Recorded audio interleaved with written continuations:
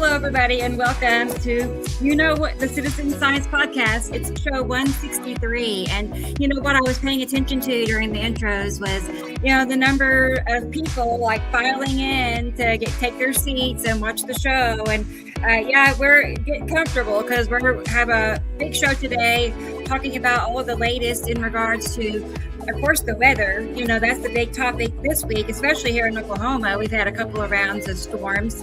Thankfully, nothing, happened where I live, thankfully. But I feel bad for everybody. Every time I hear a new tornado warning being issued, I say a little thought to myself, hope everybody's okay. That's the time that we're in when we're talking about what we're experiencing. A binary solar system. We'll just say it. It's another solar system and multiple planets. I know that seems like insane and it's the last thing you would ever expect to hear, but okay, imagine a planet passing just outside Earth's atmosphere. That's gonna, tear things up, and that's what is happening. That's why we're seeing what we're seeing in regards to the weather and, of course, the skies and the clouds and the colors, and I could go on, and we will for hours and hours. So let's go ahead and get Samuel Hofman on here with us, the person that made this huge discovery that we have another solar system that's hidden away, basically, and we're not being told about it purposely. And, they quieted him down with a non-disclosure agreement for 30 years. Just keep that in mind, so he'd come out of hiding on his own to reveal this information. So that we all would know, the truth about, that there's another solar system of planets that crosses paths with our solar system on a regular cycle. In fact, it's predictable and it's known about every approximate 3,600 years. And we've been in this cycle, this current cycle, for 16 years now. So there's a lot of documentation that supports everything that I'm saying and we're going to be talking about. So if you have questions, I encourage you to jump into the chat and ask away, because here's the answers. This is where you need to be to find out what's really going on. All right, let's get Sam Hofman on here. What's going on in Montana? Hey, Sam. Hello. Hi, everybody. Hi, Sky Watchers out there, Sky Watcher family. It's in the 50s today. It's kind of pretty and blue and nice and spring-like. And we had snow yesterday. It was a little bit of snow, enough to cover the ground white and then melt off again. The weather. Oh, boy. Yeah, I know. We're gonna so busy. We'll have a lot to talk about that today. And for those folks in Illinois, I hope you're all recovering and safe and warm now that went through. Today it's going to be Michigan, and a shout out to all those folks in Guam and Tinian and everything for the top of the line Cat 5 that just went through, and we can discuss that as well later on. That too, right? Yeah, right. I saw it last week when we were doing the show. I saw the typhoon on the map at nullschool.com, and I went, wow, that is a really tightly rotating, tiny little hurricane typhoon in because where it's located, and it got nothing but bigger. So yeah, wow, weird planetary, all kinds of planetary shit going on, and government tippy-toeing between the release of the UFO information. And I watched a bunch of that this week, and oh my God, they're doing is stringing people on with they put the stupid people in charge of releasing it. How does that work? Anyway. Well, yeah. Anyway, I know, Sam. Wow. It's not as it appears when you turn on the TV set. Okay, not. It's just not. No. And I would, even if they come out and said, "We're going to tell you everything we know about an alien," I would probably just walk out of the room. Because I already know it's not going to be true. Well, first of all, you have to ask. I have to see an alien for myself, and then I'll believe it. I do believe that they're there. Right. I'm just saying. You have to discern who is telling you, because if they're an elected official, they don't have the information. It's these career people that have been around forever and ever in the background that you never hear about. And not only that, a majority of the interaction knowledge with the UFOs are all the way back from my generation. And that was part of what I learned this week, and it was a predominant thing. And every one of these different people I was watching about the topic of release of the UFO information, everybody that said, well, anybody that really knew anything is no longer here. They're all dead. And even the people that recruited me all the way back in 1980, most of those guys are no longer here. And so this is highly important information, people. You got to learn the truth. We're not selling it to you. We're not saying buy my book or buy my t-shirt or these survival supplies or this, survival kit. We're not trying to sell it to you. We're giving it to you for free because it is that important. I've designated the last 16 years to get this information out, and I'm amazed it hasn't got out as far as it should be. We'll talk about the Texas Cube and the Long Box Cube, which is, I think, underrated. People are not paying attention to that, et cetera, et cetera. So it's going to be. I was just going to say, it's not like, a lot of people will form a group and channel with an ulterior motive, like a financial gain. They're going to sell their whatever on the side as we all see it, but that's where we are set apart. I mean, we're not like, we're doing this because we truly believe in it. We truly see it. What we're talking about, we actually can prove it and show it to everybody. So that's to me, speaks volumes. That we're not just peddling or asking for money. We do ask for donations because it costs us money. It helps to spread it out amongst many people. That way, we're not just a few people having hardship by doing this, but we're doing it on our own with our own money. So, and all of our experts are volunteer, and they volunteer hundreds, if not thousands and thousands of hours. For sure, so that too. All the people. We need to focus on this. I talked to the guy, one of the store clerks at the truck stop at for Town Pub, and on Highway 1293. You can look that up. And I said, we're international, and we have people all around the world. And this information that we're sharing is just not a handful. I mean, we don't have a handful of M&Ms. We have the M&M factory. I mean, we have the knowledge that took us 16 years to make sugar candy coating and all, including the green ones. It's true. And speaking of M&Ms, I'm sure the guys are in the back room eating them all, so we better get them in too. Right. Let's see. I'm gonna put some pictures up while we visit, but let's see. I like this one. Oh God! Just for those that are unsure, what we're talking about, like the whole sky is a planet. A sky of another planet. So just because what that was my hang up for years and years, Sam, was I know Sam would say sky filler, he would say that, but my brain wouldn't allow me to visualize what we're actually dealing with. It took many years for me to finally put it all together slowly. So that's what we're dealing with. Now, even Uri is getting smaller, and Atu's moon is getting smaller because they're lifting up higher. They're rising up. That's the only really cool thing about what's all this is going on. Now, I saw some pictures this week that where Saru was so much more in our faces than I even realized, because I get to see pictures from around the world that have a different point of view than I do. And like I said earlier, I was going through all this UFO disclosure crap that the current American administration is hinting that they'd like to give out to us, and it's just another distraction because they're not giving out the truth because they know so much more than they're publishing. And again, if it's an elected official, they're not going to know. They're not going to know. I was just going to say, I mean, do you really think they're just going to dish out the truth so that everybody can be on an equal playing field? I mean, definitely not. They're going to keep the true knowledge for themselves and dish out the half knowledge. It's like or disinformation, but halfly right, halfly wrong, purposefully. Right. We've had, and this is what happens when people get into unelected power and they have this unbelievable job where they make shitloads of money and then they know all the secrets. They become empowered, and then they think, well, I'm here to protect the people, which is an excuse for them to continue their bad behavior.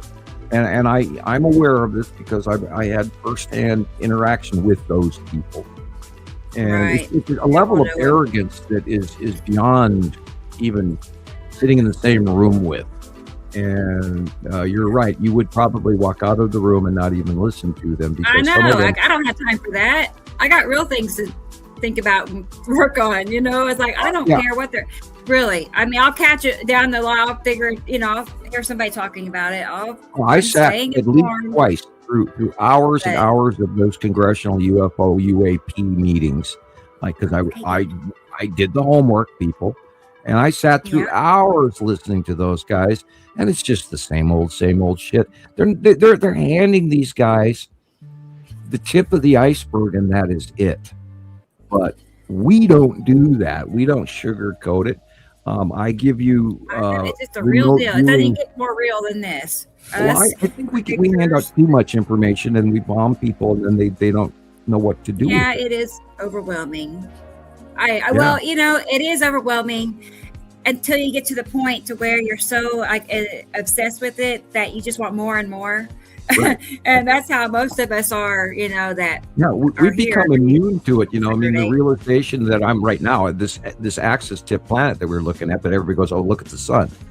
And that's not, you have to look at the dark side first, people.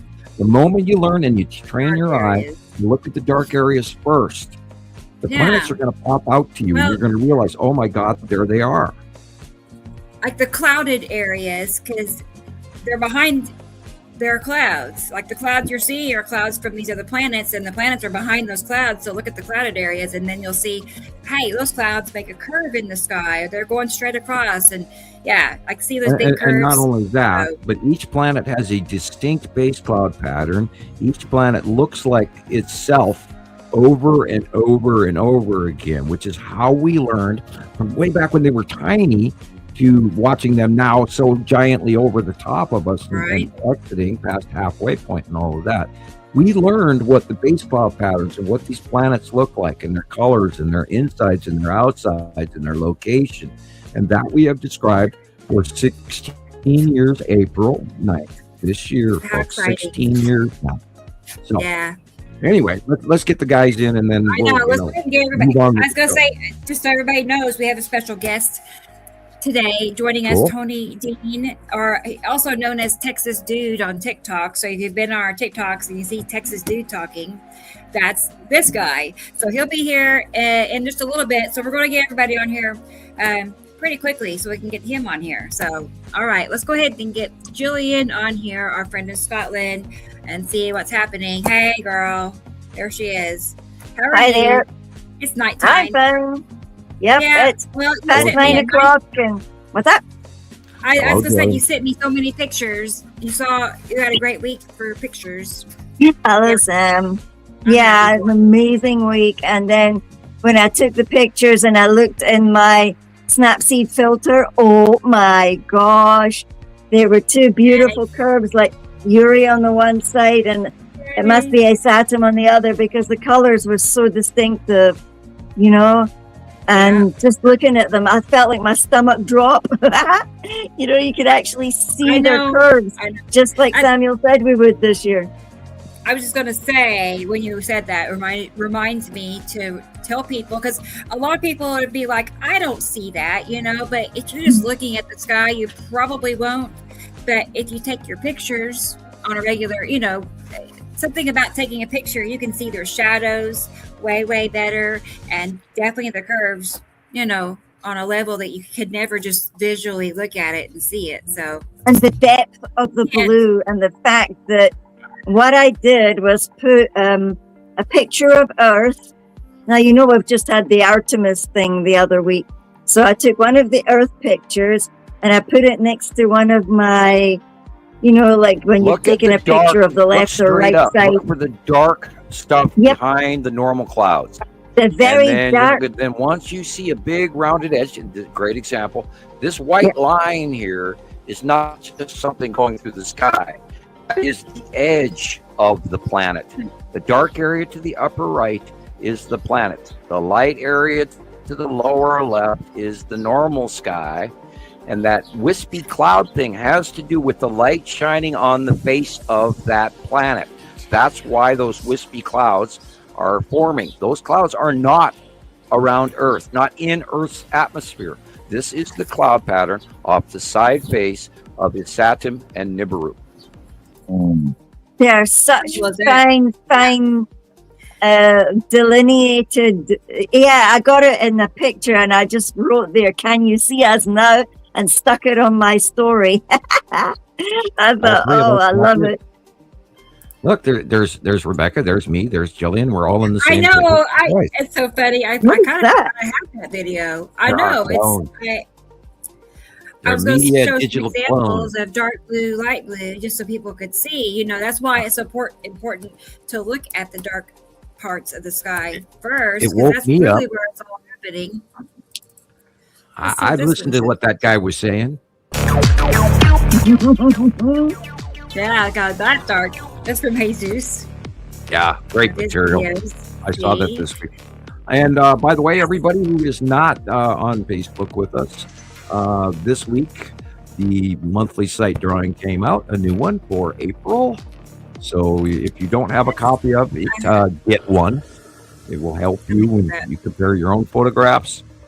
If you're a sky watcher like we are, you know, all I addicted. know, a new drawing. And I will show you here in just a little bit here. But And what I Rebecca was said, going to "Oh, say, changed Sam, much." do you remember It actually the changed a day lot.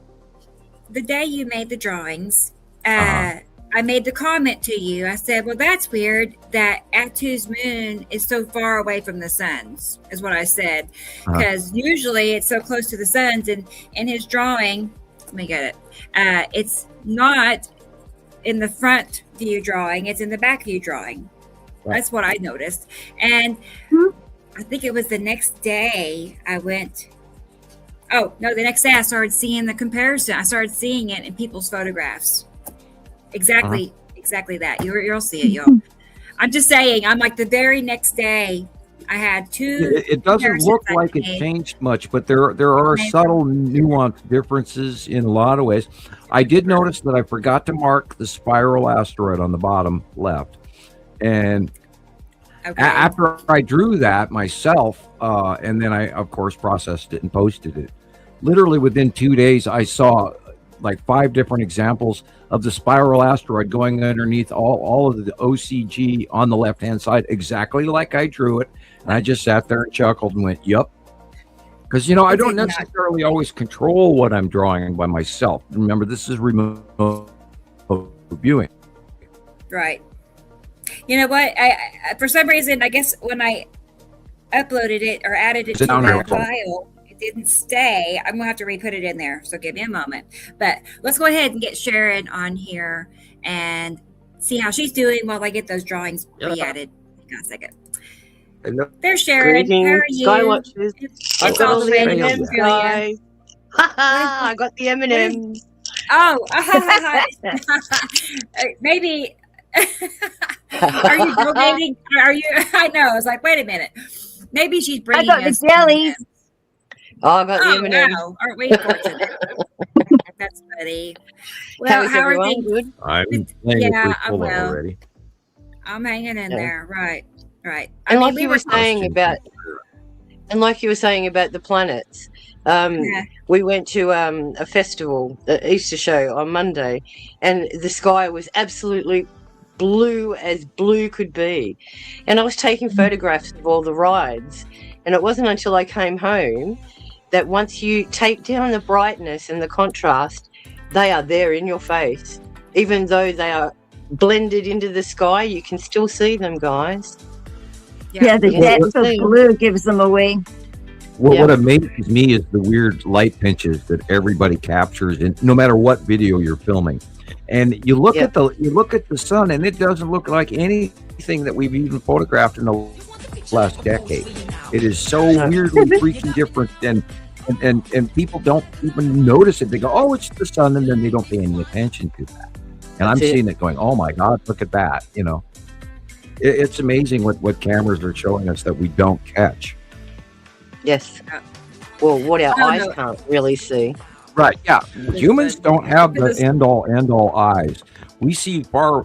I think birds see better than us. I think cats and dogs see better than us.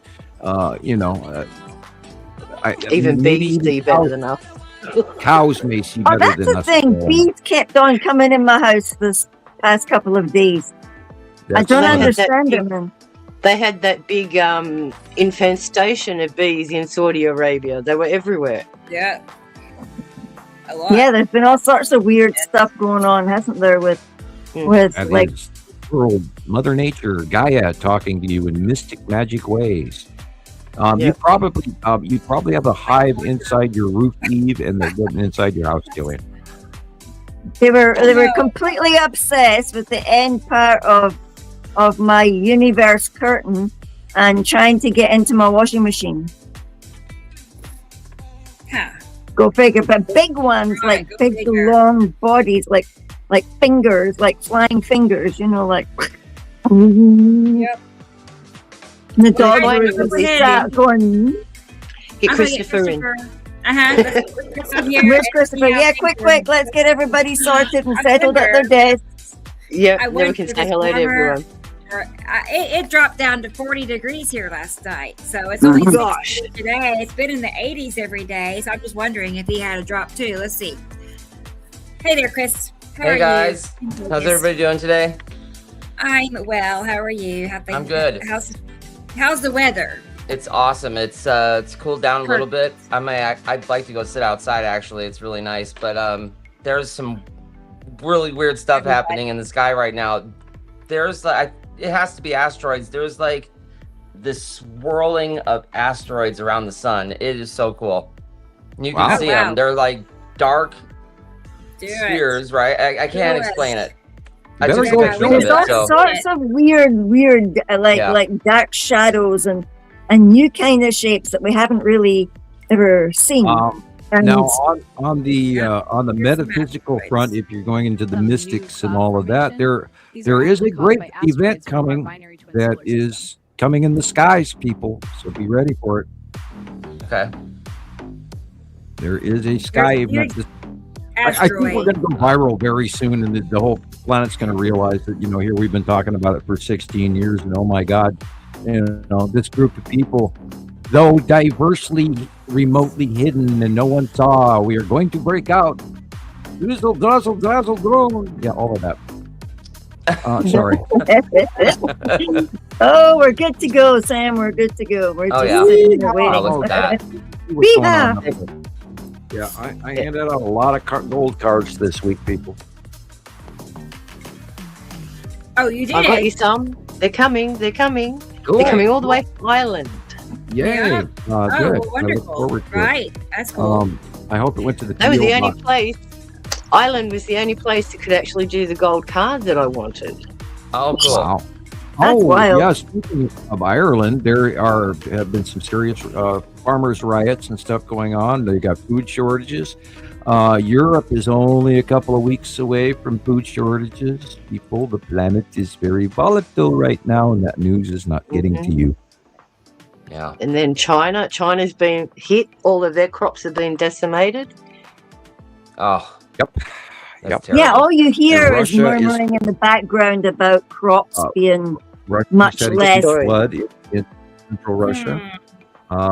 Again, we're praying for the people out there. What's Earth Spray? I can't pull the name out. Where Russians are always sent to. If you're bad, to the gulags in Siberia. There you go. Guam. Guam. Yeah, Guam got their ass kicked this week. Luckily, Guam was Miss Batinian, and I think it's Saipan or something like that. I can't remember it's not Saipan. I can't remember the other island. I always have trouble pulling names out of the hat on the fly. But yeah, Tinian and Guam got hit with a Cat 5, and it was the lowest. It was 905 millibars when it got to land or out there in the middle of the Pacific Ocean. But that is it was considered a super typhoon for about three quarters of the day. And we've talked about that on the show here quite a few times. These storms are getting bigger, people. They're going to have to develop a scale for Cat 6. Yeah, they're saying they've got food supplies now Typhoon Sinlaku devastates the Pacific. The Mariana Islands. And I think it's still going. I think it's still rotating and now headed the opposite direction to the north, and might actually end up heading toward Hawaii and the U.S. Yeah, it says it's barreling towards the remote U.S. islands. Yep. Yeah, they've been smashed. Absolutely smashed. Real quick to see the thing, but these superstorms are going to get worse. What happened to Illinois and from Texas all the way to Minnesota yesterday, and these are these rolling plasma waves. I do believe that the storms that went through Illinois, and Rebecca and I were talking about this before the show, I think that the northern states, Minnesota, Wisconsin, Ohio, and all of that, and Illinois, all got a close pass effect, literally a rain bomb plus. I think, they had, how many tornado reports was it, Rebecca? Well, I was watching Ryan Hall, and he asked the chat, how many of you think we're going to make it to 100? That they were just piling up, like, 1 minute was at 20, and then it was at 50, and then it was, and so, yeah, they were rolling in. And that's all in one day. Unfortunately, the rolling band was smaller this week than any of the previous nasty storms, because this is a continual reoccurring event here, people, and there's this rolling electrical wave of electrical storms that extend from Corpus Christi. Corpus Christi.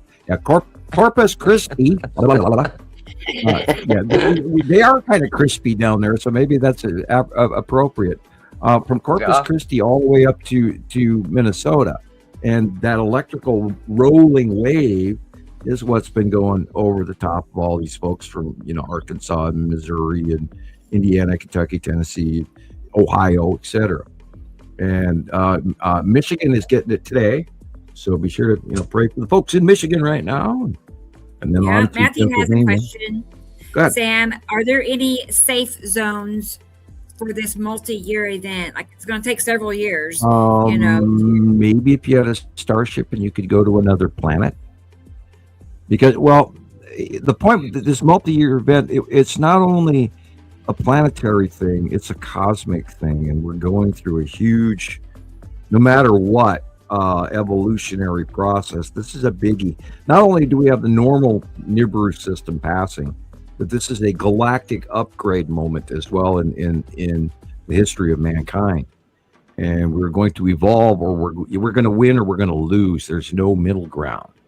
A lot of people, we were talking about this before the show, a lot of people are hurting really bad. They're exhausted, they're tired, their ears are ringing, they're nauseous, they've got headaches, they're throwing up, they feel like shit, and they feel like they're 85 years old. I was watching a program on YouTube the other day, and this 37-year-old guy's going, Jesus, I feel like I'm 73.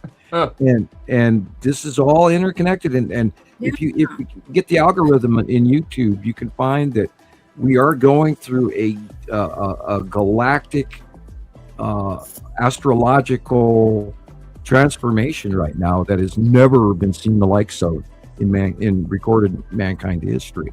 And what all of us are going through this, whether we like it or not. And it's going to be, we're on the surfboard, and we're in for some waves here, folks. So this is big. It's huge. Yeah.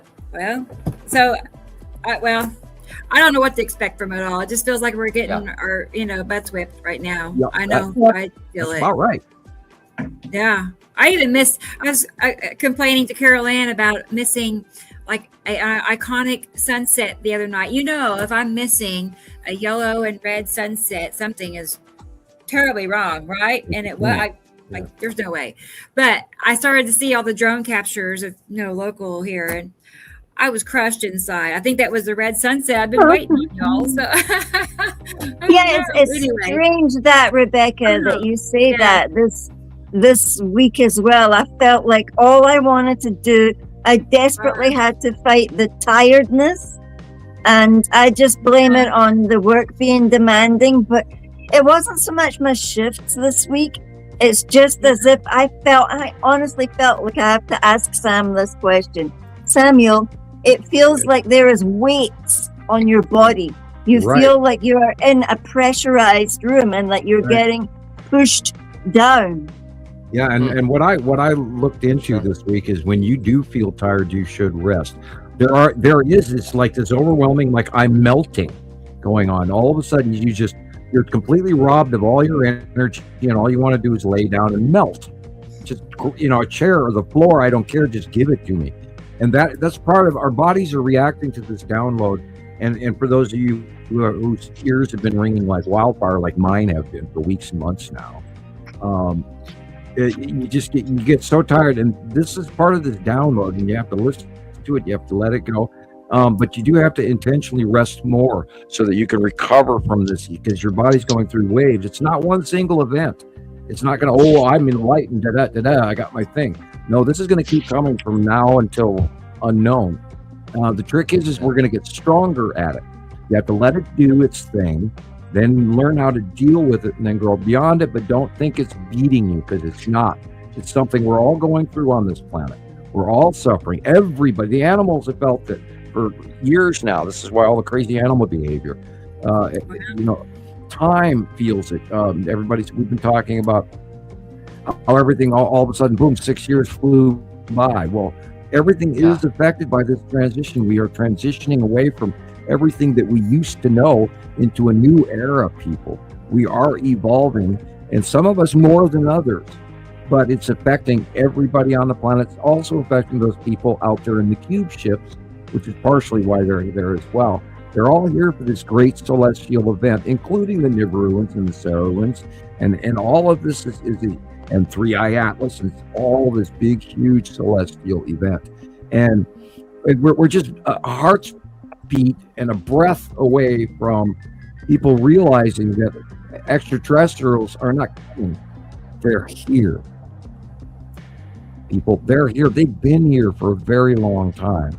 I mean, the Empire Orb, the Norway Spiral Orb that came through the Norway Spiral got here in 2009. All the presidents, all the G7 country leaders knew about it the night that the Norway Spiral Orb got there, because they were all meeting in Germany at that time. They all saw it. The world, first contact has already happened, people. Wow. We just got to realize you got to step across that edge going, well, ET's coming. No, ET is freaking here. Now. Has been. They're collecting the commodities. They're already doing the deals, and our governments, all of the world major G7 countries are all in league with this, because A, they have no choice. B, they're making money off the deal, because greed in mankind. Part of what I'm trying to scream to everybody is that I have off-world information, and I think at times that we got great views last week on last week's show on YouTube. But I heartily feel ignored, and I'm sharing freaking real off-world insight. I mean, who else? What other remote viewer out there is handing you the Texas cube that Christopher himself proved is real and up there? Here. And here I'm screaming about it for X number of years now, giving you guys real freaking unbelievable remote viewing of what's going on over the planet, and we get 779 views. Yeah. They don't want people waking up, Sam. No, they don't. Yeah, and another thing that you... I seen it said Tony Dean was here. Right. Yep, he's here. That's the plan. Well, on that note, I can shut up and quit preaching to the choir. Hi, everybody. Yep. Welcome to my nightmare, Rough week, great week, wonderful week, learned a lot. Go ahead. I'll show you quickly. Here's the new drawing, the frontal view. New drawing. Yeah, it's crazy how big that 10 asteroid is. Oh my word. Yeah, it's going over the top of it. It's dead center. It's doing its cameo role this year. This year, it's the big dog, which is what lead asteroid used to be. And a couple of years ago, the red asteroid was doing its cameo with little sister in front of red asteroid. but now that's moved on and beyond us. I looked at some videos this week, like 2 days ago, where the skull is exactly where I drew it 3 days ago or so. Yeah.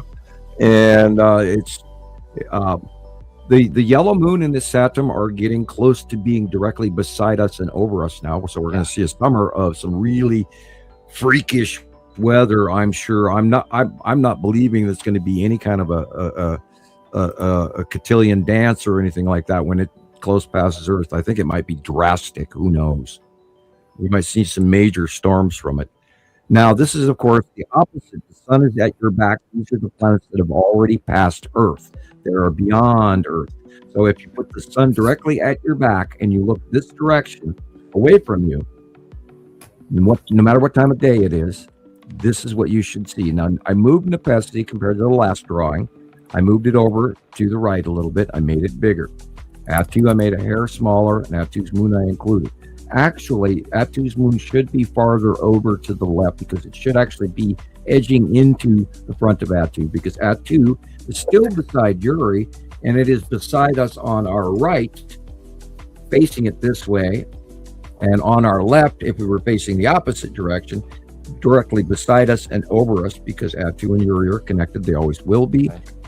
And then it's Atu's moon that's doing the variant. As the day goes by, Atu's moon orbits from the right-hand side to the left and out of view come evening. And that's a transition orbital rotation of Atu's moon, which goes to the north in the evening. Now, in the southern sky, or if we get to the evening, and you go all the way around in your brain, because usually I try to draw, this is like daylight, morning, AM, sunrise, middle of day. That's why the sun's in the middle, not on the top or the bottom. There's a cutoff going on the sun here where Matim is cutting in. Of course, Saru is cutting in. The Saturn is getting very much larger than I actually drew this in for purposes of room and space. And then if you notice, the spiral asteroid underneath the tan asteroid has moved from the far middle right to directly underneath the tan asteroid, going cross-reference to Pappy and Lorraine and Tan and the asteroid group. So that's pretty much the skinny. Okay, I was going to show you while we were looking at this. Okay, this is the first drawing. The red asteroid, the big a perfect match on. Hopefully this is right. I don't know if Sam has seen this one. Okay. No, it's co-location of the big three asteroid group and the red asteroid. Oh, okay. Well, this is just not including Nepicity, but this is what I saw when I saw this capture from Linda in Norway. Is that? Yeah. You know what I mean? That's what I saw when I saw her picture. I was like, that has to be, and based on the location of the sky. The light. I'm sorry, Rebecca. I don't mean to be mean. The light is in the wrong place for that. Let me double check because I think you're looking at the edge of Saturn's yellow moon. Okay. I'm sorry. Yeah, look where the light's coming from. Let me double check, Sam, because Linda is always good to document the direction and time. Okay. Yeah. And I remember taking that into account. But let me double check. I know. Let me double check. Because I was, you know what I'm saying? Let's look and see what the light. Okay. Well, wait a minute. I'm gonna reassess the light. You actually. Yeah. I know it's tricky. Yeah. Okay. Yeah, you are correct. I'm wrong. I read the light wrong off the bottom of the clouds. Now that I look at the trees, I humbly apologize for being wrong, because I was looking at the light on the clouds and I didn't look at the horizon, which is usually where I start. But the light on the tree says you are accurate. Yes. Oh wow. Okay. Yeah, that's where it's great to have people. See. Look, guys, she's getting better at this than I am. No. That's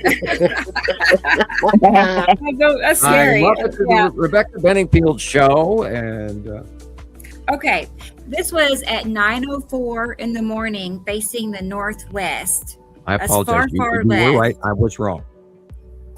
Okay, thanks, Tim. Yeah. Okay. And then here's one more.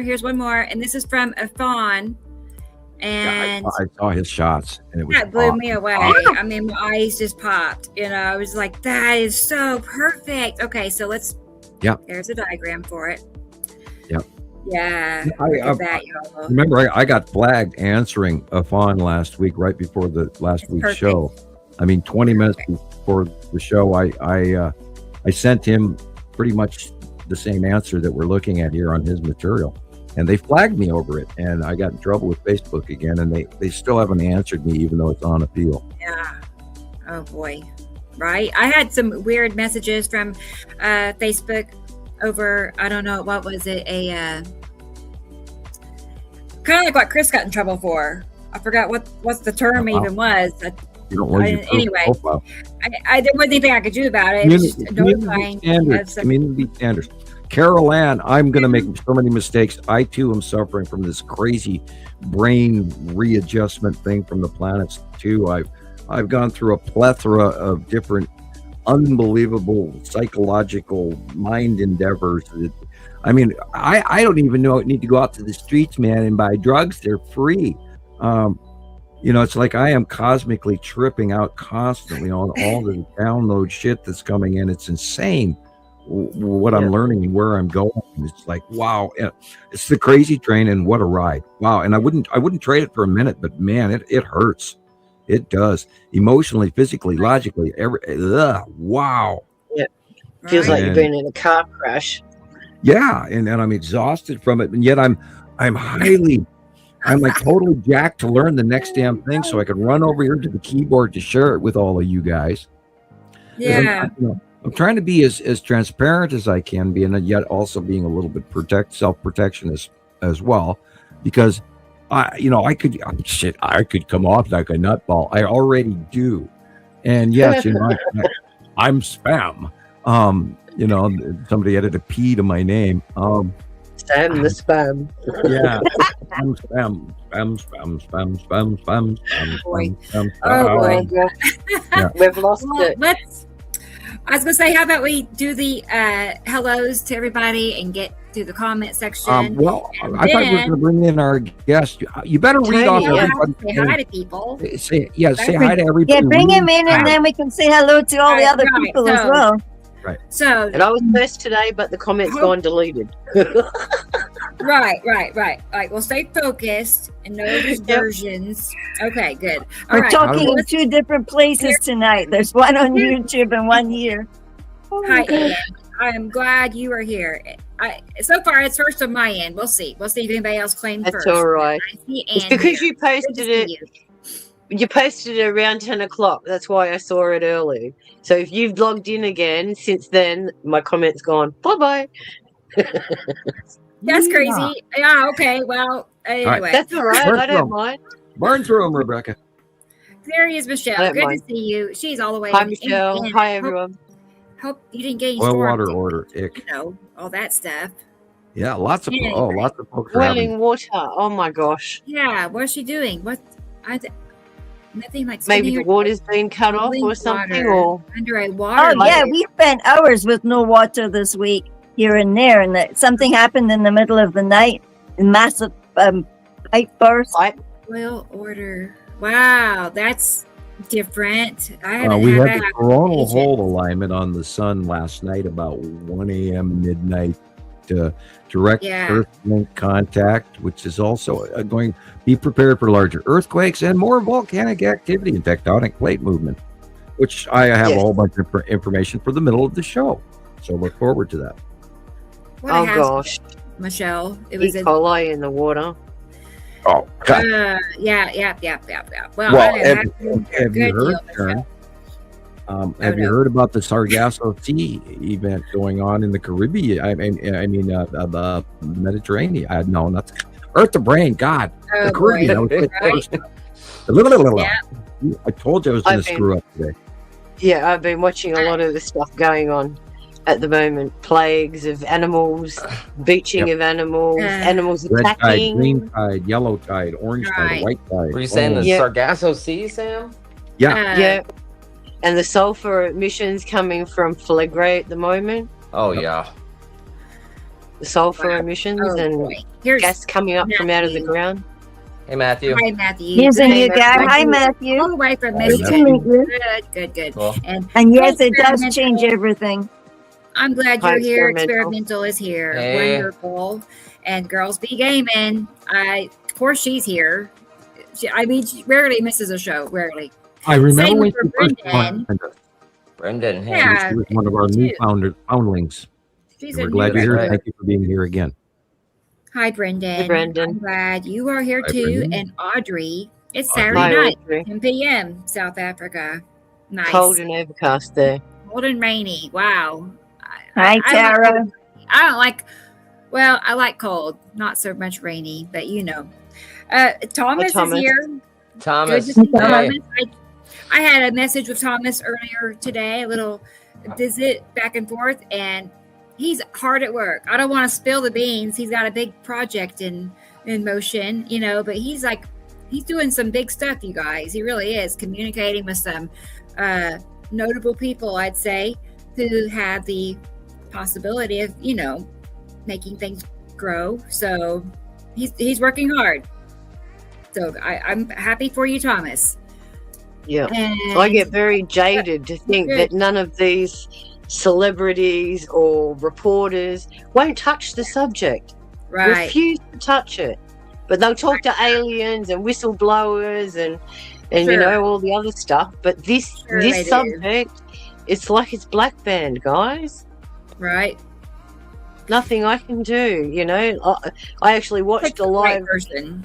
Ross Coulthart the other day and actually told him off. I went, I have written you so many emails. It's not fair that you can talk to all these whistleblowers, but when it's important, you disregard it. What's wrong with you? So, Yeah. Oh, Right. let's see if Counted we them, get an Sharon. email, Sharon. Good for you. Good for you. That's right. Amen. Alexander, Amen. our friend Hello, Alexander. Alexander. Hey, Alex. This is Guy Alexander. Hope you're doing well. Good to see you, of course. And it's Doobaloo. I do believe. I do believe. Hey. Find the live. What? They are trying to make it difficult to find us, says We Doobaloo. also have to say hello I to know. everybody up there on the Texas Cube and the Long Box Cube who are Mm. watching, and any Right. of you viewers on don't Nibiru know or about Terry that. that might be tuning in today. And are they friendly? Because Well, I'm just saying. we're like the Truman Show. Oh, well then. Like Yeah. Lilliput. Fans. Yeah, We're our you fans. know, we're Hey, watching the Robbie. little Fusions And down there, the little Australia. Who's on Whoville. Dr. Schultz had it right. Yeah. We're the little Who. We're here. We're the Who's on Whoville, the tiny little planet down here where all this to do is going on over our heads, over our frickin' commodities that we are handing over freely, Tara. and while Hi, Tara. our kingdom falls apart Tara's because of here. the vibrations of the big passing machine that is above us. But Here's as a you new said, name for us. as Todd as called the Schultz. continents, Schultz. hello Todd, as the continents are moving, it's making new minerals all the time.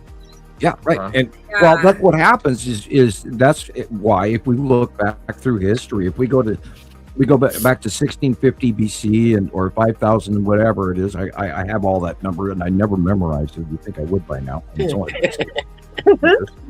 That would be a good number. I with the calculator regularly.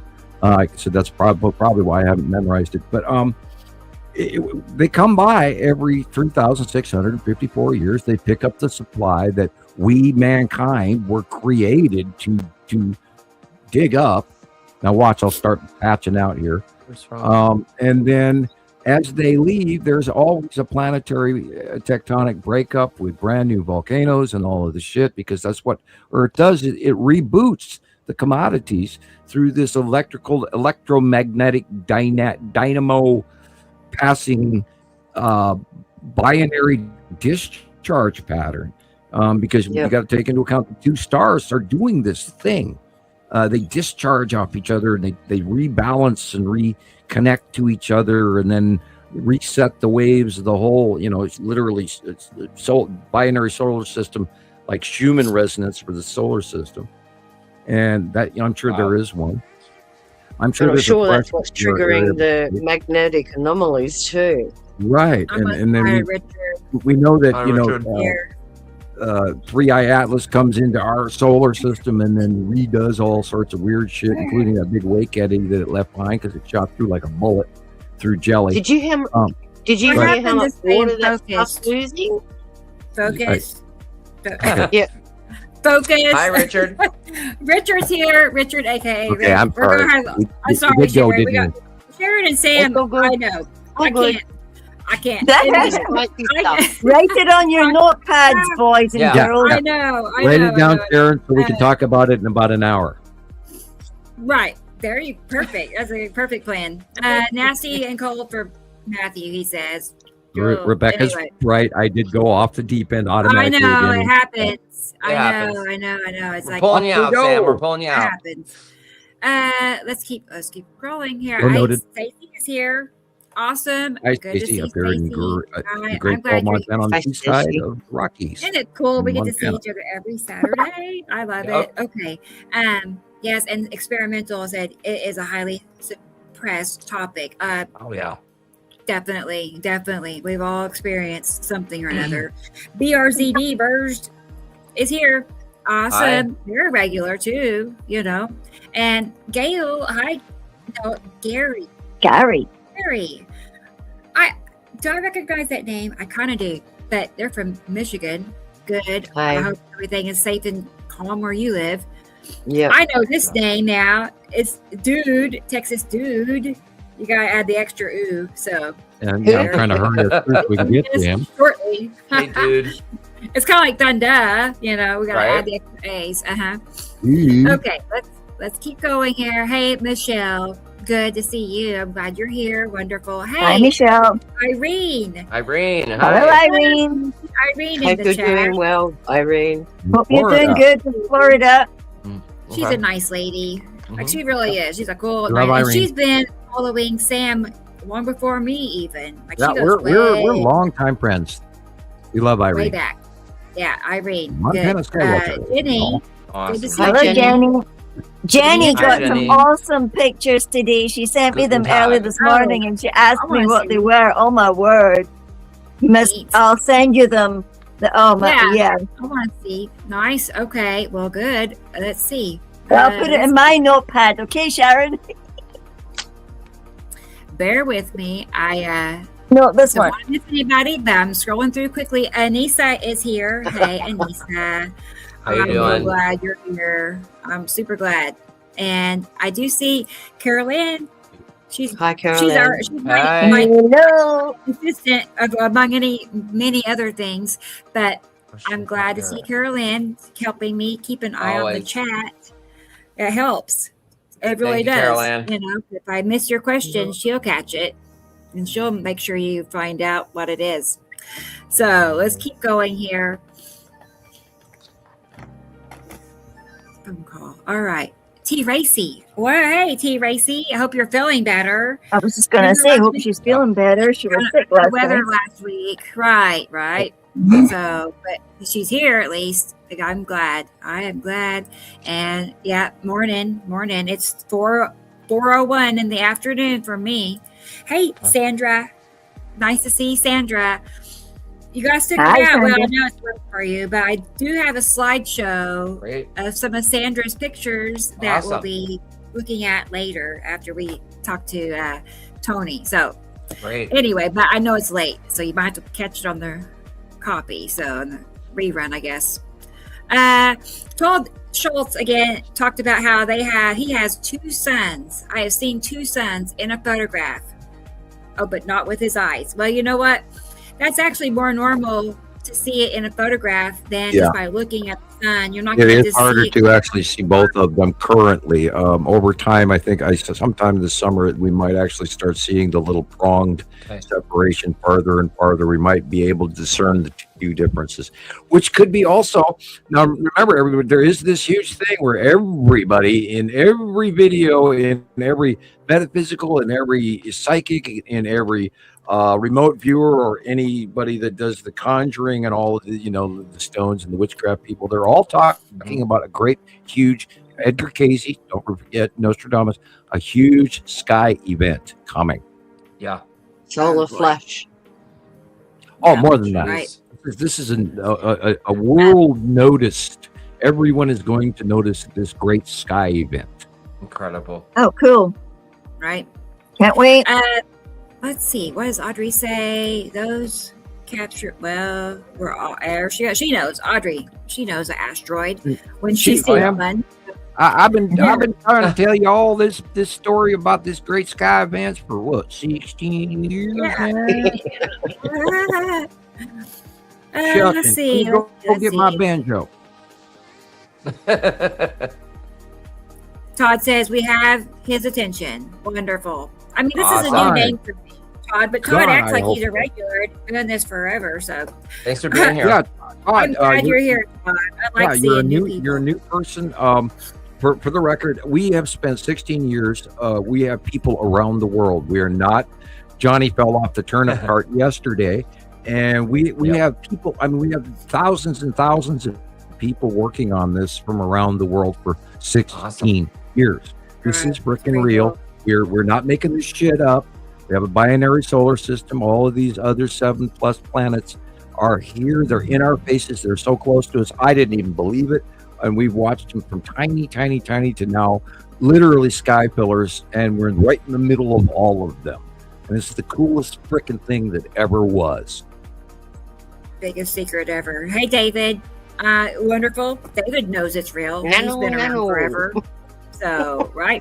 Hi, David. Everybody here practically knows, David. you know, like I'm not twisting their arms to be here. They want to be here, and they're here every single Saturday. Many of them from start to finish, and a lot of them stay up all night because they're, you know, where they live in Europe and such. They stay up all night just to not miss a minute of what we're saying. If that's not dedication, I don't know what is. Didn't you guys realize that, you know, we are the new Art Bell? We're a coalition of people that we actually study, and we get information sent to all of us. Gillian gets stuff, Rebecca gets stuff, Sharon gets stuff, Christopher gets stuff, I get stuff. I wonder where Jesus is this week. But you know, we're this coalition of people that are centrifuging and getting all this information correlated for the rest of the world. So, you know, we're even better than the new old Art Bell show. Yeah. Lorraine is here. It's good to see you, Lorraine. Lorraine, she never misses a show. Let's see. Okay, so we might be almost at the bottom. Hey, Freezy. Of course, hey, Freezy Peach. Of course. Hey, Freezy. Freezy made a really cool video during the week as well. And Sam, all of us. You got all of us. Freezy Peach. Yeah, it's perfect. There's Carol Ann again. Good deal. Hey, there's Linda. Linda. Our friend in Norway. She's planning on joining us at some point. We're waiting for the opportunity to make it happen. But we have to thank Carol Ann for flying the disc lander in the beginning of the startup of the show, and because she's our pilot, our Captain Carol Ann. And hi, I'm glad you're feeling well, and we look forward to your comments in the next little while. For sure. Hey, Rodney. Rodney, good to see you. Good. Of course, Rodney's here too. Let's see. I keep thinking we're at the bottom, and there's more names just scrolling. There was a question. I did go past it. Let's see. It's from Alexander. He said, Did any of you witness the explosion on our sun April 15th and the ejection that occurred? Was that the comet?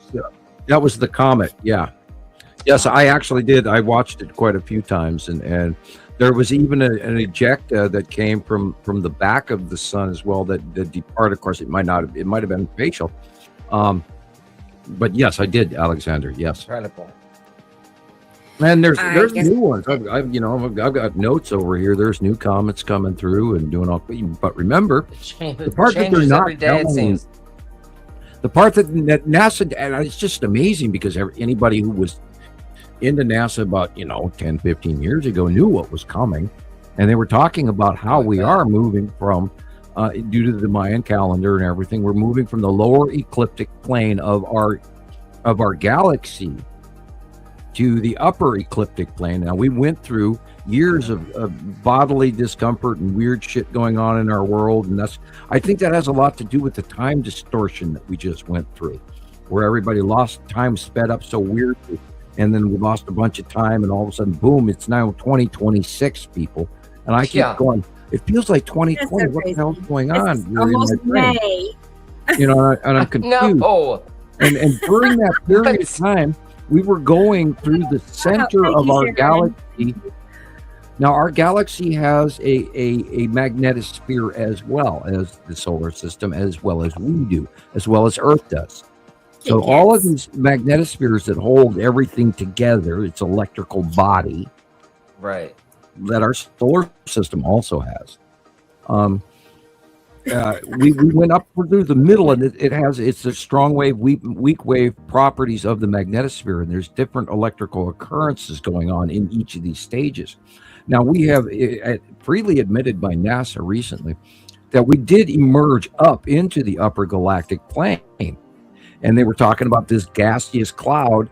You know, Hubble said this, and you know, James Webb said that, and they don't realize that they're actually giving away some of these big secrets, which are easy for me to see, but you know, those guys back at Washington that are getting the full paychecks still haven't even fathomed yet, which is, I'm going to brag and say that, you know, I can see plain as day, thank you. Now we moved into the upper galactic plane, and this is where all of these comets and this electrical gaseous nebula that we're in. We're in a new nebula full of all kinds of crazy shit that throughout recorded history of mankind over 300,000 years ago, wow, we've never seen the likes of. So this is all part of the cosmic evolution of mankind as well.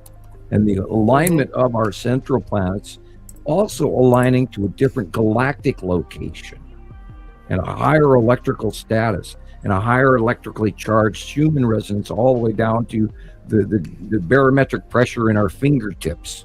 Wow. So our bodies are all going through these immense changes, not only within ourselves or the dirt or the planet, or all the way out to a collection of the galactic existence that we're in right now. Well, I was looking at the barometric pressures the other day and calculated that if these planets are as close as they are, we measure barometric pressure. When you see the weather lines on a map, it'll say in the thousands. And that's only one bar, which is 1,000, what they call hexapascals. And that's the pressure, the amount of mercury that can move up and down. Right. Now, these planets are 1,000 times our pressure, 1,000 times. Right.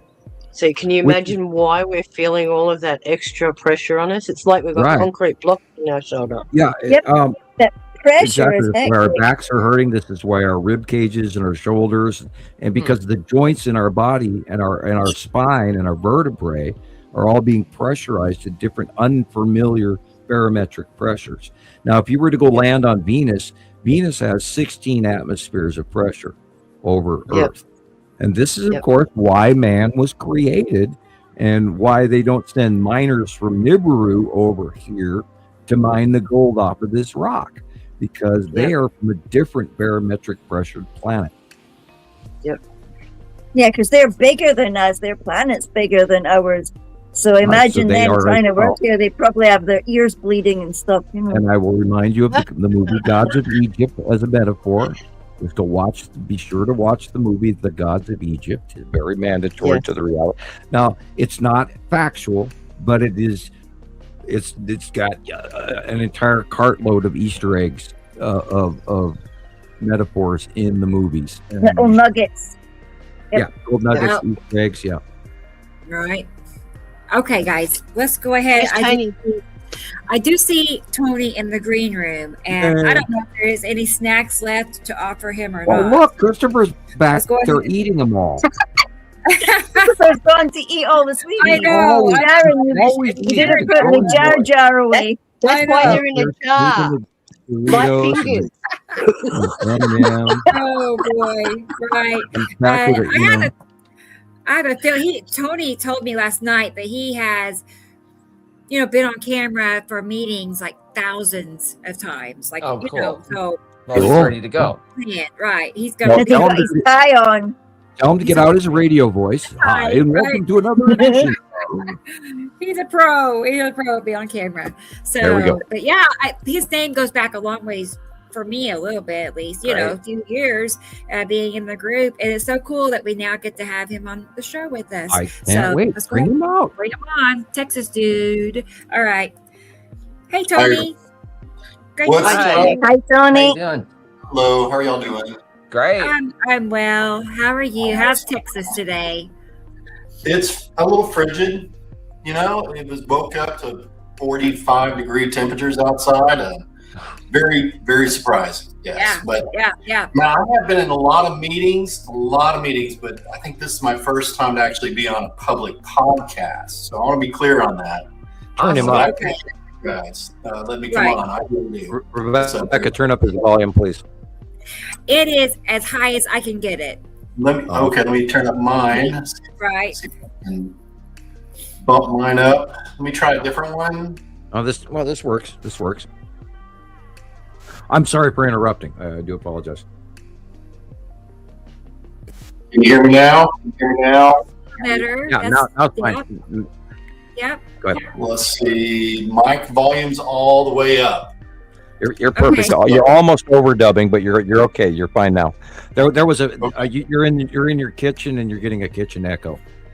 Oh, am I? Yeah. I can try putting on my AirPods and see if that's a little bit better for you guys. No, that won't help you. It's whatever you feel comfortable with. A minor really. crisp echo to us, and you were falling down behind that. But now you're dubbing through, no problem. Thank you. Okay. All right. Very good. Well, thank you guys for letting me come on. I really appreciate it. It's exciting stuff. Right. Yeah. Right. Well, How did you find us, Tony? What's that? Yep. How did you find us originally?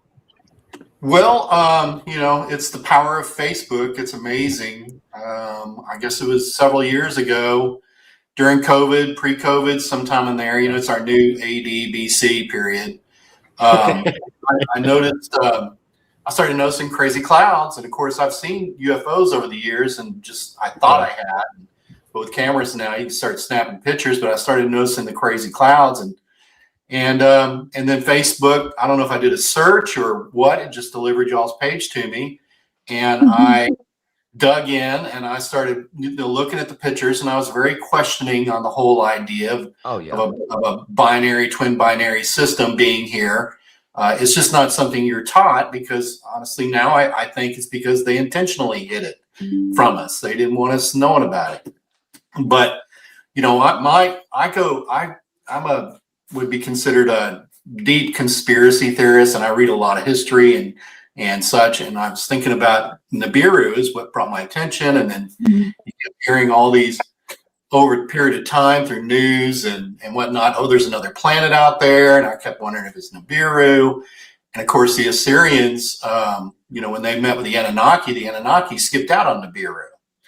And then once we started having all these clouds happening and I started watching your shows, I started taking more pictures and started lining them up with your drawings, Sam. And I started paying attention to the dark spaces in the clouds. Thank you. And I started zooming in a lot, on the clouds to get a good look at them. And I started noticing through the dark spaces, like you could see the asteroids behind the cloud, and then I started seeing, structure that was not random in any sort of way. And then I started realizing, as you pointed out, the starcraft being there, spacecraft, I started thinking, man, it really is there. And I started zooming in more. And then everything started snapping together with all my previous ideas on the Syrians, the Anunnaki, and then all the UFO sightings occurring around the world, and the sun being super, super bright, not our little orange sun. And it all kind of clicks. And, with a lot of things I have, and if I get to rambling, y'all just interrupt me. No, I don't please continue. You're fine, Tony. Your show, and I can just, I can spin and spin, but I know how to give conversation to other people, Well, we actually want to hear your story, so. Oh, yeah. Okay. All right. So, and then I started, I followed Graham Hancock with his younger dryas theory. Mm-hmm. which is very interesting. And the date timelines are different between what you say with the 3,600 years, and he's saying like 12, 15,000 something years. And then you got the Mayan Indians, that had their calendar that reset 12 years ago. But then I heard our calendar was 12 years off. Yeah. And it's like, it seems like, I think the government has fully known about this forever. And the chemtrails are there to kind of confuse and block people of what's happening. And this is why they're building deep tunnels. I mean, if this thing comes around and separates from the sun like you guys are talking about and it moves forward, there's going to be some hectic chaos happening on this planet. Well, there already is. That's the thing. There's so much. And we don't get the news. The Guam storm was barely on the national news. Yeah. And people don't know that Russia flooded or China has lost upward of probably 2 million people within the last decade that are unaccounted for due to flooding alone. And I was thinking in flooding. Yeah, and then look what's going on in the Philippines and the Indonesia and Malaysia. There's mega volcanic activity going on. There's so much going on that we're not. The normal national news used to cover all that with Walter Cronkite and all of that in my day, and it's just completely. Observatories are shut down. Hell, there's reports this week where the USGS is not reporting the nighttime events of the Nevada cluster that's going on right now. Christopher's area is having numerous earthquakes with not a very deep effect going on now. It is tectonic plate related, but it might also be geologic gaseous subduction. There's some really serious stuff going on along the Juan de Fuco in Seattle, in the Seattle Sound in Oregon, and San Francisco has been a hotspot for many, many months. And then, of course, the lower San Andreas area as well, and the Salton Sea area has been highly active, as well as running all the way through Arizona, of course. And the Texas earthquake scenario going on in western Texas with all the fracking and all of that. And that is now blown off and discounted. And Texas is hugely earthquake prone right now. And which side of Texas? You don't have to give your exact location unless you want to, but what part of Texas? I'm in North Texas, little Sherman, Texas, just between Texas and Oklahoma, right there on the border of Texoma, Lake Texoma. I know you. Yeah. I have probably driven by your town. I've been in a couple of times down that way and did the Texas all the way back up to Colorado routine. And you guys are really suffering for water this year really bad. And what's going on is horrendous. Well, we're in a little bubble. Sherman, Texas is Sherman, Denison, this area, because we got Lake Texoma, a massive lake, and we've got a lot of industry. They're building chip manufacturers here and everything, so they can drain our lake and use up all the water. Right? Yeah. Right.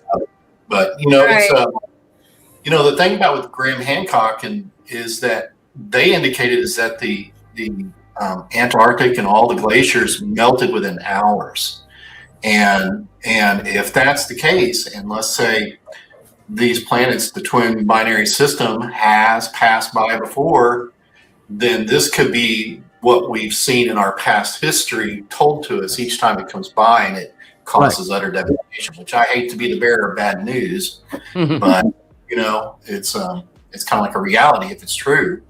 And that's where the breakup in the Bronze Age occurred, and that no two historians can ever agree on the dates on that. But that's the interruption of the Bronze Age in our last one, and then prior to that was referred to as Noah's Great Flood, and then prior to that, and this is a reoccurring cycle that happens over and over and over and over and over and over, and people don't realize that this is a devastating. They ask, well, what's coming? And I say, well, all you have to do is go back to 1650 BC and look at all the climate records and civilization records where the Minoans and the Mycenaeans and the great blow up of Santorini in the Mediterranean, which caused a huge tsunami, which wiped out all sorts of civilizations all along the entire Mediterranean.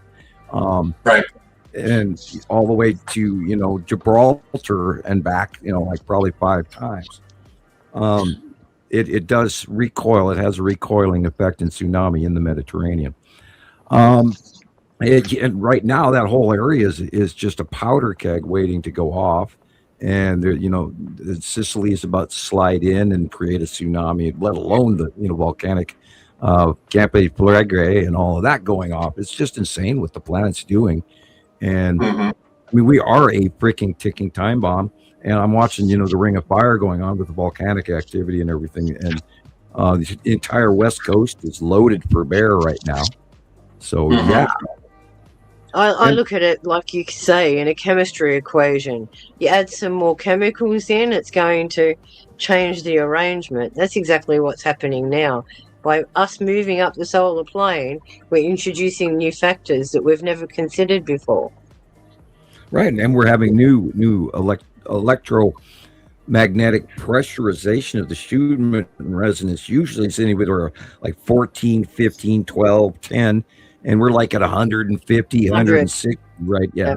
They can't even measure it because the scale isn't accurate enough. Yeah. And they were wondering why GPS went off, when the second star got here. And that happened. And they have to keep recalibrating the GPSs because of the signal changes all the time. Right. Everything's, always recalibrating. And there was a big, huge, gigantic iceberg that floated up from Antarctic this week. Yeah, there's lots of crazy shit, and sure, it's heading into things passing in front of the sun. As you said, They used to have the black circle in front of the sun. Now they've got a paddle, and things are moving past the sun that are unexplainable. We did it. We did the thing on last week's show about that, where I'll make that video. Hang on. Yeah. One of our viewers sent in a video of the long box cube crossing in front of the sun. It took us a little while to figure out what we were looking at, but that's how we do things. And it's the long box cube running in front of the sun. Yep.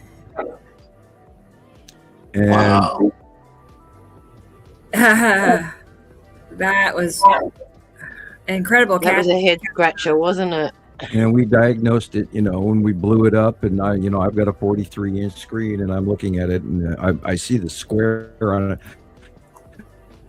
At first, it took us a while to get that. I was going to say, we all debated it, and now it turns out that's because we also know from reports from Facebook where people are all sending in that the long box cube was really close to the sun this week, and then it crossed my mind like, hey, wait a minute, wow, look, there's a square sold, and what really kills me. That could be the comet that hit this week or that week around the other side. 16th. Yeah. And then this, you see the square, and she breaks it down where you see the gray. It's sort of a gray square, and then there's these triangles at the bottom middle. They look exactly like star destroyers, which we've had sightings for a couple of years now, coming in regularly, so we know what they look like.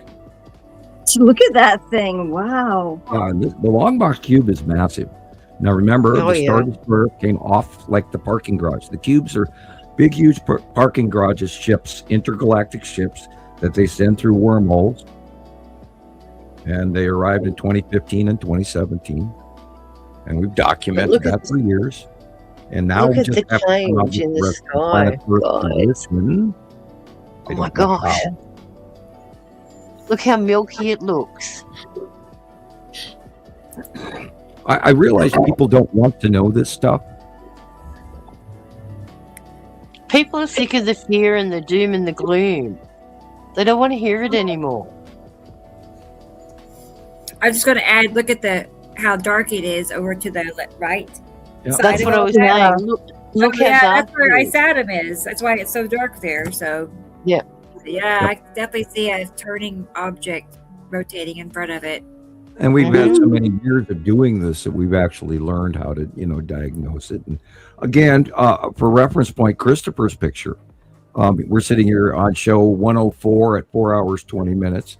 We're all watching Christopher's video, and literally Gillian and myself are jumping out of our chair going, oh, look, there's the Texas cube, and ghostly cube, man. Look at that. There he is. Yeah. Look at that. That's the exact capture. And this Christopher's capture matches an exact copy of one that I have all the way back in 2015 when the Texas cube first erupted out of the wormhole over Texas, which is why it's called the Texas cube. And it matches exactly a decade later. Yes, so you can't make this shit up, people. Go ahead, Sharon. Huh. I haven't heard about that, Matthew, about a giant alien-built machine in Greenland. And in Antarctica as well. They keep saying it's a weather modification device. Now, in 2012, there was a very large triangular ship parked over Greenland, and it was reported by people in Norway and in Germany, in Europe, for like 2 weeks. During that period of time, on Google Earth, there was a large yellow, glistening orange pile that was 20 miles long by like 40 miles wide or something like this, or the vice versa, 20 miles wide by 40 miles long. Anyway, seen on melting out of the Greenland ice. And then that pile disappeared, and so did the huge ship. It was a triangular ship, and it was huge. Yeah. It was massive, and that was 2012. We did watch in 2019. We watched the offloading of many Star Destroyers off the Texas cube in April of 2019 by eye with many witnesses. So it's shit people don't want to hear, but it's really going on. They are freaking here, and we're blockaded. We're going to give them the commodities that they ask for because their show of force is so bigger, much bigger than anything we even possess. There's no way we can argue with them. So we have to give them what they want. You can have it. Yeah, take it. I'm going to go ahead and pull up some pictures that Tony had sent me. He sent me, well, there was a couple of different, anyway, some pictures he wants to go over. And then we're going to have a slideshow of just things I selected that he's been posting to the group. Okay.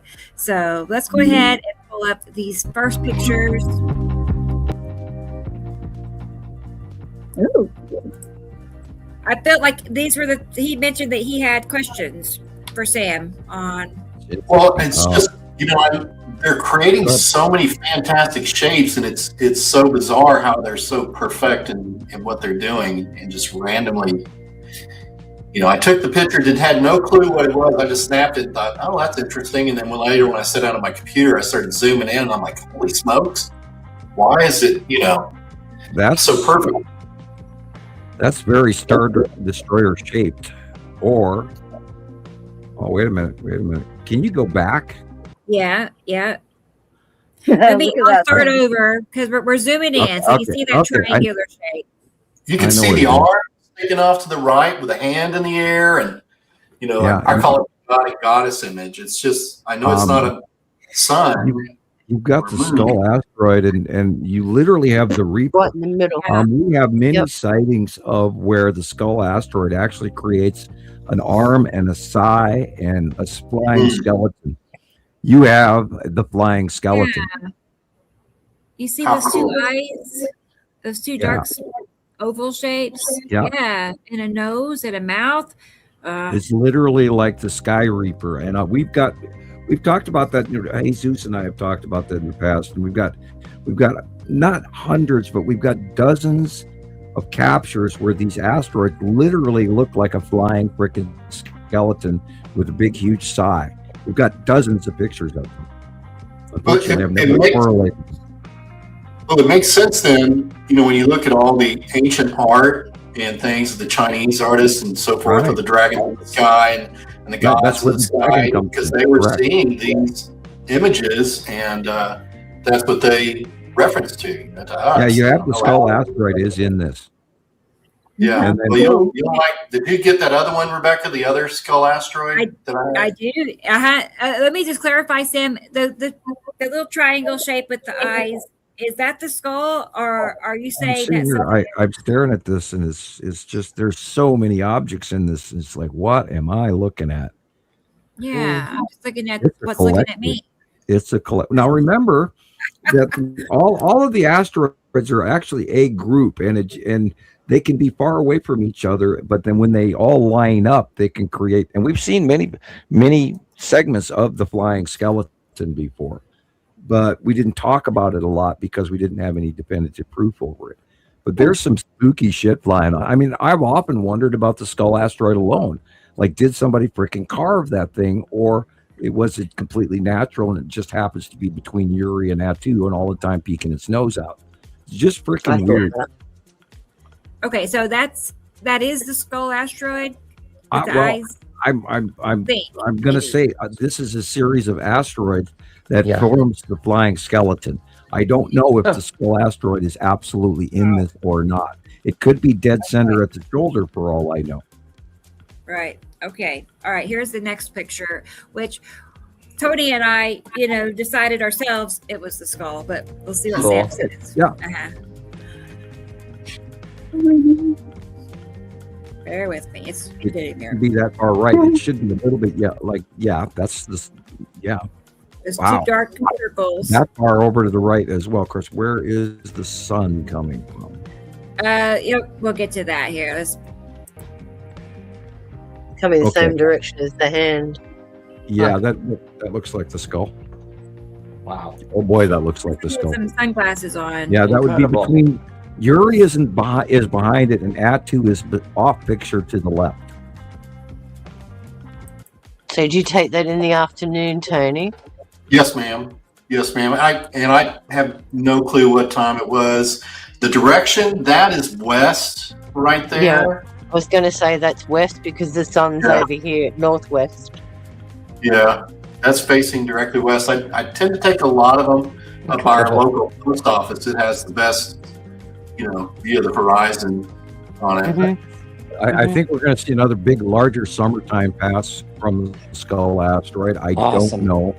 Now I remember it happened on Halloween a couple of years ago, and it was really cool. Yes.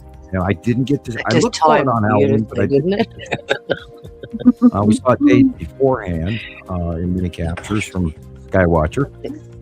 It's going to be really what the 180-day cycle is going to do this month and next month, and it's going to only get crazier. Cool. Yeah, it should be awesome, in a scary kind of way. I'm impressed that Tony, it is a little obvious when you see those two dark circles side by side. That stands out. But yeah, those eyeballs looking at you. He's got good eyes. I can say that because he was pointing out stuff to me that most people would probably overlook, in other pictures. So now in 2015, go ahead. I was going to say it's part of my career is I pay real close attention to imagery and detail, and it's just what I have to do. So I'm very focused, on that kind of stuff. I started taking pictures at night with clouds, and I've got a great view of the southern sky right now. And I've been taking pictures at night as the clouds go by. I upgraded to an iPhone 12 Pro, 15, 17, whatever it is, their latest Pro Max. And get some really great images. And, if there are craft in those clouds, which there are, they aren't as worried about camouflage at night because I think they don't think we can see them as easily because I'm getting really weird, good images of things in the clouds. And they pretty much came out of hiding as of 2019 when they moved. They were prior parked next to and in front of the sun, which is why we always had that black dot in front of the sun. That was where the Empire Orb or Norway Spiral Orb, whatever you want to call it. A lot of people call it both. And then when the cubes got here, they were parking to the right hand side, right next to that for quite a while, for several years. Like 5, 6, 7 years. And then April of 2019, they moved the cubes to next to the moon, the Atlas moon, where the Texas cube went in front of, and then the long box cube parked in front of a Saturn moon. And they've been there ever since. And so I don't think they're actually as concerned about hiding as they used to be. Not only that, because of sublimation and sunlight and atmospheric proximity and all of that, a lot of the times they are encased in clouds like everything else. and every cloud has its own shape. And it's almost sort of like they're putting up space chemies because the cubes are there. They're reshaping the out view of the immediate moons and planets as well. And so it's like a double, hiding camouflage thing. Have you heard of I think he's a Norwegian photographer. I tried to find his name, but he has a page on YouTube called Industrial Surrealism. And he started snapping pictures back in the late 2012, of just professional shots. And he happened to get a picture of something in the sky, and he changed his whole focus on that and started presenting all these images of all these craft in the sky. And he's got great images showing how they're big triangular craft for the most part. Yeah. Wow. We call them pizza slices. They're basically Star Wars Star Destroyers. Yeah. And I've seen them by eye. And of course, I can see them in my head, and I know they're there. And this is why we've been bringing this information forward, because we've got so much documentation year after year after year after year that we finally just said, damn it, we've got to do a show. And we weren't satisfied with just Facebook anymore, because Facebook sort of took a big dive on us, and in membership roles, and our numbers got screwed, and we kept getting in trouble all the time for just being us. But yeah, there is there's multiple factions here right now, and they're all part of the big slice of the pie scenario for Earth commodities, and this evolution that we are going through, because the interaction with 3i Atlas and all of that, it's just insane. And I could go on about that for 3 hours alone. Yeah, this is huge. What's going on? I was just going to add, for those wondering what they're seeing here. See that square? That big square? Yeah. I always chuckle when we go back to Christopher Schott. You can't make that shit up. We all discovered it live on the show for the first time. We didn't make that up. It's and it matches. Remember that? We caught that one night live on YouTube when I was up the street. I captured that. Mm-hmm. Yeah. So many people were watching it live as it was happening, and I was dumbfounded. I'm like, what are we actually seeing? A pizza slice. Yep.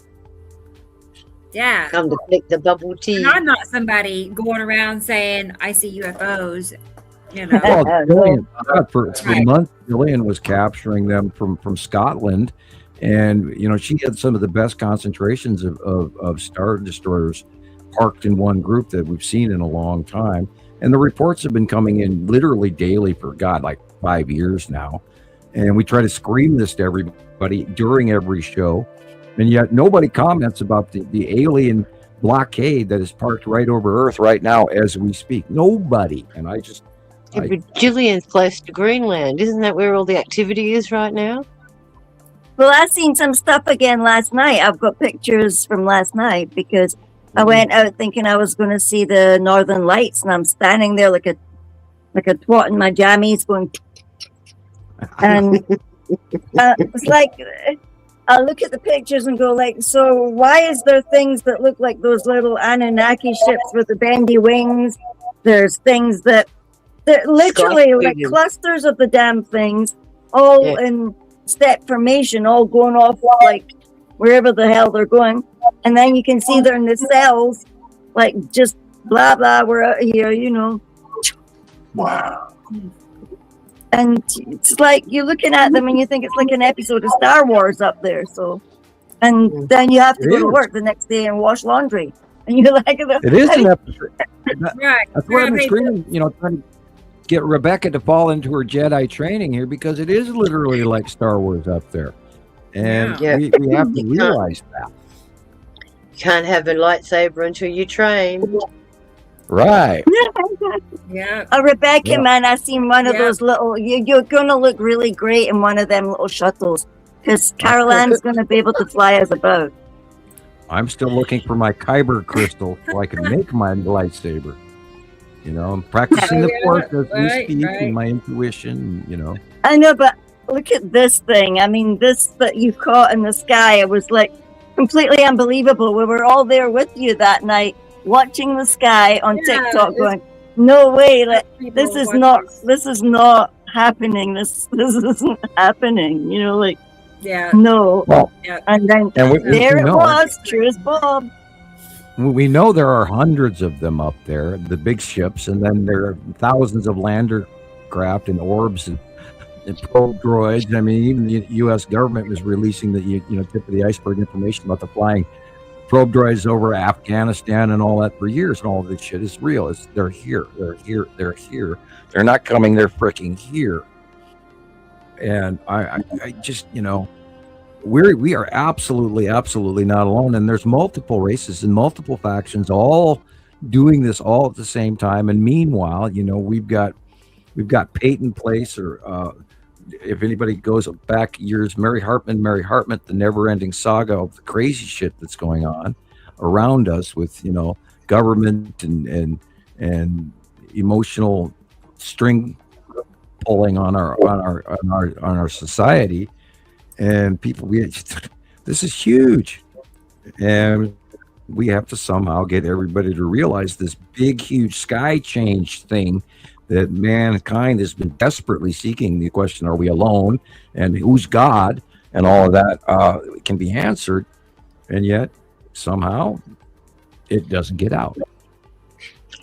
I was in communication with a guy about 10 years ago. He believed that he was photographing things like sky elevators, where they're actually tubes and they run through a series of plasma to transport between us and someone else. So whether that's true or not, I don't know. Space elevators. Have you ever heard of them, Sam? Well, yeah, I've heard of them. That is a theory where they stack singular carbon molecules in this fibrous tube. Yeah, theory. But yeah, we've seen thread illumination between planets, where the ion illuminated drop of accelerated particles that go up straight to the other planets, which is the thread link, which is the push me pull you thing that planets go through. Remember, we electrically repel, but we also connect and envelop and become part of each other's magnetospheres and repel each other and do all of that. And that's why we don't crash into each other. The other thing I've noticed is that a lot of material coming out of South America. Is there a higher concentration of them more in any one designated place, Sam? Well, they've got hundreds of Star Destroyers, so countless. I mean, they've been here for how many years now? I mean, these guys are out doing their surveys, and they too are visiting Jamaica, and they too are going, hey, well, let's go see the Balkans, and I'm sure they got their cell phones out, taking snapshots, writing home to their families across the galaxy, and damn, I wish this tour of duty would end. Why the hell do we have to be here? Blah blah blah. Because these are other races that are here, and I believe that on the cube is a multinational, multi-race federation, and then the Anunnaki, of course, did not leave us. They left us because of timing and the planetary passings. And of course, they also had their drama, the Enki Elil story, and anyway, all of that crap. And you have to think and boil it all back down to, is this human information or is this off-world information? And I have found I'm looking at it from the point of view of the contact and the amount of artifacts that have been coming out of South America. We all assumed that Africa was their main home base. Oh no! But some of the information that's coming out now is saying that more of the Americans or that continent was more occupied before anything else was. Well, yeah, South America was an unbelievably vastly larger empire than we give them credit for. But you said they, and everybody automatically assumes it's the Anunnaki or the Nibiruans. But the cubes have been here more recently, repetitively, and the Saru and Nibiruans only come by every 3,654 years. But the cubes were visiting the Mayans and the Incans all the way back through 1000 AD, and prior to that probably several other times. And this is where they got all of their astronomy skills from. And then there were other races. And now remember, the early Egyptian years were ruled by governors from Nibiru. They were alien governors that ruled Egypt for thousands of years. Thus, the stelae from what the hell is the Sumerian stelae, a list of kings, that one. Yeah. I almost lost it there for a second. I'm sorry. My ears are ringing in. Yes, I'm dingy today. Yeah. We all are. But oh yeah. The cubes have been here in between a lot more, and they had direct contact with the South Americans, and I'm sure they had direct contact with many other races as well throughout the continent, all over simultaneously. They were showing us cubes in the crop circles way before they arrived. If you look at some of the crop circles from 2004, 2005, that's when they were showing some of the cube craft. I think to this day, what's the real kicker is some people of some of the Jewish factions, they walk around in their outfits with a little square cube on their forehead. Yes. And don't forget what goes on in Mecca. They're walking around with cube. Satnalia. Yeah, Satnalia. And in Islam, they are not allowed to have depictions of their God. Okay. Why do you think that is? Because the occupants of the cube do not look like humans, and that's why they're not allowed to have depictions of their gods. Yeah. Now, granted, Islamic temples are unbelievably beautiful. I think they are the most beautiful shrines and churches on the planet. And I very much like Islam. I'm, of course, tending toward the Buddhist, but religion. Oh God, I talked to the Pleiadian face to face, and I was arguing with them. I was a smart ass, and God forbid. And I wish I had a notebook or even a tape recorder. That would have been better. But off-world information, you wouldn't believe how wrong we are. And of course, it's changed me for my entire life for the last 30 years. And I'm kind of numb to it. And I was thinking about, like, maybe I owe the world an apology for being so casual about this, But I do try to share it. Well, guys, I know Tony is kind of on a schedule, but I'm going to go ahead and play his slideshow so we can look at some of the things he's been sharing. I saw he's been in the group since May 28th, 2023. Cool. Well, I will relinquish the podium to you, sir, and please talk. And if you have a question, and if I see your stuff, I'll mention it briefly in between. But go ahead, it's your floor. Go ahead and I'll probably say this is another picture, and this is another picture. And okay. Right. How about you describe what you saw when you took the picture? I'll say it looks like structure and planets and clouds, because I won't be able to. I won't be able to tell you exactly what they are. It doesn't matter. Okay. It doesn't matter what you think you see. It's why you took that picture in the first place. Yeah. Something drew your attention to it. There are you guys have a lot of credit to that. I will say that. When I see those weird clouds, I'm like, who can interpret them? And then I look at your pictures, which, by the way, I think while she's loading that up, I think you should put your drawings into one photo album on Facebook. I know there's a lot now, but that'd be neat to be able to go back, because I try to dig and find the drawings, and it's like I haven't. There's been a couple.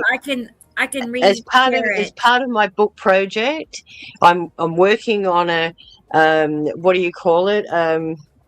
A comic strip. So all the pictures that Rebecca makes of Sam, I'm going to have them all printed up into a formal book. Nice. And then all the photographs of Sam's drawings, as far back as we can get them, we'll have them all printed up into a book as well, so that you can actually see the difference as they've come in and the effect that they've had as they've rolled past in the last 15 years. But they're all projects that are up in the air, and they're all being worked on. So stick with us, and they'll become available hopefully before, you know, the end of the year. But I'm working. I've put a target on them for June for printing and publication. So exciting. Okay. Great. Yeah. Getting approval. Sorry, Rebecca. Getting approval is also funny because of the subject material and some of the stuff that I've had to remove, revoke, and look at because of what they call community standards. Community. Oh God. But if you self-publish, you're not restricted to copyright. So anyone can steal your material. That's the other side, the legalities of it. But I'm looking at all of it, and they're the 3 projects that I've got going on at the moment. Sam's information and how he, you know, why he is the focal point, and then all the other materials that Rebecca has produced as a sidekick, we could say. So we can have Sam's material, a comic book, plus all of his drawings. They're all in the works. Awesome. There's a lot of These them. things take time, Rebecca, unfortunately. there's Audrey wanted you to see something on Messenger she sent you. I saw that too. Sorry, Audrey, I hadn't had a chance to tell you that I saw your comment. So I'll get that. This is how it goes, Tony. Yeah. I know. I'm gonna make sure. And then okay, so I got pics for Audrey. Oh, and Tony. Even the best format gets. You have to put Tony's stuff on. This poor guy's probably got his time. Yes. We don't know what the time constraints are. Real quick. Oh, Tony, I just tagged you in 2 different posts of Sam's a collection. Oh, okay.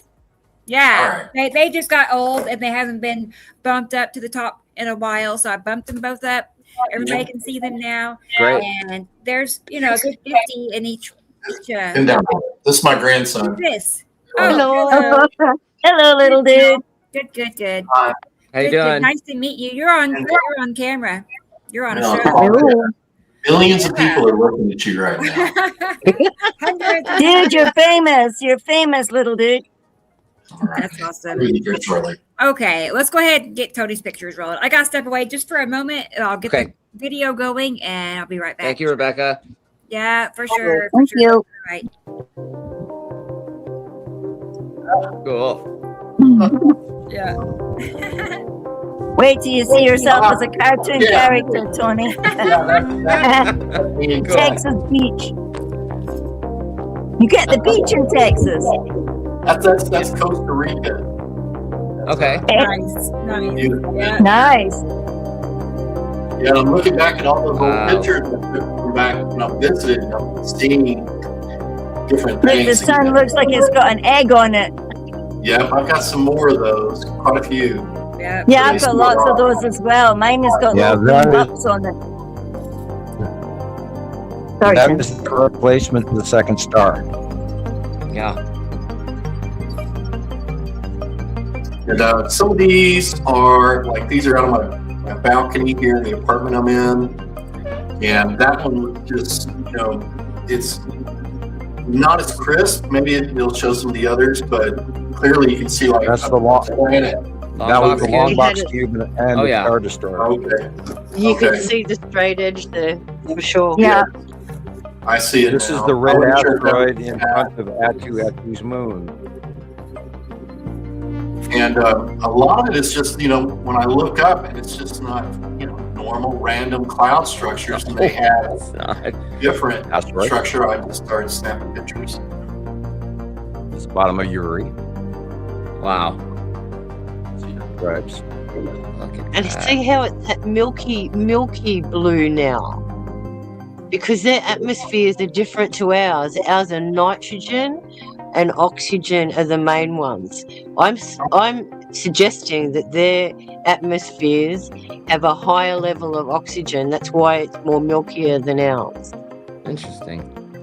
Gee, so they're a bit more milky. That's kind of cool. Well, this is the reason Most why of that they in the have background is heavier Nibiru. sublimation. Wow. That's the Saturn's yellow moon. See the ion tail going off the face of it in the upper middle? Yep. The green asteroid is on the bottom white. And all those asteroids are giving off metal particles too. That is the bottom of Nepacity in front of his atom. Nice. Look at that. Muffled in a cloud. Just to the left is Matim. You can see an orange-sized circle. Some of these are not as focused as I wanted them to be, but that's okay. Happens. Yeah. Mhm. Sometimes we you do can't blurry focus too. on them because of the distance. It just blows my mind how you can find words and graphics and images in perfect, form, and it's just, I don't know if like their craft or making these clouds, some of these cloud structures to mess with us or what. Hey. Well, remember, there's planetary interaction. There's, we're looking through our atmosphere at their atmosphere, so there's a certain, inaccuracy. This is Atu's moon. This is night shots, and that's facing south. Wow. You can see the craters. Yeah, you can see the craters, the illumination inside. That's amazing. what I thought too. Is I thought, man, that looks like the surface of the planet that I'm looking at. Right. Well, you're going to see that this year for sure. We've been seeing Saru up close and personal, so it's entirely possible that we're going to see your land masses literally very soon. Mm-hmm. I mean, That God looks like knows morning. how well this event in the sky is going to become. I mean, it could be catastrophically awesome. It looks like the sun's this direction. And when they leave, we're going to be seeing better facial illuminations of them as they go, because then they will be, for the first time, beyond Earth in the light where we're seeing their faces regularly. For the most part, we've been seeing their dark sides as they approach us in their spiral right, left thing that's been going on for the last 16 years. Look at the pinch. That's right. That's Saru cutting off the top half of the sun is cut off, but it's the illumination as the light rounds the edge of the planet. You can see this blue shaft light shows you that, especially with the all partial halo on the left-hand side, that is Matim cutting into the light, which is why that halo is there. That's the side of Uri and Atu. Good shots. Well, thank you. And that is Saturn's yellow moon, and it's Saturn. Wow. Again, edge of Uri with the 10 asteroid and all of that. So those fingers off to the side, to the middle left. Is that Those are the right there? lead line trails of the 10 asteroid and the object cluster group. Okay. That makes sense. Plus, you got a sky scribbler in there. Look at that, cut off from above. And the orange areas are probably land masses on Saru. The rainbow in it. Yeah. And a little sky scribbler, as Gillian calls them, in front of another. This is a cut off. And the rainbow is on top. The shaft Right. lighting shows you Shadow the light of being the- cut into. Trail is on the cloud. Matin, on the bottom. upper left. The Saturn to the right. Blue. Dan Ash blue. to the far left corner, side of Uri. Yep. The flaring the blue shaft light flaring shows you it's being cut into. Yep. And what angle? That's south right there, facing south. And it And should that's be facing west, of course. the sunset. Okay, that is, of course, is Saturn and Saturn's yellow moon. Look at that. Wow. That is the bottom of Uri. And mostly clear normal sky, but at the upper top part is where Uri is moving up to. This is Saru cutting off the top half of the sun. Or top 1/3. Again, another light pinch. I think the lens flare is showing us where the blue asteroid is. Right? Right. I saw that too. Those two objects there. Yeah. The stretching. And if you look into this month's site drawing, I did draw in the blue asteroid where it was. We found it again. Yeah. And that's when I was in Miami. Okay.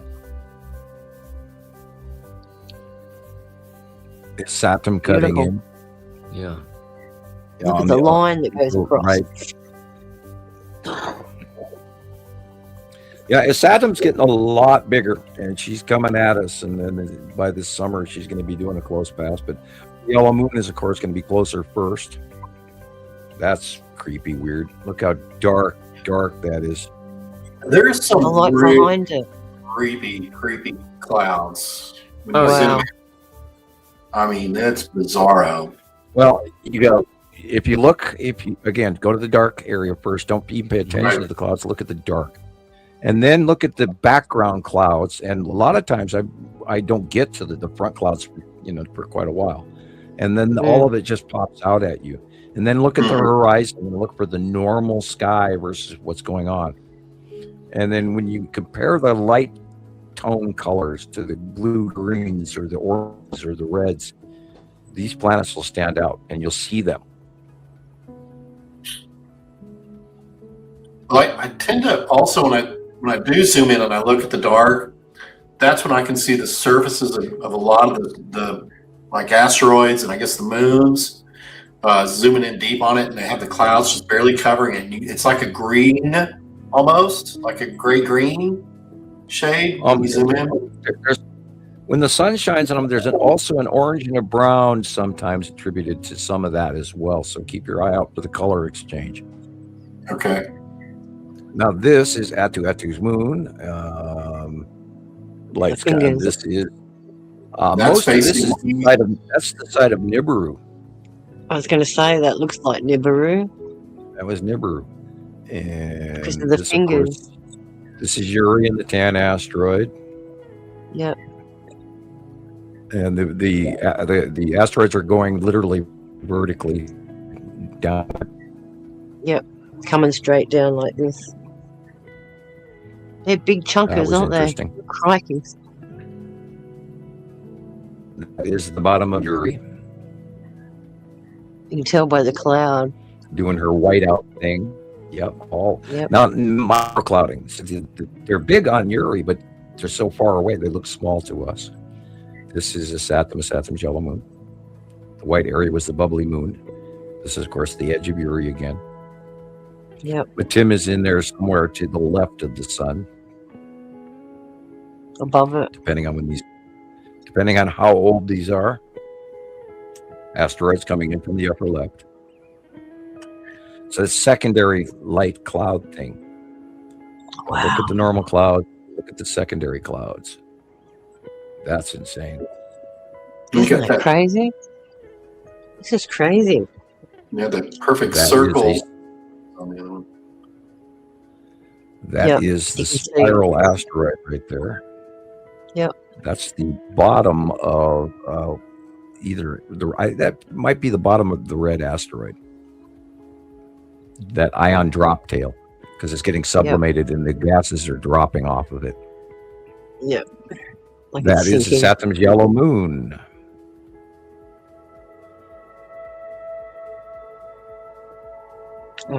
There it is. In the shadow up there.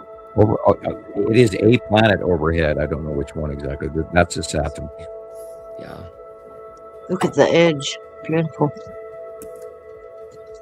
And that's what caught my attention on that one, was that thin, perfect curve going up. Yep.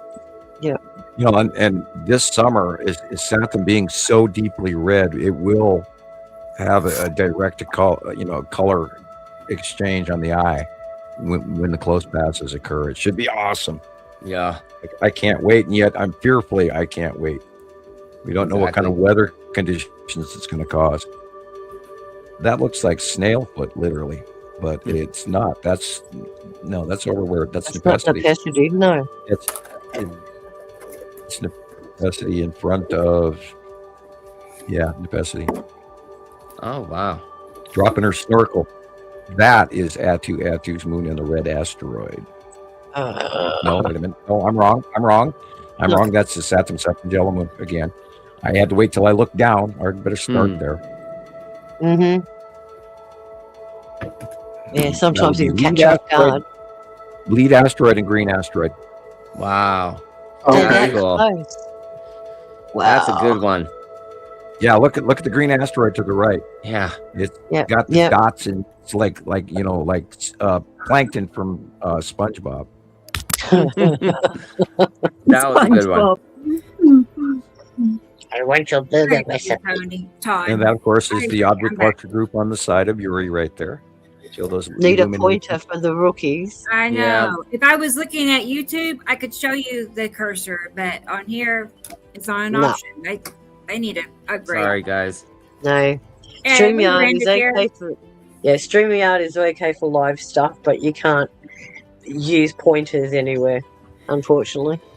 Yeah, I'm gonna message them. I mean, you would think that'd just be like, every Well, it's day. good for live, but presentations it sucks. So, Yeah, we Sam, need like a pointer. There's room Rebecca? for improvement. Rebecca, can you go back to that one? I sure can. That One or that two. one that looks like the cat. Yes. Okay. Yes. Bear with me. How far back was it? It went a little bit more forward. like two. It was just before you went a little bit further forward. That's not it. Oh yeah. Yeah, keep going. You're almost there. We're warming. Getting warmer. Thank you, Pat. That's okay. Don't worry about it. It's No, okay. we're gonna. I'm curious too. Actually, look at that. Oh wow, look at that big cube. What? Right. Yep. Yeah. Did y'all see Yeah, that? look at that. Yeah. Yeah, look at it. It's huge. Is that like that? It's like We hadn't Oh, seen we'll come these back. ones Okay. yet. bear with me. I'm not there. There It it is. There it is, Tony. Okay. Oh, cool. Pussy cat. So, I mean, you can see where there's like a tunnel forming, like wind blowing through across it, how the clouds spiral across there. But, Sure. it's just blows my mind. Why so perfect form and everything. Is that, Little. It's like a cat. Yeah. yeah. But it looks like a pizza underneath. And look on the right hand side how it's perfectly pointed. It comes Yeah. to a perfect little point. Yeah. You can tell by the texture just behind it. The blue color is super pitted. I mean, it's probably a planet behind Yeah, it. but look at the surface. Look, the light's shining on it way up on the left there, and you can actually see like feature, like surface feature, and then there's whatever this is right here. This Mhm. other debris thing. Could it be like the spiral asteroid? Because it is like a corkscrew at the On the front. bottom, yes. You're right. Yes. It does look like the spiral asteroid on the Wow. bottom. Yeah, it's a spirally guy, and then there's this one I'm- here, like Buster. I'm And you wondering got if straight lines. it's cute long box, but it's kind of too small to be the long box. Experimental. So you already know. It's a cat. Yeah. So now Could be. the spacecraft. Literally. Yeah, it's just like Space Yeah. Cat. Space cat. All right. That's Yeah. Well, now I know we know. guys, Yeah. there's been so many space tube sightings, and we've seen a lot of other craft that we do not recognize. So do not be surprised if new shit showing up. Yeah. sure. Gotta have them pussy cats. I've been silently staring at this, trying to come up with what I'm looking at, and I think Rebecca hit the spiral asteroid better than anybody because at Yeah. that time was proper location for that. I'm looking at the white blip over to the middle right, and I'm wondering, is that the green asteroid with some of her blips? But the cat in the middle, what the hell am I staring at? Yeah. I In know. the I background think of it's it looks like there's a craft or something in the background. I think it's Yep. okay. There she goes.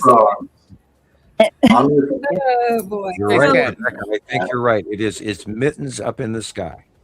Right. Mittens are flying. She's a bat cat. She's riding the spiral asteroid. Oh boy. There you Okay. Well, neat. I mean, based on the size, it has to be probably asteroids. The only thing that's that small is asteroids or crafts. But usually, Yeah. There's a bunch along with the lead asteroid. The lead asteroid would have been bigger than that. the green asteroid has many pock marks around it, which are smaller asteroids, which took us damn near a decade to figure out. And it was so obvious that I think we missed it. That is Nepacity. Yeah, it's got that winged effect, that zigzag wing. And the light. And that's facing south. That's south. Interesting. That Todd is says the yellow most likely old the edge of moon. Nibiru. Yuri on the There's left. music written about a yellow moon, is what he's saying. There's music about a yellow. Anyway. Thank you, Tom. Yeah, I bet there would be. Somebody must be like disclosing information. Dropping hints. Right. The light coming from behind us, kind of. No. Well, that's, of course, Yuri, tan asteroid, dead center. Yeah. Pappy is middle left. Lead asteroid is Saturn's yellow moon. Casper is the white blip on the middle left. Cool. Edge of Yuri, upper left corner.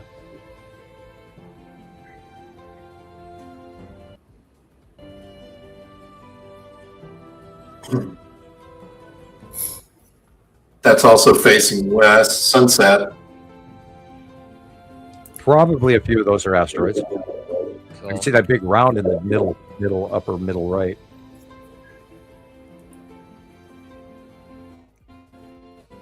I saw them this morning, and I was looking early, and there was literally a whole bunch of asteroids coming from the right-hand side of the sun, going to the left, and I had never seen that before. And so there's probably a bunch of activity that we were not even aware of is now going to transpire from underneath close passing its atom. We don't know really. Never really seen a lot of debris to its atom other than her winged ion tail. This one caught my attention later because as I looked at it, it's like, it's just how perfect the curves are in there and how it seems like it's grabbing it right there, that tail end of that. It's in the Oh, back. that looked like a rope bridge between two clouds. Wow. How can you get a rope bridge? Rope bridge over a gorge.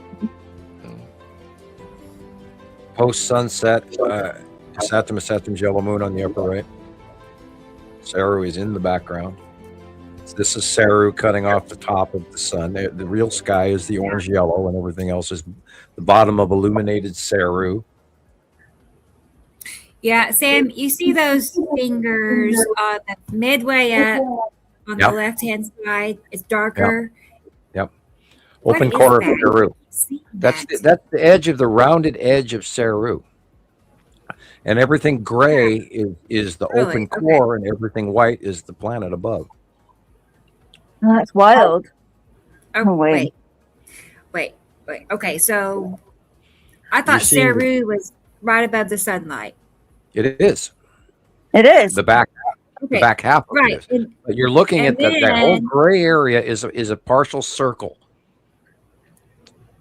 From the bottom of the left edge going all the way to the right and around, and you see that wispy fingery thing that comes all the way up to the back to the left again. That's the open core of Saru, is where the green is showing through. You're talking about halfway up then, those little halfway fingers. up. And then everything white, that rounded gray edge right there is actual Saru. Oh. Yeah. I know. So what's the darkest? Is it dark because it's a shadow?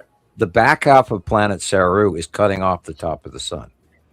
We're just underneath it, looking up at it. Oh my word. Okay. So it's all Saru.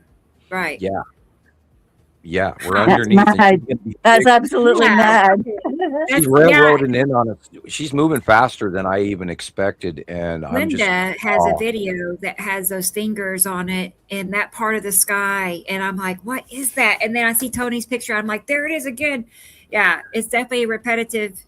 Remember, Saru has a very thick singular base cloud, where Nepacity has 3. Saru has a very thick circular base cloud with an very large open core. That's mad. Right, Kara. It's like the darker area is the like the shadow of it, or Right. like the back side, So you're further only seeing away. a sliver of the open core. The rest is off to the left. Yeah. It's just the rest of it. Nibiru is that big. Vacuumed. She's Yeah. massive, sky pillar, but beyond everything. So Beyond Nibiru right now, she's way big because she's moving in way faster than I even expected. yeah. So, Sam, on your drawings that you have, it looks like a lot of these planets are much larger than our own sun. Is that the case?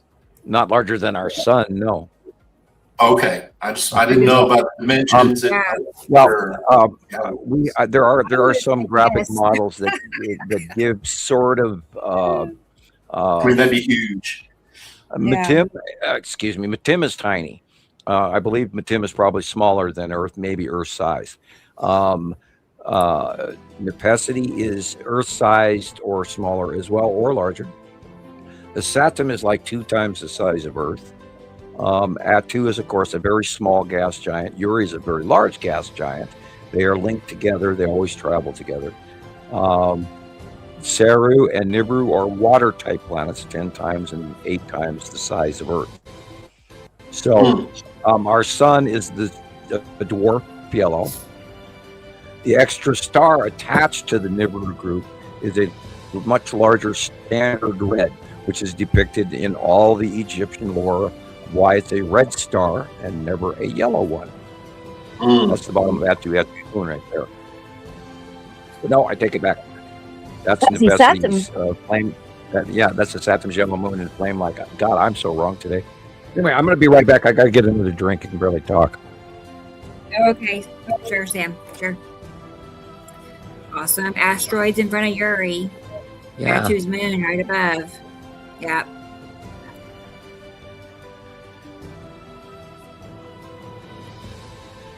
Wow. Like a base cloud. You see those platforms we're seeing like sometimes they make like a pedestal shape. Yeah, it's like a pedestal as a for base the thing to sit on. It's like really wild. Yeah. It's like That's a good one. it's like my orbs in my cabinet that I've got all these Kind of like that. orbs. That's a pedestal. It's like a cradle. Yeah. See how it comes up and it's holding it, but look, at that point everything gets darker and there's a tilt. That could be Nepacity just because it's tilted. I don't know. I can't really tell what direction and all that, but Sam would be able to tell us better. But Nepacity has a perfect tilt and the color is right. I see aqua behind it, which Nepacity does. I wonder if that's the big 3 asteroid group. The pink area. The shiny gold inside that pink. Yeah. It's like the cup, like the hand, the cup. I remember back in the beginning when they first started coming, and they would make this beautiful shape on the left side of the sun, like hands holding the pregnant belly, like the big round ball, and it was so beautiful. You couldn't forget that. It's such a good. I'm gonna pull up Sam's drawing for Nepacity this last week, and let's look at it and see, because he included the big 3 asteroid group. It's loading. I apologize. It takes a moment. There's so many pictures in that file. But that's awesome. I was enjoying very much getting some blood in my butt. That was nice walk there.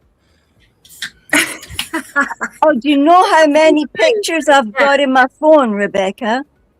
I was trying to make space on my phone, and it told me you've got 203,938.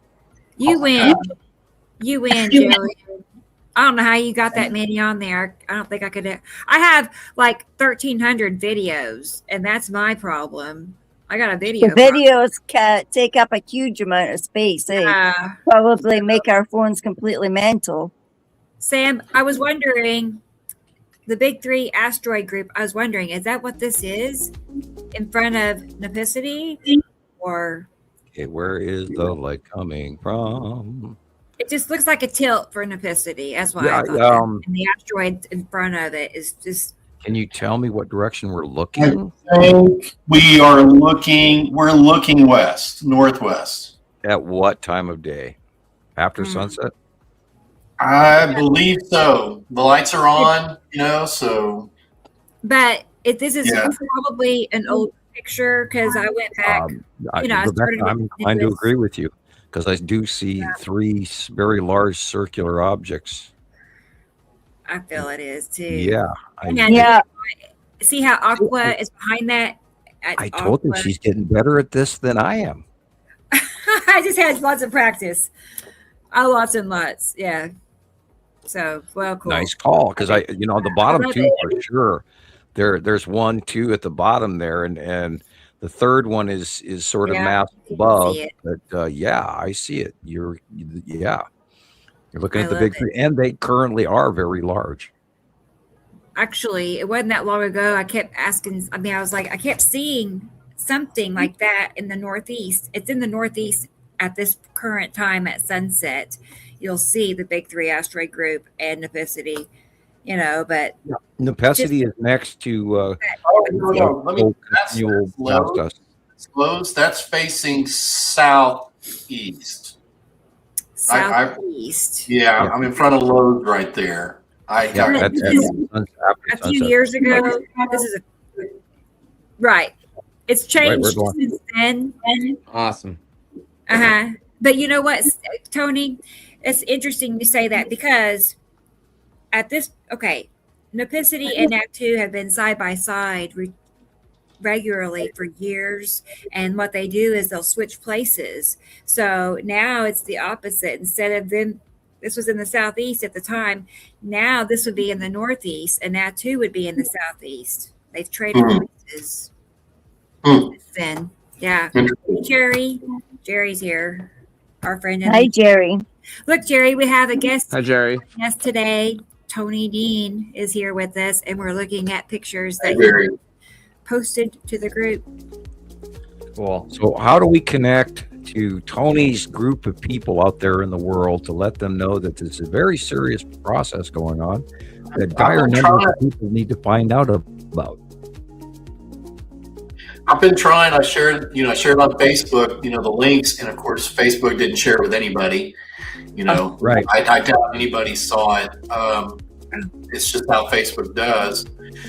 But most of the people I talk to, some of them kind of are interested, and others are glazed over. They get that, look. The fluoride's there. That's the bottom of Uri. Look at that. Wow. That's a great one. Beautiful. Awesome. Let's Big find old a drawing. stripe of Uri right there, and asteroids all encased in the orangey and the tan ass. Yeah, that's right there. Perfect. Cool. See those asteroids zoom in, dang out at an angle downward? Those, you can see my cursor. But yeah, that's why it's coming down. It's super duper common, as in all the time, every day to see. As in diagonal, all the time. Right, constantly tilted, diagonal, slanting drag marks to the left side of the suns every day, everywhere. Start looking. If you don't see it yet, and we've been staring at Uri for years now on the left-hand side, and she's been different for a longer time. We only saw the upper half of Uri, and she was beside Earth. Now she's rising up, and we're actually seeing the bottom of Uri, where we hadn't for many years. And it's just incredible to see it play out. Sorry, Chris. I just told Todd it's Nipicity, the water planet. Yeah. Yeah, rain bombs. Nipicity's not all water. Nipicity is a green pockmarked volcanic planet. We've seen glowing volcanoes on the surface. We've never seen any water on Nipicity whatsoever. But it does a water bomb effect because of the size, and it spins so fast that it drags up in a closed path. It drags up our atmosphere, and the electrical connection between the hydrogen of space and the oxygen of Earth creates this snorkel that pulls it up, and then when it pulls away, it dumps all of that water that it creates and collects out of our atmosphere. Wow. Maybe Todd was asking about Nibiru, because that's a water planet. Yeah, there are two. Nibiru and Nibiru are both what is considered. You have to look. You have to go to YouTube and look up the designation of planets. Earth is a rock type.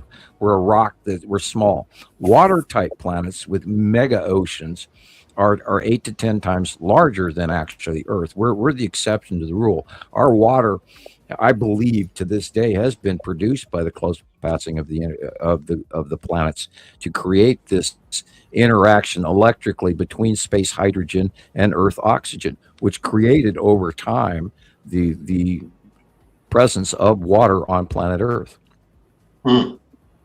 Because they talk about the Great Flood, or they talk about the Neolithic periods and the dynasty, all the way back to the beginning when there were nothing but these little shell structures in this low amount of what was supposedly water on early Earth. And over time, this water came from where, people? It came from space interaction with these planets. I truly believe it. I'm curious what this is, but I think I just figured out. I mean, I'm thinking it's Atu's been and Atu. I see a dark. I would agree with you. You see, okay. You see it coming down the top, and it does that, and it's darker, purplish color. And from where the light is coming from, and the little smidge of Nibiru in the background. Oh wow! Blue. Oh wow! The dark blue at the bottom. That's where Nibiru is behind this. Yeah. Neat. That's a good one. Okay. And the red asteroid and all of that. And some minor asteroids and other things flying around here, there, and everywhere. Woo! Can you say light pinch? Yeah. Wow, that is. I got some like that as well. Why does it keep doing that? That is interesting. Pause it a second. Sorry, I was want to look. Wouldn't you think the top left corner is definitely a cube? The way it's just so dark and straight. No, that's where Matim is cutting in. It's bigger round in the left corner. I know. It depends on when this picture was taken, or does it? Yeah, it depends on when this picture was taken, because that bright illumination at the bottom is very intriguing. Yeah. It does not. I don't know if it's lens flare or not, because we'd need a series of pictures to make that call. But this is a mega light pinch going on from left and right. Awesome. Yeah. Oh wait. Okay.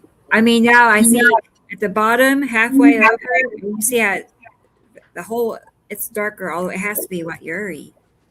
The whole Uranus atom or Matim, Matim cutting in, and then Uri is to the upper left, and then hardcore is Saturn cutting in from the right. So is that's Uri on the left, because it looks like it's got that light. That you said it's got that ring that glows through, like you can see through. This is the dawning of the age. I have a drawing. Hang on. Let's look at it. Hopefully, I have it. Okay. I'm looking. Can't talk. There's so many drawings. Your voice getting tired, Sam. Oh, here. No, I was paying attention to the other background sounds that I'm hearing as well, and wondering if the whisperer is back. And I started to say something, and then you guys all blurbed out. So I was going, are they blocking me again? Because I was just about to start talking about the cosmic hello up there to the cubes. I was thinking about the cubes, and then all of a sudden my feed got blocked. That's okay. It's like a Sam thing. Well, we're hopeful that the people on the long box are, watching our show, and the people on the Texas Cube, and Squadron 86 and all of that, and people on Nibiru and Sarah. I mean, watch our show, like, subscribe, hit the notification button, all of that, and by all means, Tony, while we have you here, oh God, look at that! That is Atu's moon. Wow. Well, we got you here. We need you to do some talking, bud. Tell us your story more. Please. Sure, absolutely. So I just, I am so hooked on watching the clouds now that I'm almost concerned about my driving because I'm staring up all the time. Be careful, Tony. I nearly rode into a lamppost today. And so I get out and I snap a lot, and then what I do is I save it to my phone, and then I have Dropbox on my phone, so it syncs the images to my computer. Right. And then that way I can download them to my PC and zoom in really well on them. That teaches me that too. Yeah, and so it's just kind of blown my mind, this whole concept. But as I've been watching your shows and looking at the different pictures that people submit around the world and how they match the drawings, it's just uncanny. It's unbelievable. I can't say it's unbelievable because it is clearly believable. It's happening. Yeah, look at that. That's great. I myself still have trouble with even the fact that I can do the drawings as accurately as I can. Yeah. And I'm in the background. We chuckle about this all the time, and Rebecca will tell you, and please do continue. But this is really uncanny that this is actually happening, and we've documented it for so long that it's absolutely undeniable that this is happening. And like the other night when we had a bad storm blow through that they weren't expecting to blow through, and I look at the radar maps and you can kind of see where something's pushing it along, and I'm just thinking the planets are sweeping across the face of the Earth and causing the chaos that they do, the process. It's just all the flooding around the world and the tectonic plates and so forth. It's and the fact that our North Star is no longer in the north, it's in the west kind of now, and the sun is setting differently. It's wild. That's because we did, from 2010 on we moved from 2010 on we moved in from the bottom of the galaxy through the middle of the galactic plane to the upper galactic plane. So now Polaris, the North Star, is in a different place because we are actually, it's still there where it always was. It's us who has moved. And for those of you who spent years watching the Milky Way, and another example is look where Pleiades is right now. Oh my God! Anybody who follows the stars or all the celestial lore, you'll know that all of this has moved. It's all changed. Look at the arc of the sun ever since 2011. Look at the fact that all the planets' axis is tipped in 2011, and then the second star started rising in the northeast and outshined our due east smaller star, which we have photographs going back all of those years to prove that this is occurring. Again, this celestial event that is coming this summer, I believe we will be able to see the two stars separate individually. I do believe it'll be either this summer or this fall. Well, when that happens, the world's going to wake up to something's not right up there, at that point. And there'll definitely be an awakening happening around the world when the two suns are in our sky. We're going to run out of water this summer so bad for so many states. Hoover Dam and all of that is going to end up at null zero. And, 5 states are going to be out of electricity, and the tectonic plates are moving. The volcanoes are going absolutely apeshit day by day. There's a, Nevada cluster in all. I've got all of these notes down. I can read it later, but the movement of the tectonic plates and Sicily and on and on and on. And Africa and Madagascar, Guam, all of these mega storms and all these mega events that are just wiping people out across the planet. And we're not taking that into account. And everybody, a week later, 2 weeks later, everybody forgot about it already. And we can't do that. We have to keep remembering that we are in catastrophic times right now. And this summer, we are going to fry. This week, I think like 2 or 3 days ago, there were record highs on the East Coast, New York, New Jersey, Pennsylvania. They were in the 90s, people. And that's months early. We're talking July, August weather. So can you imagine? Thank you, Matthew. Can you imagine what's going to come this summer and this fall? Right. Yeah, exactly. Oh, my God. Zeta talk. Okay. Am I allowed? Why do they only refer to one red planet? The red planet they call Nibiru. Because they're Zeta misinformed. Because they follow the narrative. They're not speaking on their own. They're just passing down information. Internet Ultimately, crap. they're not out researching and seeing Internet what we're gossip. seeing. Yeah, it's just no. People, I have been around longer than Zeta Talk. Information, and they don't even know it, or they do know it. I don't know, but Yeah, we're Zeta out Talk. there actually proving. Yeah, but who is Zeta Talk? Who is Zeta Talk? Oh, it's just some older lady. I don't even think she's her anymore. She became a corporation. And she's one of those people that makes a shitload of money, scaring people and giving dates, completely freaking inaccurate dates. And they got way too much publicity, and they make way too much money. And then they go, bless your little heart, and may Jesus be with you. And then they just bring it in with wheelbarrows. Whereas we are sharing the facts, and we work for a living, and we make nothing. And they let the nut jobs have free reign. I mean, go ahead. Sorry, I didn't know.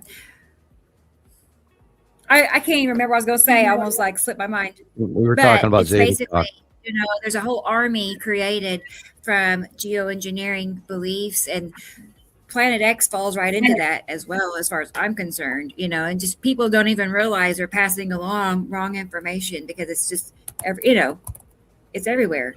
Oh, you'd be amazed how many geoengineering and sky sites I've been kicked out of. I've been kicked out of more Facebook groups, people, over 16 years.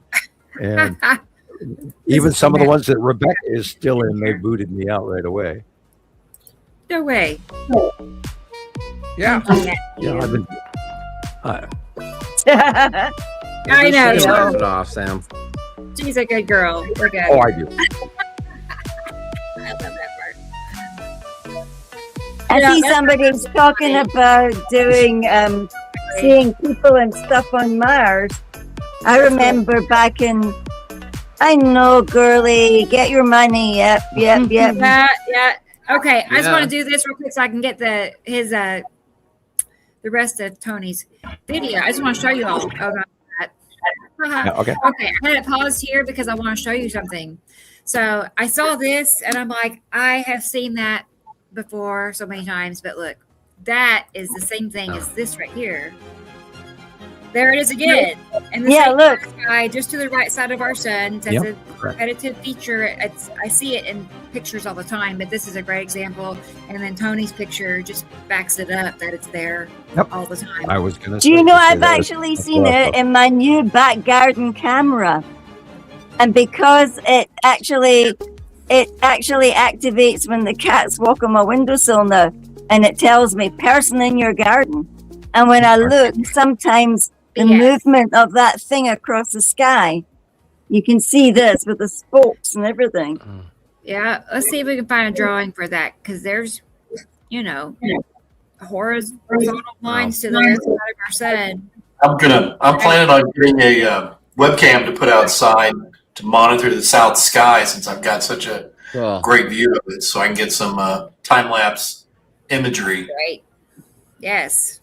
I stuck all my Ring doorbells all around my house so I could see my animals when I was at work. So I'm suddenly seeing asteroids, like new ways of using Ring doorbells.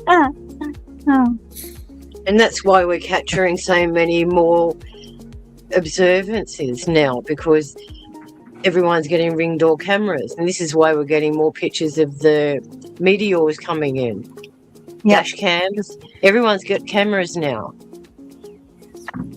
So that has to be around 2024, somewhere in there. I believe that one does. Yeah. Good image. Did you see that question from Audrey before, Sam? Where she was saying that the bottom is their south poles?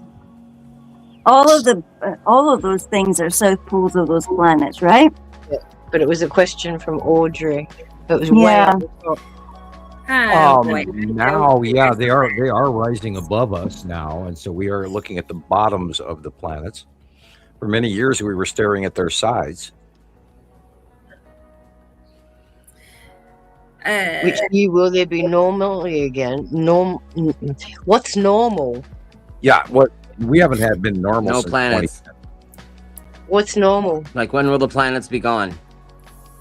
Well, if it's taken normal 15, skies. 16 years for it to come into view, it's going to take at least another 15, 16 years for them to depart. Well, entirely, but I think they'll be in our view for at least another 7.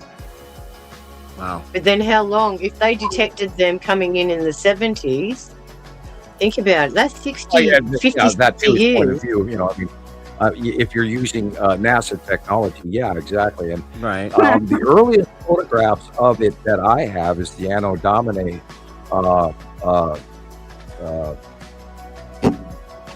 picture. I'm trying to think of the term for it, but and then it got bigger, and that was like 2008, 2009 when we first started actually seeing that they were a planetary group with a star.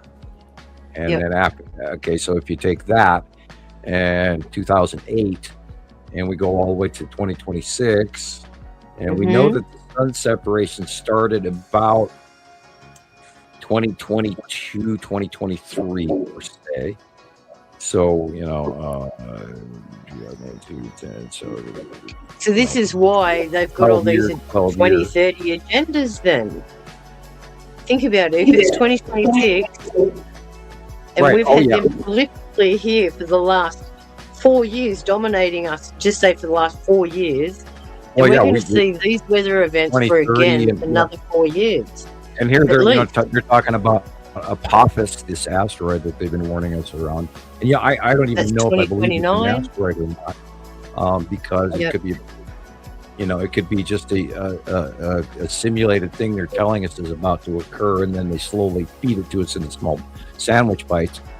But then, of course, Voyager 1 has discovered a very massive object just outside our solar system that they're not explaining either, which would account for Nibiru.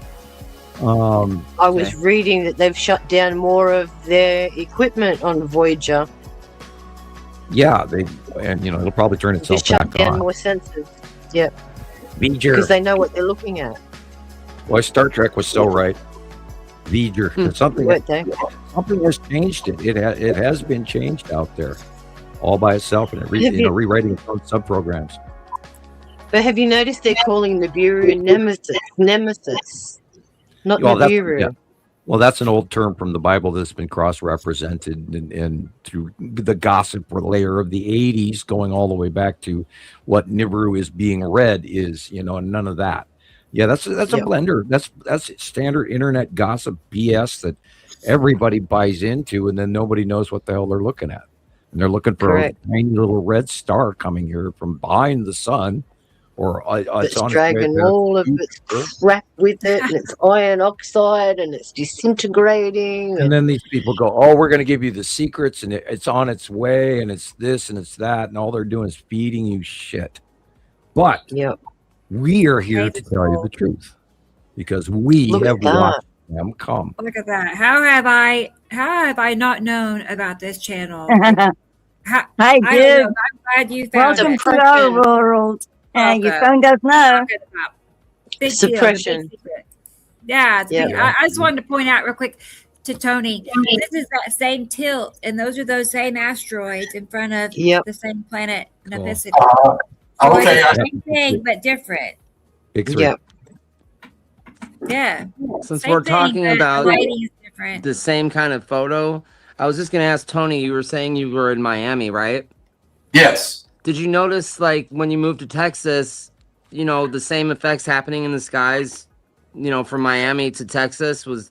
Yes. Well, I was only in Miami for like vacation, so I was there like, I've been a Southern Texas boy since forever. Oh, okay. So yeah, you do not have much of a Texas accent. Well, thank you. I appreciate that. Other people don't say otherwise. Look at the curve on that. I mean, seriously, how can you miss the curve on that? Yeah, and then you've got lead asteroid and the cube's in there someplace. That'd be that dark blue square right there. Yeah, the cubes were definitely out the other day. Yeah, you know, I'm in awe that the world has not seen that. You know, there's these intergalactic cubed spaceships parked right there for, 6 years now? Hello. Yeah, it's been more so the long box cube this week than the Texas cube. Wow. That's what I've been seeing. Yeah, that is because Isatum is now getting closer, whereas Uri and Atu are lifting up higher. Makes sense. And so the Texas cube is getting smaller, whereas the long box cube is getting bigger. Okay. Yeah, that makes perfect sense now. So you have to be looking for that one, Chris, like the nice big long box cube picture, Nick. It's going to just stroll across. It was just an absolute mess. I mean, I got pictures of it, but it was just, you know how it does that messy sky when it's coming down on an angle, the long box cube, but it just, I don't know. I'll post them and, you guys can look at them later in my group, but yeah, just an absolute mess. The sublimation coming off it makes it all distorted, doesn't it? Sure.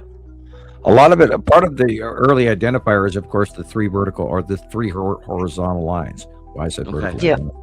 3 horizontal lines around the shape of the ship, because it has these little, straight lines that come off of it as it travels through space with the sublimation, with the gases forming off the craft. Bye. Cool. Thank you, Tony. Awesome, Tony. Excellent. Thank you. Thank you all very much for be on the show and get some critique. It's been a pleasure. I appreciate it. If you have any suggestions how we can do a better job at this, please do not hesitate to tell us.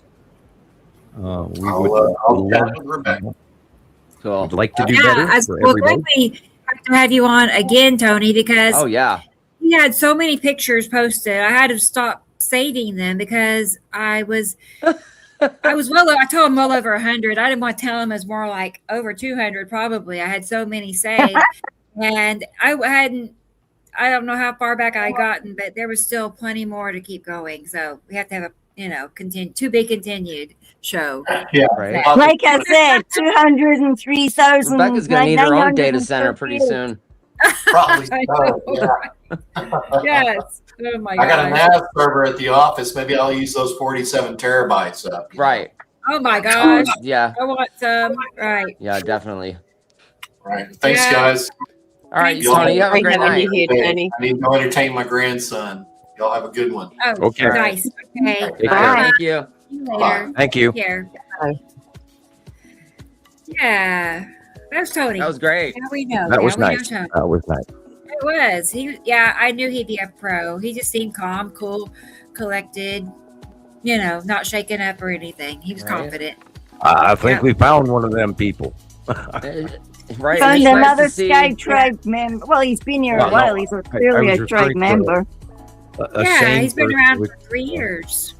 Yeah, it's nice to see somebody finding the information and then not judging it right away, but looking into it and actually working the problem out and learning it so he can see exactly what's happening, because he said he knew the clouds were completely changing and everything is looking different. And it's hard to answer those questions because there are no answers out there. But it only takes that spark of thought to realize that something is different. Nice. A lot of people look at the sky and just go, oh, yeah, whatever. Yeah. Right. And it's going to affect what difference is it going to make in my life? I've heard that so many times. Yeah, I don't. The young ones go, well, it means nothing to me. Yeah, but you know what? Wouldn't you rather know what's going on than not know, and then be told some story? This is what's happening when that's not what's happening. No, man, I want my cool digital ID so I can download all my data credits. Right. I want to play Xbox. Right. People just want the information spoon-fed to them, and that makes me kind of sad. Someone Where's has to our think sense of about it and adventure and logic it out, investigation and all that? We'd have to deliver the no information in dump trucks, I think. There's no spoon feed here. I know, Carol Ann. Mittens has her own group. She does. She has her own group. Bye, Mittens. She's their queen. Yeah. Yeah, she's so precious. Make sure you're back by dinner time. Yeah, she will be. But she never stays gone too long. So. Don't have any of those miracle space babies. Oh no. Let's see. Regenerate the ovaries. I call a great delusion. Sure. She's being worshipped by the Lyrians. She's that type, right? Yeah. You can tell. Does everybody know what gravitational lensing is? Yes. You know, Chris? Gravitational lensing. There's an interesting term. Yeah. Gravitational lensing. What is it, Chris? Go when for it, you're Sharon. like the James Webb Telescope, right? They take images of these galaxies far away, and the stars' light bends. You know, and it's really complicated, but you can see that they call it gravitational lensing, but it's the star's light is completely distorted, and they call it gravitational lensing. I'm sure we can find pictures of it on the internet somewhere. Look it up. Let me find it. Let's see. We'll just go look it up. We can look at it all together, actually. I had never heard of that. And the actual definition of what it is. Well, what they're trying to say is the gravitational waves induced by the flaring of the sun, because they're constantly burning helium and hydrogen. Right. So they're constantly burning.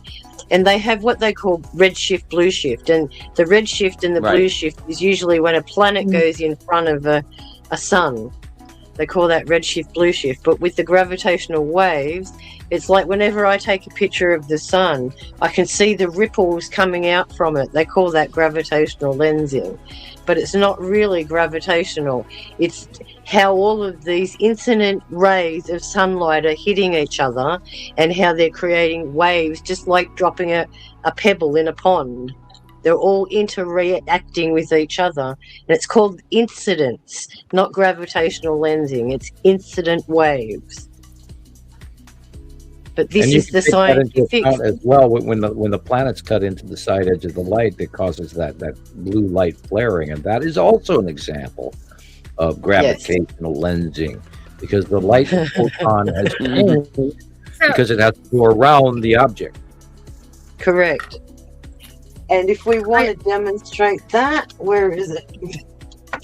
It's kind of like, I think there's like a lot of information down that passageway where you've got it actually looks like those spirals, like the space spiral, like the sky spirals, those things come out of, and that's waving as well. That's also, see how it says highly, go down a bit, Rebecca, and go down a line. See how it says highly distorted visible arcs or multiple images of background galaxies. And what are they all bouncing off? People, what are they bouncing off? Round surfaces. So if there's round surfaces, it's going to diffract it in every direction. And that's it, isn't it? And it's got something to do with how they find planets around their stars as well. Exoplanets. Yeah, that's the exoplanets. Find them when they cross in front of a visible star where they can prove it.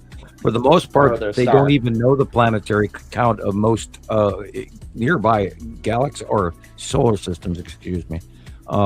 They don't know the planetary counts of nearby solar systems because of the lack of crossing in front of the sun. And only when Jerry, we don't like the word gravity here. What we like to call it is, we like to call it rotational momentum. So if something has an arc and it's spinning, it creates that friction of wanting to throw things out. And the planet, because of its magnetism, its electromagnetism, is dragging everything back in.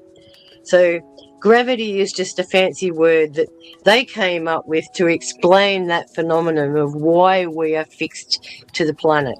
And we've explained this a million times about being like when you're in, say, for example, a ride, and it is doing this. You are being forced out because of the rotation, but you're also being held in because of the device that you're it's like being on a roundabout and it's going really fast.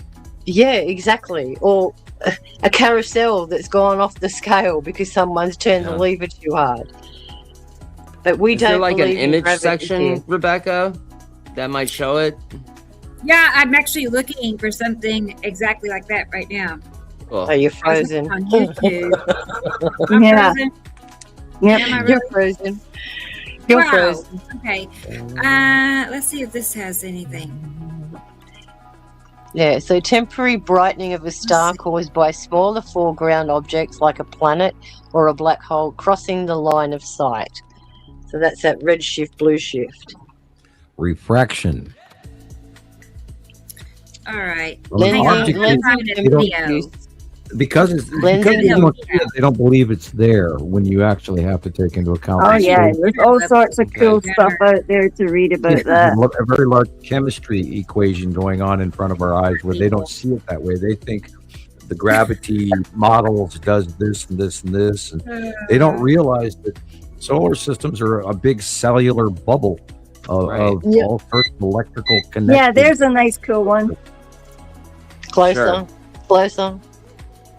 Oh, that's like an animation. There you go. Interesting. Looks like a twin binary. Yep. It's kind of where we are right now. And That see just how they're proves to you, rotating? Look at those waves going out. So everything affected by it. Right, Everything. there you go. Let's see what this is about. I don't know, but let's turn it on. You'll remember It the just looks like a Einstein halo, we saw guys. around ESO 325-G004 Let's in our see. segment on local Look at superclusters. that. The ring was the image of a more distant galaxy. The arc shape was created by the bending of the background got it. galaxy's light by the gravity of the massive foreground galaxy. The process What's is called cutting the light? gravitational lensing because the mass between us and the background galaxy behaves just like an optical lens. This same light bending leads to the warping of light from distant galaxies as the light encounters supermassive galaxies on their path to us. Here's a clip that shows how this lensing works on a grand scale. A distant galaxy would be seen here on Earth directly if there were no intervening massive cluster to bend the light. But with such a cluster, the light from the distant galaxy gets bent into rings and arcs that continue on to the Earth. This is Abel 1689, 2.2 billion light years away. Incredible. It's one of the most massive galaxy Amazing. clusters known. Its gravity acts like a 2 million light year wide lens in space. Star nurseries. Yeah. Here again, we see how the gravitational field surrounding this Trillions massive cluster of of galaxies. galaxies acts as a natural Yeah. lens in space to brighten and magnify the light coming from very distant background galaxies. They're not talking about the In this gases. photo, the galaxy is visible twice because its light followed two separate paths around Abel 68 before reaching us. Okay. This is a close-up look at the brightest, distant, magnified galaxy in the universe known to date. It is one of the most striking examples of gravitational lensing. In this image, the light from a distant galaxy, nearly 10 billion light years away, has been 10 warped billion into a light nearly years. 90-degree arc of light in the galaxy cluster. The galaxy cluster that is bending the light lies 5 billion light years away. And here's another cluster, 5.7 billion light years away. These foreground galaxy clusters are magnifying the light from the faint galaxies that lie far behind the clusters themselves. These faint lensed galaxies are around 12 billion light years away. It's the gravitational lensing that allows us to see that far back in time. Without the magnification, these galaxies would be invisible for us. This Hubble Life is a miracle. was a It's massive absolutely galaxy cluster. amazing. about 4.6 billion light years away.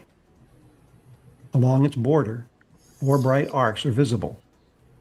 These are copies of the same distant galaxy, nicknamed the Sunburst Arc. It's almost 11 billion light years away. Its light is being lensed into multiple images by strong gravitational lensing. Right. The sunburst arc is among the brightest lensed galaxies known, and its image is visible at least 12 times within the 4 arcs. Here's a closer look at 3 of them. The lens makes various images from 10 to 30 times brighter. This allows Hubble to view structures as small as 520 light years across, a rare detailed observation for an object that far away. But does that object still exist after all that time? Because we're Right. looking at the light signature of a planet that, or a star that may no longer exist. That took 1 billion years to get here. Yeah. Right.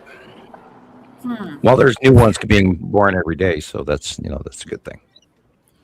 So what Sol is, did you all see this comment? 41 stars being bent around something that I found the actual pixels that are doing it. And then he says, or they say, my discovery is going to shake up the world and validate channels like this. See what I think I understand what he's saying. He's like, okay, so the ripples and the ripples bring the picture closer to us of what we're seeing. So that's a wave, and it shows you this bit of picture, and the next wave shows you the next thing, that the picture, because light carries the image, and the ripples are carrying different images. And he says that there was 41 pixels, and Sam says that there's more, somewhere between 35 plus objects in this nemesis group approaching us. Oh, yeah, so if you can see what he means, this is what he's talking about. Yeah, the structure of both the Nibiru group and the Earth group of planets, both sets of objects, have a much higher proton count than we give them credit for. And some of the smaller objects are actually planets in our nearby. And we don't even discuss, what it takes to make up what we are, which is why Earth is the very interesting little factory planet that creates the soft metals group, which is so rare in space, which is what makes us special. Wow. I That's did why not all the factories know are here to mine this one rock. Can't believe it. Anybody else never heard of that, or is it just me? Like, where have I been this whole time? Never heard of that. I'm like, that's so cool. 41 stars bit, or the part about Earth? Any of it. It depends on where you are too, Rebecca. Like, Yeah. if you're like Sam and I, we've always looked at the sky, played with telescopes, looked at the observance of stars, how things move in the universe, all that kind of stuff. So we've got a bit of a head start. I always believed that quasars were. I always believed that quasars were the back end of wormholes. Wow. True. But then look at all the information we've been fed. The sun's a portal. All this stuff that's filtering around. You have to be able to discerning enough to be able to pick out what feels right to you and what you think is the truth. Yeah, you see, I just find this interesting as well. Sorry, Sharon, that I just seen the spirally waves, and I thought about the Norway spiral. And what it's using, the Norway spiral was using the same effect, but in a tinier, more powerful dynamic, if you can use that word. All these things, all these thoughts are different, like new thoughts for us, essentially. But the Norway spiral came through the same day they turned on the collider, the Hadron Collider. It came through the same day. Right. Do you know why? Yeah, it's just it's the dynamics of the thing. It's like how can I've just suddenly got a whole explosion in my head of thoughts, because how you see these kind of things. How do you change space time? Guys, that's the whole thing. Okay, do you remember the movie Stargate? Sure. Yes. Yeah. And you have to have, in order to go from one location to another location, you needed 7 markers. Keys, yes. Yes, Right. the And you different talk little about The putting dial-ins. the lighter on that day for the 7th marker from the 6th to the 7th. And then the portal opens up, Stargate, and out props the Empire Orb or Norway Spiral Orb in 2009 above Norway and Germany. Yep. And all of the G7 countries were there. And I just said way too much, but it's been quite a while now, so we can sort of kind of talk about it. But that was the main arrival and the main proof that these countries should fall into line, because here's why. Dun, dun, dun, dun, dun, dun. We got you guys ready with the movie Star Wars, and guess what? The Death Star is here. And I've seen that SOB by eye myself personally, and we've had hundreds and hundreds of sightings of it over the years. Currently, it is the least sighted that we're seeing, but we see it occasionally. The cubes, of course, are even bigger, and that's what's really blowing me away.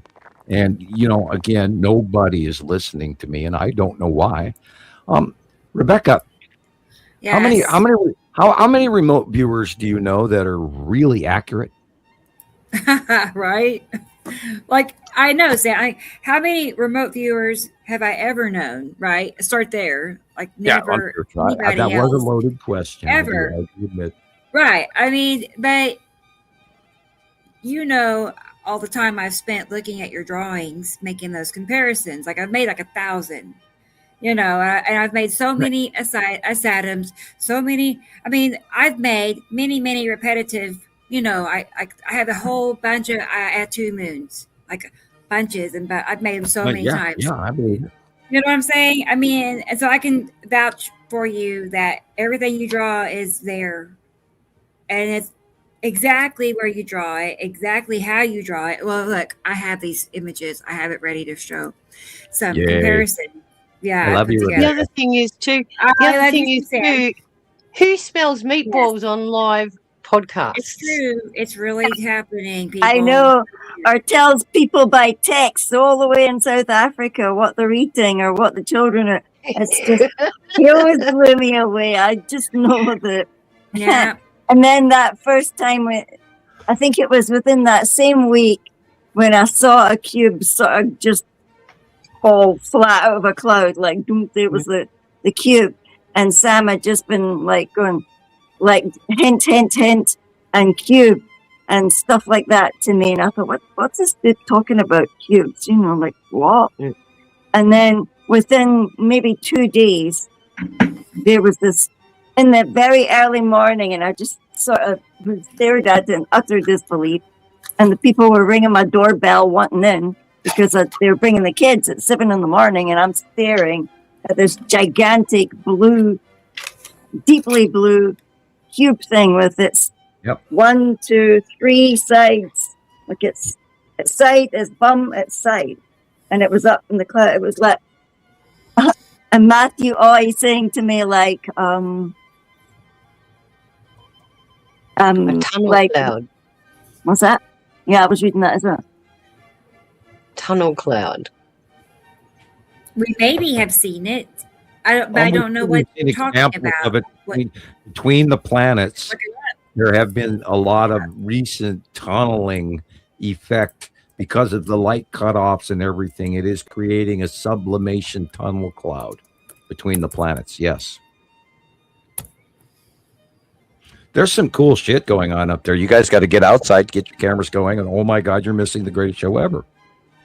Not all the time, Sam, because not everyone gets the same view every day. It is usually only for a short window in some cases, and sometimes it's all day long, and other days it's not at all.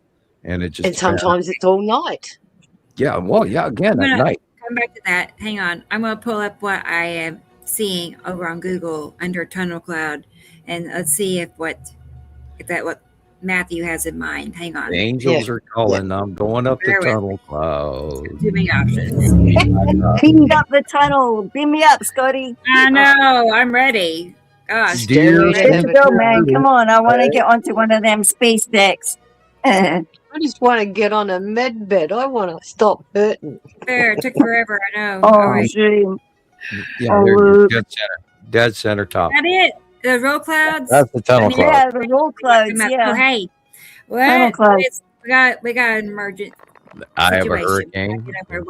See what Well, Chris look has at that. got going on. There is Christopher with that is look. Oh God, there you can see the lead Oh, asteroid Hey, is Chris, illuminated look right at off the you. shoulder. The lead asteroid. The green asteroid is right next to it. There's a Saturn's yellow moon and the ion tail going from middle all the way to the upper right hand corner. They're all there. Awesome. Even Casper is below the sun. I know I saw Casper yesterday. Oh, I'm pretty sure I saw Casper yesterday too. Breathe, Sam. Breathe, Sam. Okay, Breathe. you've also got the dark square in the middle left, in the middle right. Dark square, long box cube, and side orb. Pick your Oh, tongue so up off cool. the floor. Breathe, like look Woo, Yeah. look at between words. that. Yeah. Pick your mouth up off the floor. Hey, Rebecca, do you Yep. have this month's site drawing? I sure do. Yep, I have it. Let's Oh, do it. make like a shadow of it, like over that sky, man. Make like a template over that. Hang on one second. I'm Yes, backing it up. right. The lead asteroid, just at the center right there. Yeah, look at the lead asteroid off. stripies. Pretty, pretty, pretty. Yep, and the lead, You know what? Yep. Oh, go ahead, Sam. Go ahead. Sorry. no, go ahead, please. No, I was just going to say one thing. Personally, I look for the lead object first. You know, the LO. Yep, me too. Once I So find it's got that I can- distinctive Man. three strip things on it. Yeah. Once you find that, and it's like 3:00 position of the sunlight somewhere, and Yep. once you find that, then you can branch out, and then you can see, oh, well, there's a curve up here. It has to be yellow moon. There's a curve behind it that has to be Isata, and back behind that is another curve. So, you know what I'm saying? It all just like falls into place. But I start with the lead object like all the time. There you go. And notice this month on the April drawing that the sun is barely there in the drawing. There's only a little sliver. I didn't draw it perfectly, but I drew it. And then again, the spiral asteroid is not marked. It's just below the tan asteroid, and it's doing that crossover. And we've already seen that it's accurate. So, yeah. God, Yeah, that was hilarious. Now, everybody study quick, everything on the right-hand side, and then go back to Christopher because he's got them all right there. Yes. Okay. Back. Uh-oh. He's got them all. I mean, you can see hang the on. spiral, you can see the tan Oh, yeah. Wow. Haha. on the left. And look at the darkness. Dark. Yeah, that there's lead asteroid. The Yeah. long box cube is right there in the middle right, dark blue, and the side orb Yeah. is there with the split tail. And you've got lead asteroid, you've got the green asteroid. Probably way over even. And the dark 90% of the blue people area don't is want it to Saturn, be. Saturn Like full me. moon right there. Look at that. Awesome. Neat. Yeah. Okay. Whee! Yeah, big thumbs up, Chris. Big thumbs up. Oh. Oh, Yeah. you guys And tell yet me. Front row seats. Do the we monthly- have got Go ahead. blue skies. Perfect blue skies here. Nothing. Yeah. Nothing. Yeah. Oh man, we had like perfect blue skies, and then bam, there they all were, and then poof, it was gone There's again, the and then tan bam. asteroid, and Pappy and Lorraine is just beside. Oh no, wait a minute, that's Mary Moon, just beside the sun. And then Oh, look at that. Matim is above. You're seeing Mary Moon and Matim on the upper left of the sun, and then that is Cool. the asteroid group. There's Pappy and the tan asteroid and some little stuff in the front, which is leading the way that is vertically heading toward the center lower horizon. And of course, there. Wow, see that? Ooh, hey, see that star-like dead center right there? That's the Skull asteroid. Wow. Oh. Yeah. What? Yeah, that dark Dead center. spot. Yeah, Hey, right there, right. Chris. Dead center Yeah. is Yeah. star-like that dark area. shape, but lift up higher. No, lift up Oh, higher. higher. To the upper Higher up left there, of like the where sun. there's like a pale. Yeah. R- Behind it, Yeah. yeah. Right, Yeah, there. It looks like an asterisk. Yeah. See, yeah, it looks like a four square That- star, it's but like that is the tilted. skull asteroid. He's on his cheek. Huh. That is The so light weird. is shining up his eyebrows as he gazes upon Earth, going, Two dogs. Samuel. Huh. Yeah, Yeah. and they got that diagonal angle slanting in from the left, but we just talked about earlier. It's always there every day, everywhere. Squiggle, squiggle, squiggle. Yeah, coming in at the left. Happy, Lorraine, Tan asteroid, all that bottom underneath of Uri, and millions of asteroids smaller. All the tendrils. It's like tendrils. Like tendrils. And that is that's Atu's moon, I believe. Yes. And the red asteroid. On the left. And then you'll have your big three in necessity.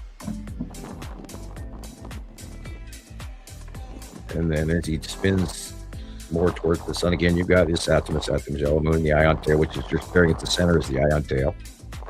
Gosh, it's bright. Right there, Mhm. yeah, that's the big tail going around is Saturn's yellow moon.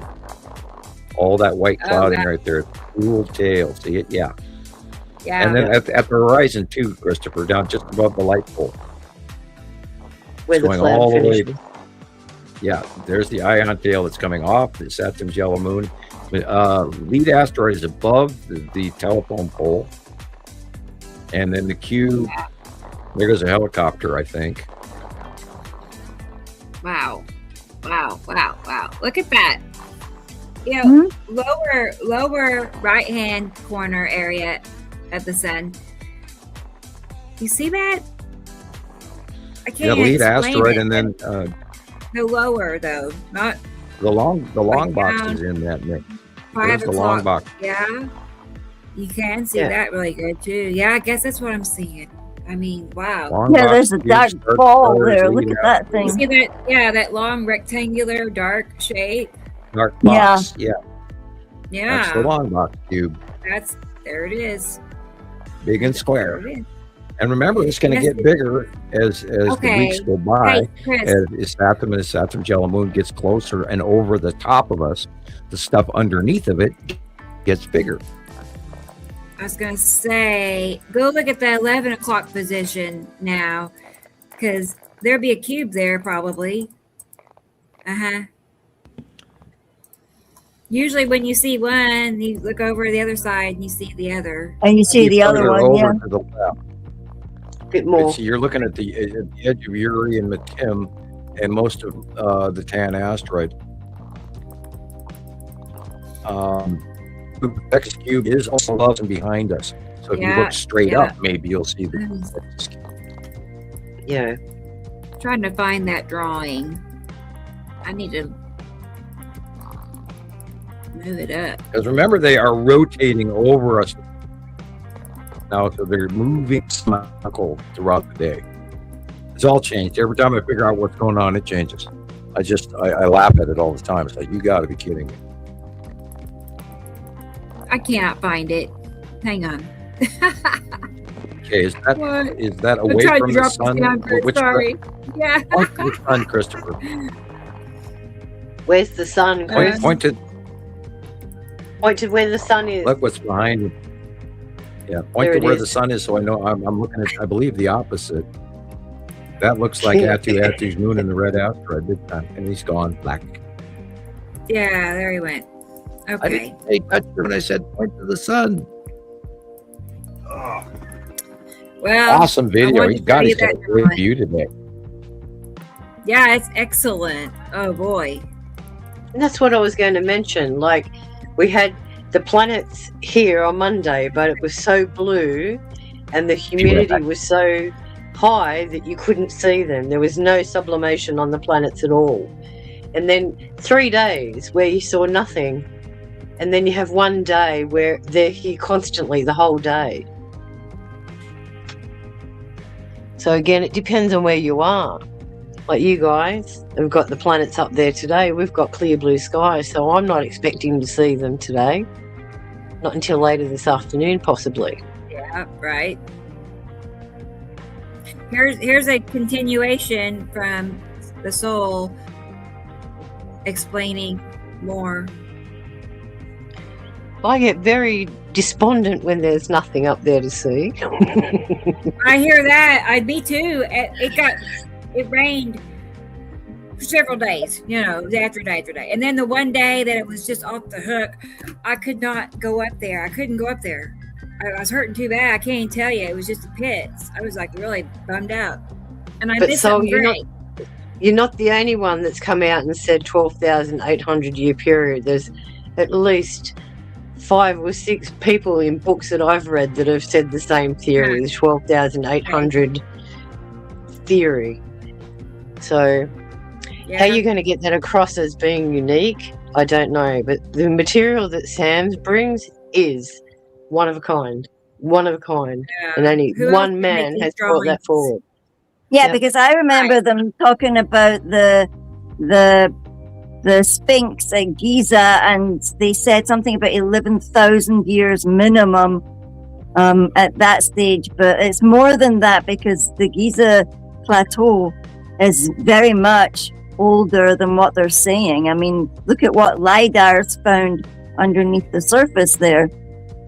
And they've just discovered more sunken cities. Oh yeah, I just seen a new one that they said that they thought looked like Atlantis, but I haven't read the paper yet. I just seen it when I got home from work, literally, that they found that. We've only explored 5% of the oceans. We don't know what's down there. And then they say 5%. How do we know it's not more?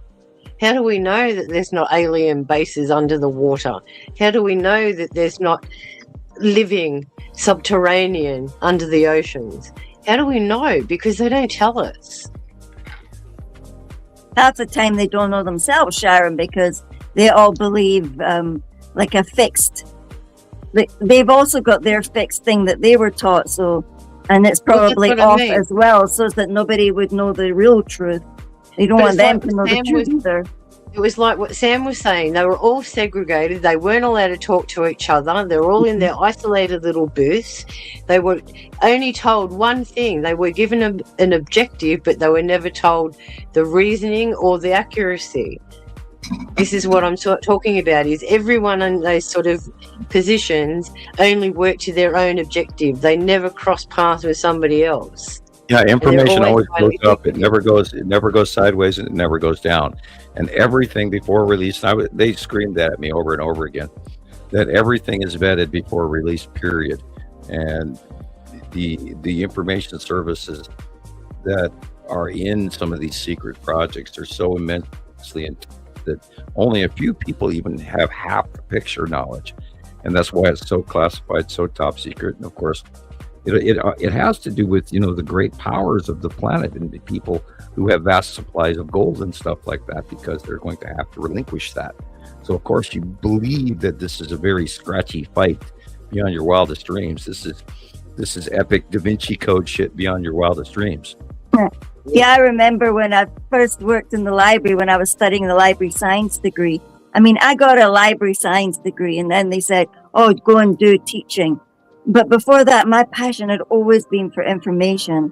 And when I seen information that, it was kind of like a book under the counter, they said, oh, put that down. It's for Professor whoever it was up the West Coast is busy studying astrophysics, and he's doing some kind of study through his telescope up the West Coast of Africa. And it was like ideal viewing conditions. He must have been looking for those things arriving underneath us.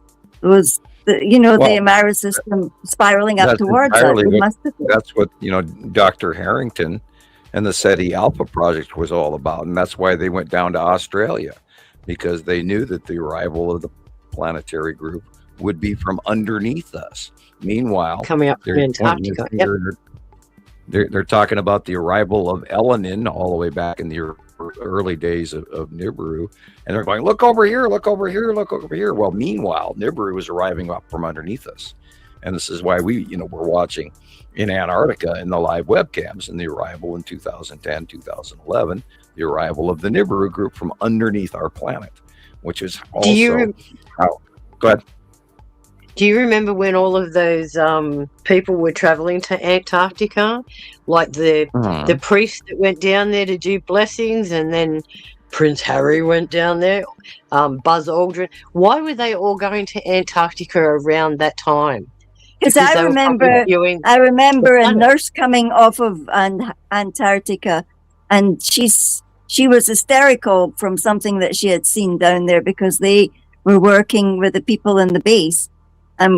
This woman's sister said, you can't talk to my sister. They put her in a funny farm because of something that really gave her bad PTSD from the Neumayer station. It is believed overall that there is extreme evidence of a previous civilization on Earth that predates everything we know, for one, buried in the ice. And for two, we also believe that there's extraterrestrial behavior going on down there as well, secret military, and certain treaties and stuff preclude any mining of resources and anything by any government. So everybody's down there in a territorial argument over who can find what first buried in the ice.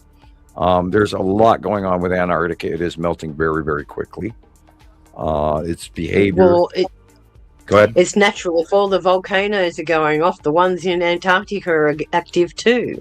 Didn't they say that one of the ones in Antarctica had gone off, Sharon? I thought I seen something.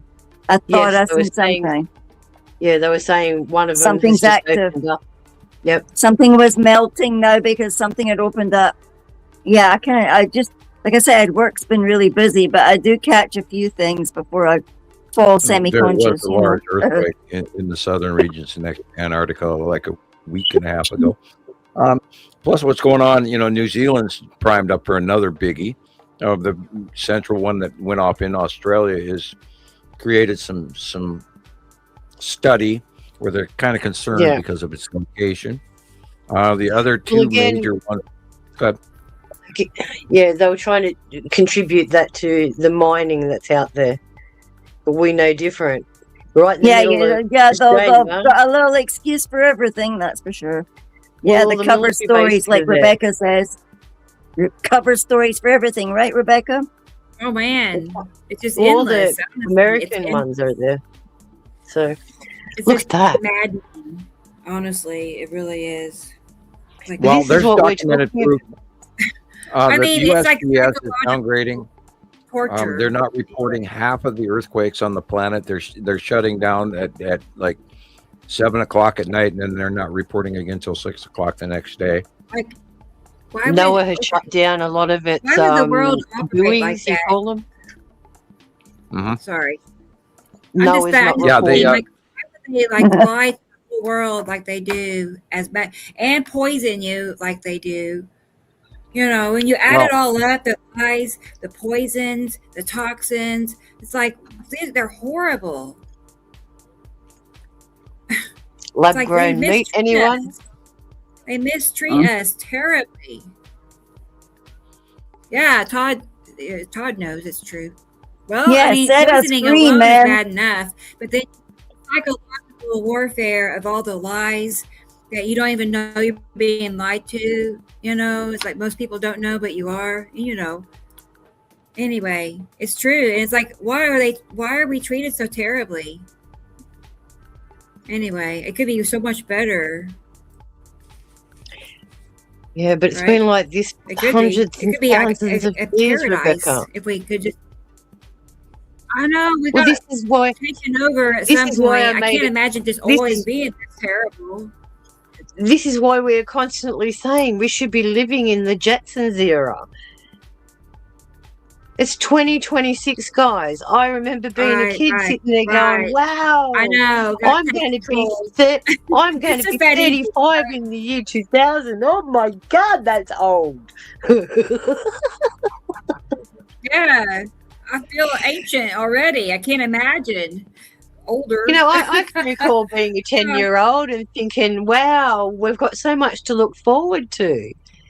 You know, and look at where we are all this time later. It's terrible, actually. I know. Amen. Amen. Pitiful. Holy Pitiful. shit. Why? You know, and I look at all the young ones spitting out all their babies right now. And I think, my gosh, you know, and then I hear all the teachers complaining that kids are not the same, they're wired differently. And then we go and stick labels on them. Oh, they've got ADHD and they've got this, that. No, they have been rewired. They're a totally different species to us now, because they're a different kind of thought process as well. Oh, Right. you know, I was watching a Octurian and a Pleiadian and all the other Urians out there, messages that are now coming over the YouTube feed. And I've been, you know, doing the astrological star chart crap and all the planetary and moon spaces. And now that Mars is in Aries, it is the signet of war. Correct. In the Roman. But then you've also got Jupiter there, which is logic and resistance. So they're facing off at the moment. Awakening once we entered into Pisces and not putting a lack of tolerance and war at the same time creates even more war. But we are actually at the stage where we're supposed to now see clearly what has been hidden from us, and those stoppings are now over. So the things that were holding us back before are now no longer so. So it's going to be a very uncomfortable now from whenever, especially until the planets leave. And you know, now time changes are going to happen. Now we just have to carry on and work at it really hard and keep going, because you know there's no quitting. I mean, we're beyond obsessed. You know, this is anyway. Not even going to go there. Almost did. But as you said, we're here witnessing the greatest show on Earth right now. Yeah, cosmically, this is you know, it's unprecedented. You know, this planetary alignment. I mean, our planets are all on one side of the astrology, and there's this big empty side on the other side. And I bet you money that's where the Nibiru planets are right now. If you were to add them astrologically on the star charts and all of that, I would guarantee you this, because they're over the top of us right now. It's just, we've never been here in this whole process since 2010. Saturn is in its closest past we've never seen before. Yellow moon and its flame-like close atmosphere and reaction to a Saturn might cause some unbelievably severe weather events. We know that we're going to fry our asses off this summer, and we're going to have and reoccurring repetitive, similar wave-like electrical storms are happening, including the Guam storm, the super typhoon that just hit, because it's months early for the Pacific El Nino hurricane season. So this one was, you know, created through either solar connection or, again, axis orbit change in the second largest star. I locked up on the rug. Okay. Oh, flooding. Okay. Right. Yeah. Here's some current events. I was going to say, have you seen any footage of the typhoon? I was seeing footage of actually red lightning this time. Guam? No, I haven't seen any real Guam. I haven't seen Tinian Island, which was the closest part of the storm. If you go to the Creative Society on Facebook, you'll see red lightning. I believe the Creative Society. It was a super typhoon. Creative Society, yep. Look at that. Reaching up. That must have been the one from Michigan.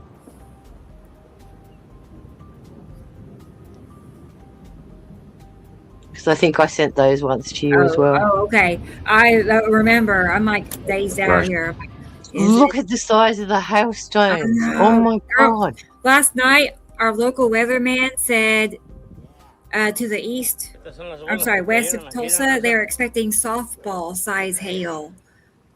That's that right We there. had it. We had two people. like that.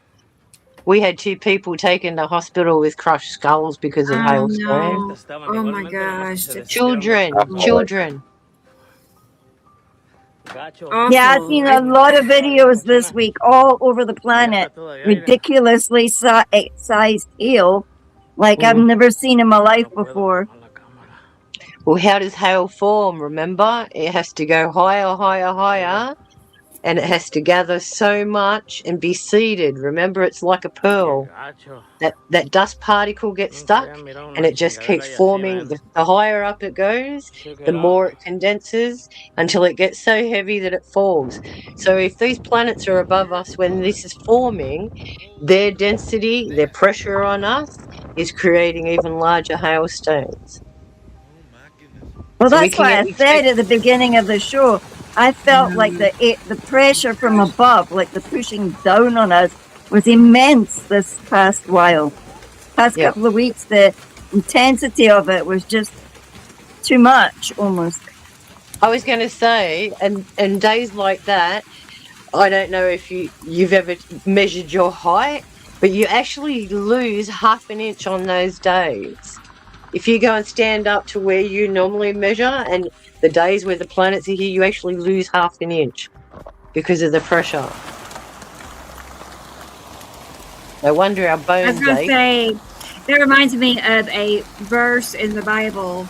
It was Revelation 16:21, talking about there would be roughly 100-pound hailstones.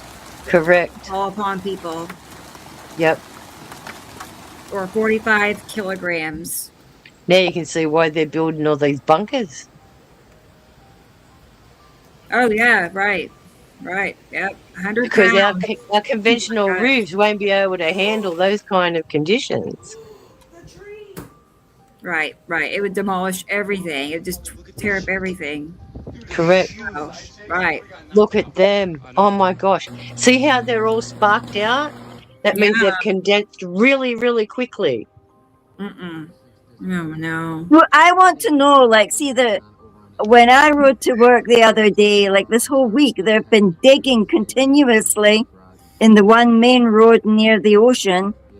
The gas lines, it's like everything is like, it's like they've got lots of holes in this road, and they're digging up the gas lines. All the ground everywhere is moving. We're feeling the quakes still here. We had that 6 point something in Stanley, Idaho a few years ago, and we're still feeling quakes and nudges up here in Missoula and Lowell. So everywhere is moving and changing. There's an old saying in geology that everything changes every 75 years. Well, we're at 75, so shit's changing. Everything is moving right now. Yeah, because not only that, the water pipes burst as well. So we've had water pipe burst and gas main. Yeah, but that was old Nairn. They said it's an old Nairn. I mean, it affected us here as well. When I went to work at the care home, we didn't have water for hours and hours. But then how many water pipes have blown up since all of this stuff has happened? We've had major pipes go up. We had one coming out of our major water pumping station the other day. It was beautiful. Well, there's pull and push. We're having fracturing because the barometric pressure changes and everything. When these planets pass us, they pull on us and they let us go. We're all feeling that in our ears, and why we get dizzy, because a planet is passing over us, and all of a sudden, and these long, heavy pipelines and these structures, it's like having too many flight hours in an airplane. Eventually, the tail falls off, and that's what's going on in the ground right now in the fracturing, and that's why that secondary, for instance, the California San Andreas Fault scenario is going off in Nevada. There's a secondary plate of fracturing going on behind the major fault line and subduction zone. So everything is moving right now, people. Even the glass on your table, you take a time-lapse camera, I bet you it's moving on our countertops and we don't even see it. I look at my photographs on the wall and they've all dropped by 3 inches. That's Or how I know there's permanent vibrations going on.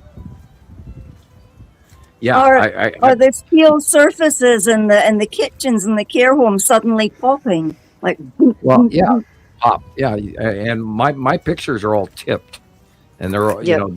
they were standard level, and then I come back a week later and they've tipped, and Yep. that's because there's vibrations that's causing them to do in these waves, and it's all over the planet. And look at the water everywhere, people. This is all over the planet going on right now. And it's not going anywhere. It's Wisconsin just sitting. right now. Yeah. It's just sitting there. That water's just there.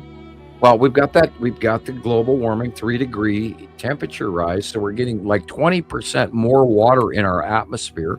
So it's dumping 25% more water on us than we've ever experienced before. And this is where this great flood is.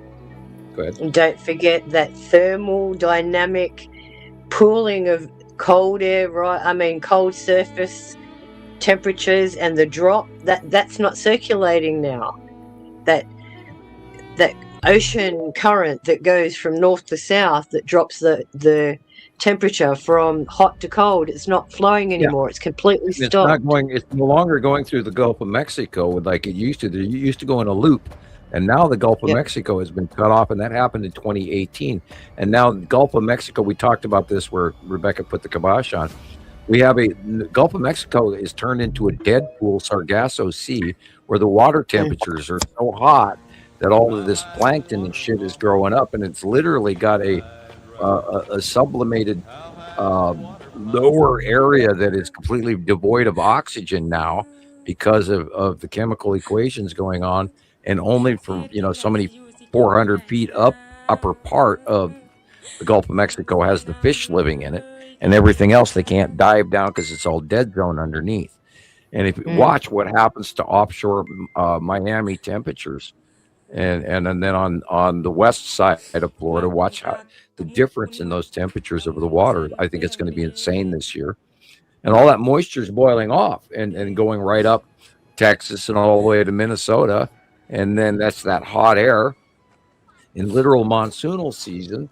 And then it meets these cold crosswinds that are coming in from the Pacific and from the Arctic, and these rotational cutoff lows that are hitting currently and will continue to do so. And those two jamming together is where all the rain all the way up to Wisconsin and Michigan right now, they're flooding too. And all that moisture came out of the Gulf of Mexico. Yep. So this is huge what's going on.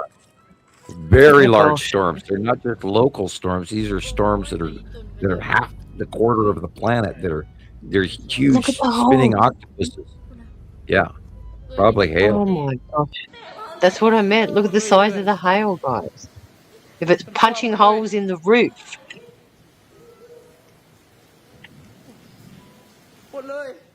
Wow, look at that. Cool. They're gonna mention you, Sam, if they ever get into the news. Thank you, the soul. Yes. Well, I'm kind of, I've been around for 16 years, and a lot of people know me.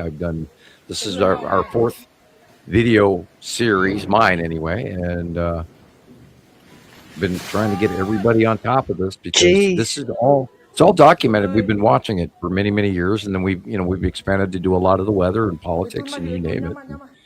And it's kind of hard not to.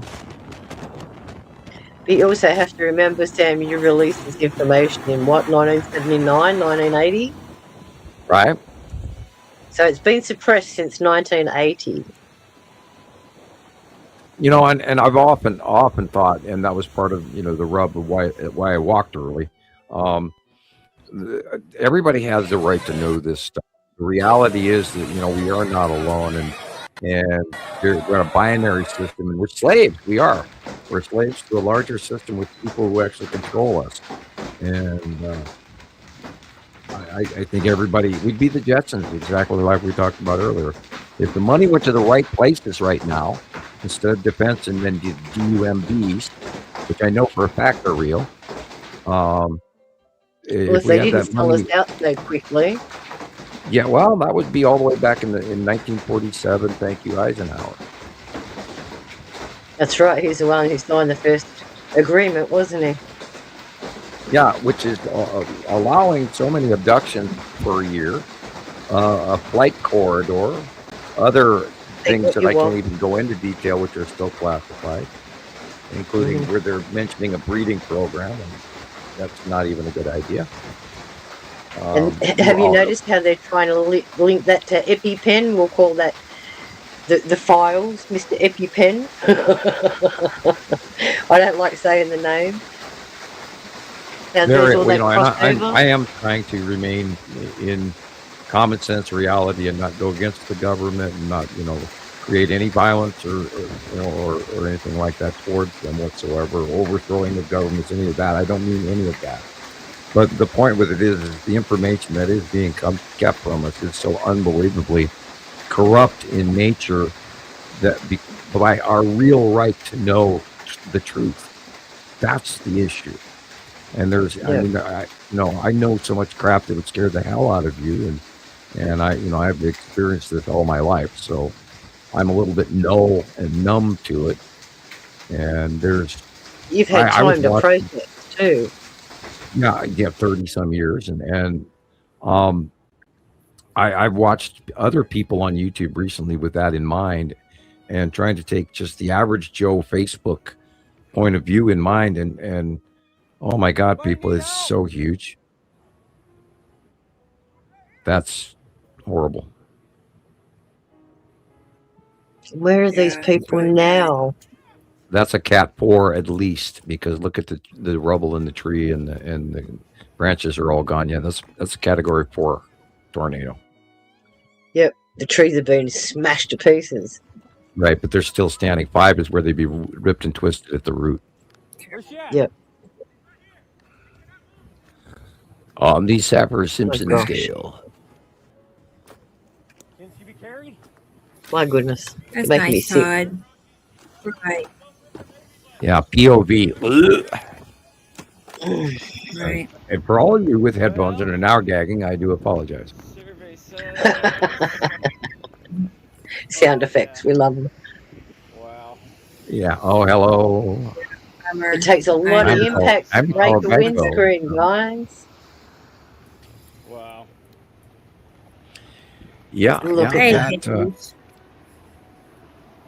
It reminds me of the storms we had here in 80. Right now. Oh, I just want to say something as well to Soul Ages. Can you please bring what? Huh? Continue with your thought, Joe. On our show. Sorry, I was talking about Jesus. Jesus, no politics. Yeah. I know they're having their own conversation. I agree. Yes, Carol Ann, she knows better than anybody. That's our policy. That's the show policy. Yeah. Right. Which I regularly break because I can't STFU. I know. But we try to stay on topic. Planets and weather. And backstage the girls yell at me, guys, when I do go to politics. I know. We went off the rails. I can do my own political show if my damn camera would let me upload videos. I probably would be doing that. Sam's politics show. Oh boy. Listen to your own risk. Yeah, bad joke. No, I'd probably get in a lot of trouble. They'd boot me out and cut my internet and take me away to a rubber room. Things like the fun things. I'm going to show you these pictures that Audrey sent me. There's like 3 that I saved.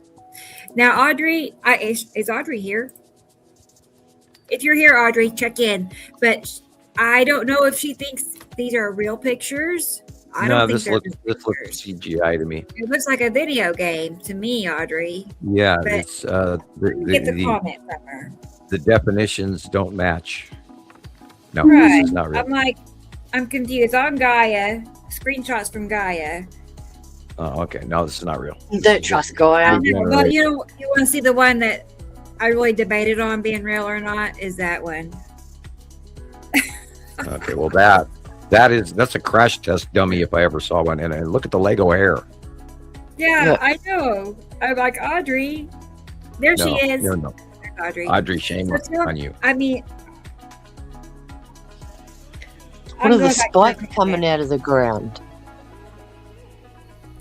Okay, she said here are 4 photos of a crashed cube and one of the alien pilots.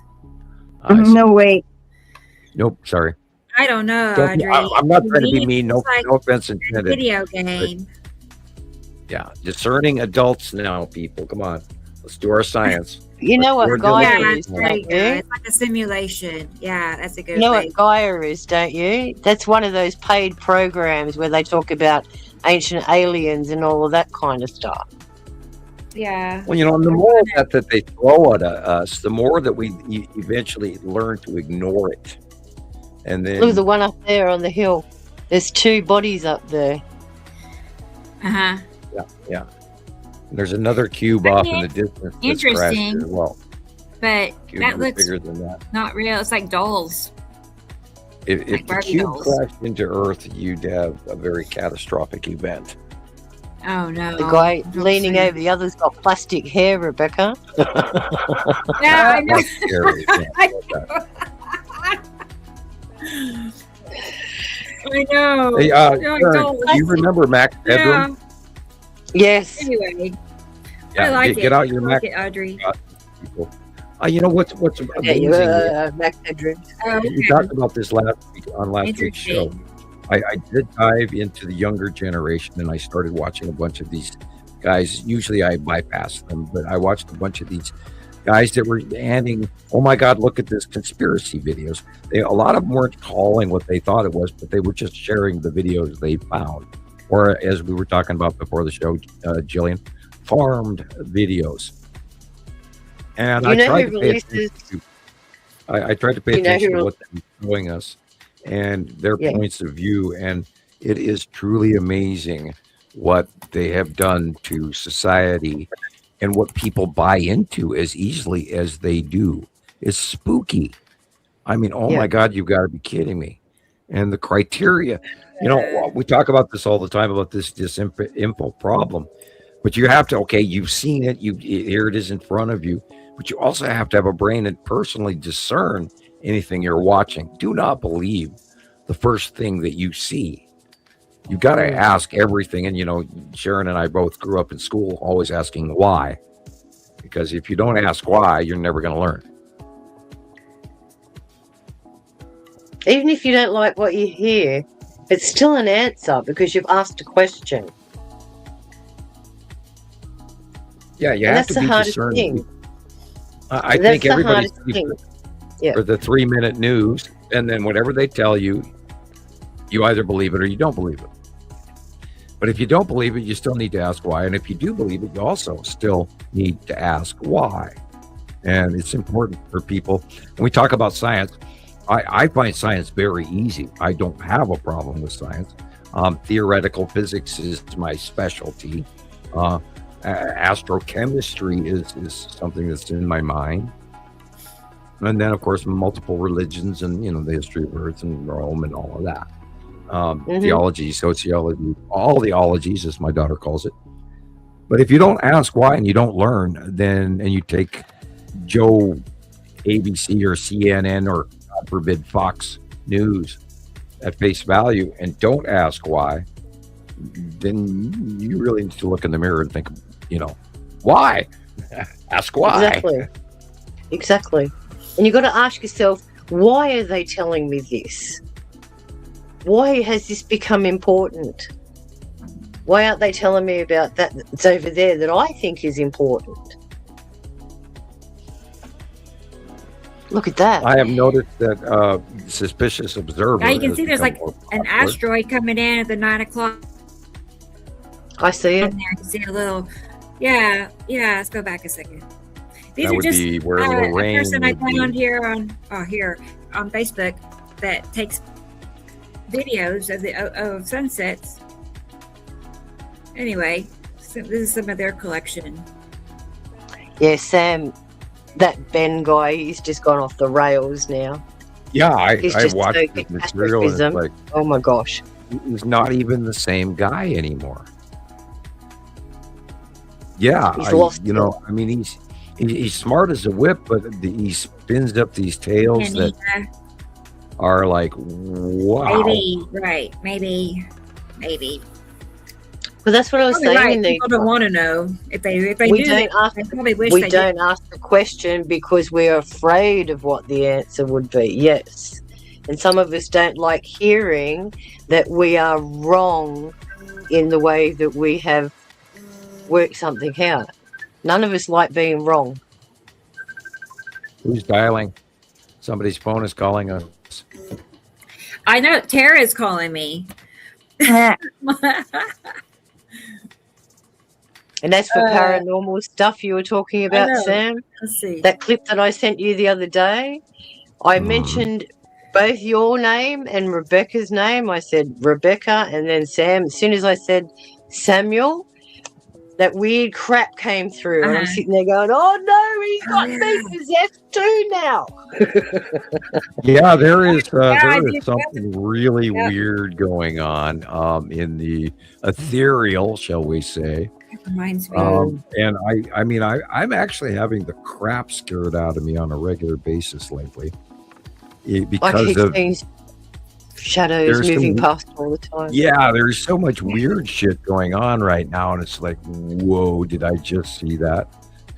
And I'm jumping in my chair, going, oh shit, I did see that, didn't I? And yeah.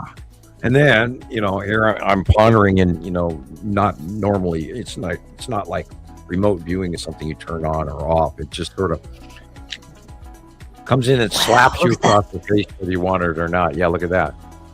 That would be Mary Moon cutting into the side of the sun at sunset, and Tim is to the left of the sun and Mary Moon. Yeah, I've got used to it now. Like if I see something move past, or if there's a shadow or something, I just sit there and go, haha. What do you want? Haha. Yeah, they're there. And you don't jump and you don't talk to them, and then you're okay. Yeah. But the veil of the electrical separation between it, when we know that the Schumann resonance is off the charts, and I know that spirits move very quickly. They move it almost way more faster than we are, speed. And of course, and, usually for the most part, they fly over the top of you, or they walk across the room from one entrance to the other and go about their business without even noticing you. Yep. And remember, you don't have to have somebody that died in your house to have spirits walking around, because they walk around all over the place all the time. Walmart, middle of the street, down in the courthouse, you name it, they're everywhere all the time. It's just, you see it when you're sitting still and you're staring and you see it out of the corner of your eye. That's real. For sure. So, and then when things go missing, you put something down, you come back and you go, where'd it go? Oh, I found, in the last couple of weeks, I found loaves of bread sitting in the middle of the kitchen floor, dead center in the middle. I found a towel sitting in the middle of the bathroom that had to have jumped at least 4 feet by itself. And I knew the girls didn't set a perfectly folded towel in the middle of the bathroom floor, and yet there it was. And we had. I have not heard of that, Anita. A couple of months ago, something threw a whole bunch of items off the bathroom shelf onto the floor in the bathroom. Yes, there was a guy on YouTube that just reported that he had jeans on, and he had them not developed tick, but the larvae, the very small ones, and they were all over his jeans. And his friend that he was out with said, you're going to have to just remove your pants and burn them. There is no way you can keep them because they're very, very tiny and they're hard to get rid of. But apparently in some states you guys are having tick problems. Yeah, because of this again is that global warming and the increase in temperature. This is where the Zika virus mosquitoes have moved from Cuba, and they're now in the southern Americas. And all of this, and again, the Sargasso Sea and the development of red tide and green tide and all over in our water everywhere. This is going to be a very insane year for how hot it's going to get. And we have just But they're also discovering new species of animals. Have you heard that they've just discovered a blue bee? A blue bee. Not orange, blue. Yeah. The blue bee has existed before. They thought it was extinct, but it has come back, and I believe it was in Europe, was it not? In like UK? Yes. Yes, I actually read that article like a week or two ago. And there's more animals being filmed now that were believed to be extinct. Some places in Indonesia and that are finding wild animals that they believed were extinct now coming back out into the population. Wow, there's a huge discussion about the megalith or the meg shark attack, because those stories are coming out publicly now, where these leviathan monsters have been creeping up in the ocean and they've been covered up. And you know that down in Australia, because there's a lot of it comes from Australia. You know, the 6-inch tooth shark that weighs 30 tons. Yep, great white sharks. Yep. Wow, a meg. Yeah, megadon. Yeah. They said they also found one that was supposed to be 2,500 years old or something. That was in the Arctic. The barnacles, they're barnacle encrusted. It is thought that sharks live a very long time, so I would believe they're still prehistoric, aren't they? Right, and if we did have Earth harmonics going on in the sub-deep sea, they would be driven up to feed higher levels because water temperature changes and all of that. And then there was also a Leviathan report or two going on, and of course more mermaid stories are coming in regularly, and lost ships and all sorts of don't forget Bermuda Triangle and all that crap is coming in big time. But and then all the shipping, all the cruises, as I said, they're canceling all the cruises because of bad weather. Oh yeah, the oceans are going ape shit right now. We have more violent storms, and most Antarctic supply ships have been cut in half, I believe. They've reduced the number of ships that are heading to the Antarctica, and there's a lot of. They were worried about the emperor penguins down there. They said it's so warm down there that they're not going to survive. Well, and again, look at the North Sea with the problems with polar bears, and where they saw this entire island full of nothing but polar bears, which, by the way, are usually loners and they don't gather in groups because there was no ice for them to swim on or to spread out on. They were all on islands, and they would have to swim out in the water to get their meal, and the only thing they could live on was these islands. And birds aren't migrating we're not getting the story. No. All these archaeological scientists out there and paleontologists and everything that are owned by the government, they can't say anything. And even all the NOAA scientists that have been fired or have quit over the last 2 decades. There's a lot of crushing of the real science of what's really going on, people.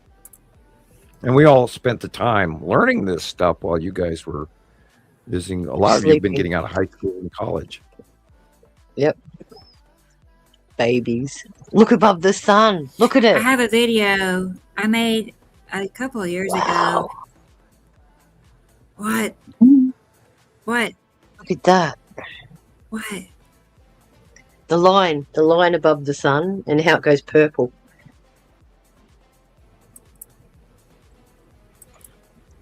I guess I didn't see that. Now I'm curious. I just saw a very it kind of red lagged for a minute. I didn't know what was happening. I know. Like, what's happening? What is it? Because the red ball up above the sun. Above the sun. Is that? Yeah. Okay. I see that. But it's too big to be our sun. Yeah, it's like perfect. Same everything. I just figured. I thought, was it a reflection? Because you see that line going above the sun. That's what I was saying. See the line above the sun, and then above it, is that a reflection? Or is it a refraction of a planet above, and therefore the sun is shining directly on the base cloud of Saru? And if you have a look, there's that cutoff on both sides. Yeah, look at the curves on both sides. There's like misty curves on both sides. Isn't that carved into I don't know how many hieroglyphs around the world? Yeah. Yes, Yep. exactly. That's a cool shot. I like that. Yeah, we need to have a look at. Cool. If the water was higher, we could see more in the water as a reflection. But it's not still water, it's moving. I think, the great event in the sky is happening and has been happening for many years. And for everybody to wake F up. Really, it's time, people. God. I've been screaming this for years. I mean, you guys missed out on when the large planets were in the southern sky and you could see Nibiru and Saru and their land masses and their moons when they were small. And you missed the best part. That was like 2011, 2012. And you could see them. There they were. And nobody caught it. Again, I've talked about this in many shows, and back then we had maybe 80 members of Montana Skywatcher. And most everyone thought I was full of shit going, what are you talking about? Extra planets, binary solar system. What does that mean? What's in front of the cloud? Or is that just a hole? Yeah, look at that weird thing. Yeah, is that a golden side? It can't possibly be that small. Normal.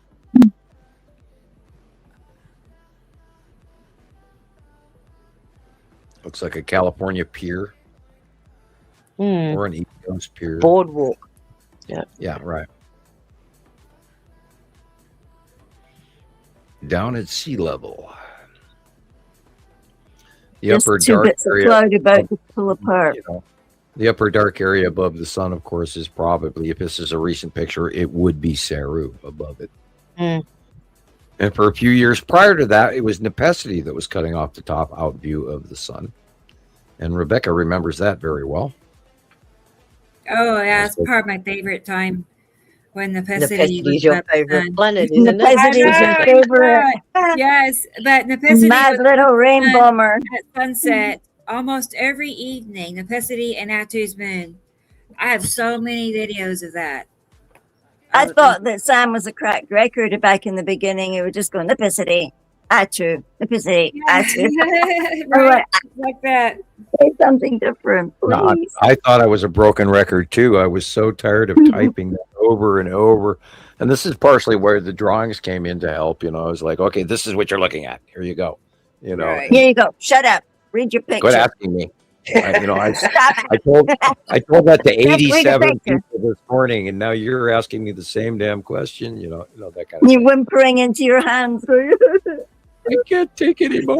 Please leave me alone. I can't do this. These are 90-second couple. Meanwhile, my fingers are smoking on my 10th keyboard this month. I'm kidding. I go through like 6 keyboards a year. They only last a couple of months, and I type through them.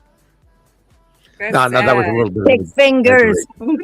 Lately, it's been 2 a year. I have to admit, I haven't destroyed keyboards as bad as I used to. Yeah. But yeah. Oh, look at colors on that sky. Oh, I'm jealous. The other day, I was watching a John Wayne movie on YouTube, and this guy didn't look anything like this. You guys. Yeah, that color's like never seen that when I was growing up. Yeah, you know what, Sam? I don't know. I was wondering if you were watching the Larry Hall, y'all.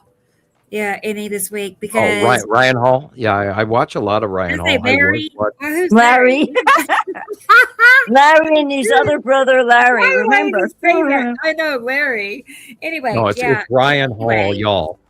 A few nights ago, we had sirens in Tulsa, tornado sirens. Anyway, but I was watching at that time. Every time something.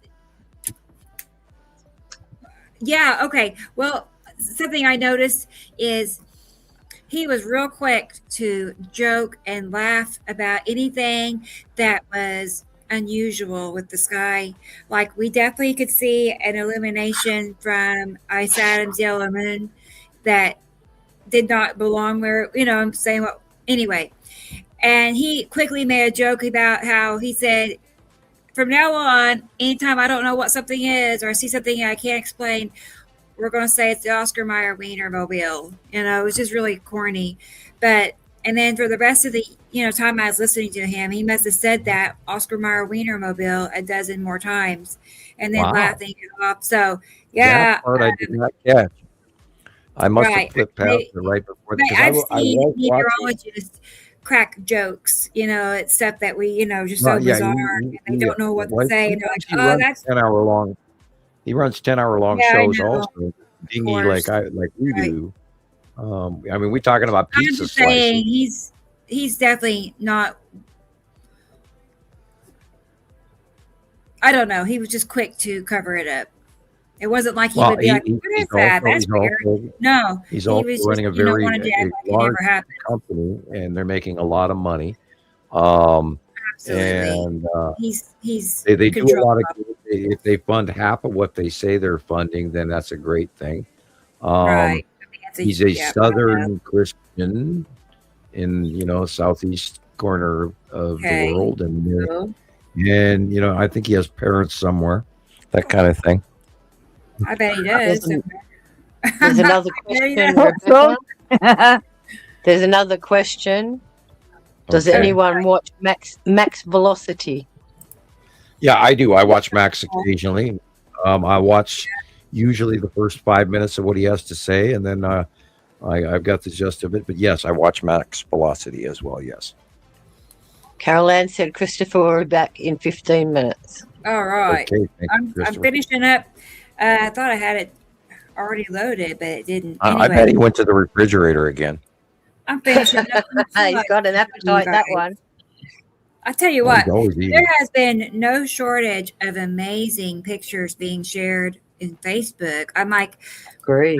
I'll just scroll it, save, because they're all that great. And I'm like, I saved way more pictures since last week's show. Another 2,000. Probably double. I know. Easy. I just like, we need this. Here's a cube. I have to save that, Yeah. But, I'll be back in a minute, guys. Okay, Sharon. Yeah, it's almost, oh, good. It's ready to save. I was like, how many more? And this is just the first 100. There was probably another 100. I don't know. I might do a part 2 or save them for next week. Oh, Tara, I forgot to call her back. Just messaged me. I know. I got. She did call me. I thought that was. Maybe she had a good sky. Or aliens beaming down. I don't know. I really don't know. I don't know. I hate to speculate. Okay. Saving. You'll see it in a moment. It's really, really good. What am I missing? Who's here? Who is here? I see Matthew is still here. Hey, Matthew. Is anyone with JP on YouTube? I am. Or wait. I say that, and I'm like, maybe, what, is that his name? Maybe. I thought okay, is there a JP on TikTok? That's what I was thinking. Anita is saying tilted sky. Yeah, clouds, right. Those curves and tilts are the planets, basically. Cutting across the sky. Filling up the whole sky. Let's see. What do I have? Oh, I see. I did Audrey. I did that. Boy, we're just moving right along. What current events done? Comparisons done. Oh, I got a reel for Gillian. We could watch that while I get this other saved. How about that, Gillian? Mm-hmm. Yeah, I sent you 2, though. Oh, that's cool. I'll One's find cool. it. Okay. Yeah, I'll get it. I'll get it. All right, let's watch a reel made by Gillian here.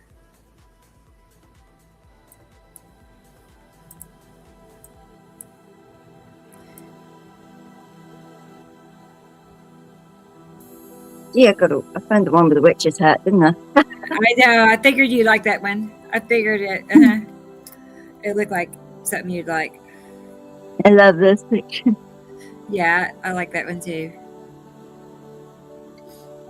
Look at that. Yes. I like that one. Oh, that's pretty. The trees are going ballistic. The flowers are insane. The sun looked blue today. It looked like little blue things were cutting in at the top, like at like Matim and them. Look at that.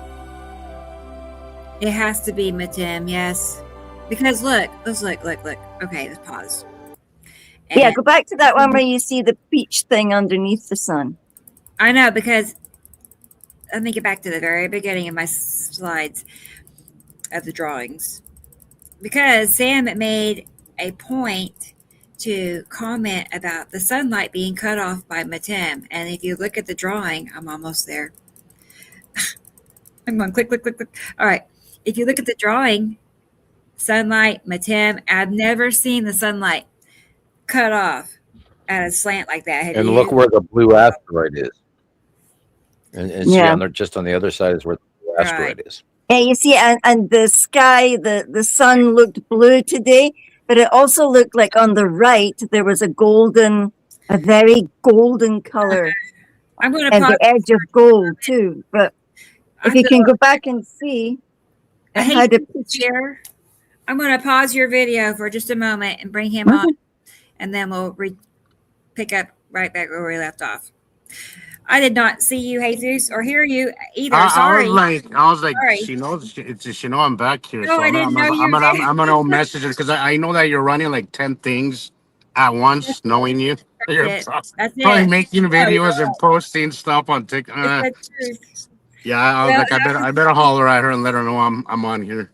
Hi, everybody. How's everybody doing? Hello. It's a nice day in Tulsa. It's 60 degrees here. It is 60 degrees here too, and it was snowing 2 days ago. We got snow, and now we're back to 60 degrees. That day before, Sam, I saw Nepesity's single lightning bolt, and then we got snow the next day. It was I had not seen that since I was in New Mexico, but it was fairly distant, so I didn't get to feel it the way I did in New Mexico. But it was definitely the Nepesity's single lightning bolt, because it was just one thick ass lightning bolt. It was crazy. And then we got snow, we got rain, a lot of rain, which eventually developed into snow. So I think the Nepesity is doing its thing. Oh boy. Shadowing and these big rotational storms going over the northern states, and Canadian weather is still hard to get.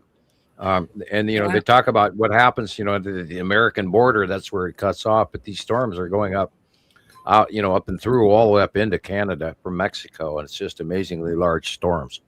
So okay, there's a lot more going on than what we realize, and we've proven that over the years that these close passes do occur. And Nepesity definitely has a very unusual, single, very wide, unbelievable lightning discharge. Oh wow! I have not seen that in some time, but it was that green shade of Nepesity and shortly after I saw that big lightning bolt. It was crazy. It's hard to miss, and it was the only thing that happened. It's the only lightning bolt that I saw prior or after that. It was pretty obvious. I know, I'm thinking of an old photo that Sam has of that. If it's what I'm thinking of, it's like Nepesity looks really pitted and pink. You remember that? Yeah, Sam?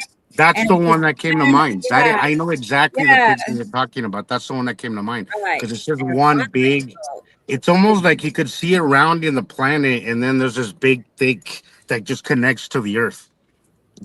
Really, it's scary. It's actually a really scary thing. When I experienced it in New Mexico, it was a heart stopper, like serious heart stopper. And it was so close to us that it shut down the entire town's electricity. Like everything went dark. And then it basically split a tree in half almost. It literally destroyed the tree where it hit. Like there was branches and stuff all over the place. It was insane.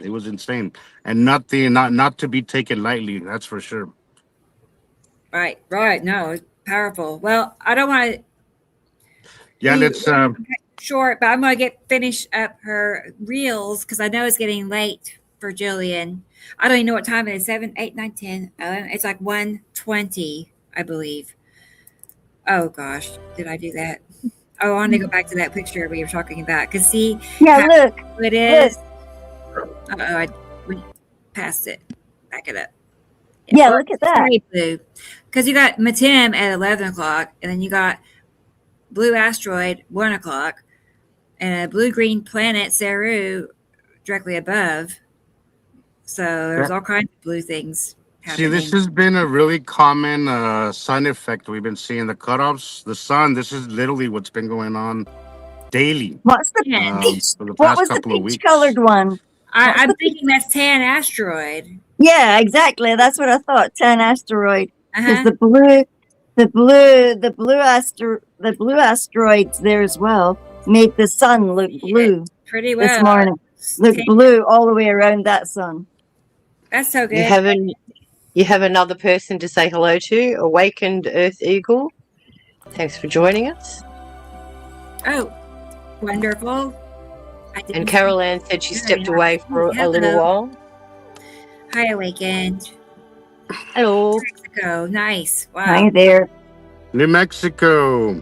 Fellow New Mexican. Place. Part of the world. I grew up in Taos, New Mexico, by the way. So welcome to the show. I think we've seen. I don't know if you're a new name or we've seen you before, but either way, welcome. Right. And Sol was saying something here as well. There's a cat named Blip. Oh wow, you're in the right club now for sure. You got cat. One of the best sunsets you'll ever see in New Mexico. You ever drive? Anybody drive by New Mexico? Stay and watch the sunset, even without the planets. It's one of the most amazing things you'll see. Is this the sun or the moon, Gillian? That's the sun. That was this morning. Gillian? Can you hear me? Yeah. Yes. Can you hear me? Was that the sun or the moon, Gillian? Yeah, Sun. she said yes. She said yes. Yeah, but yes to what? Like, Can The you sun. barely. Weird. No. I don't know, Jesus. Yeah, She she's said talking. the sun. Yeah.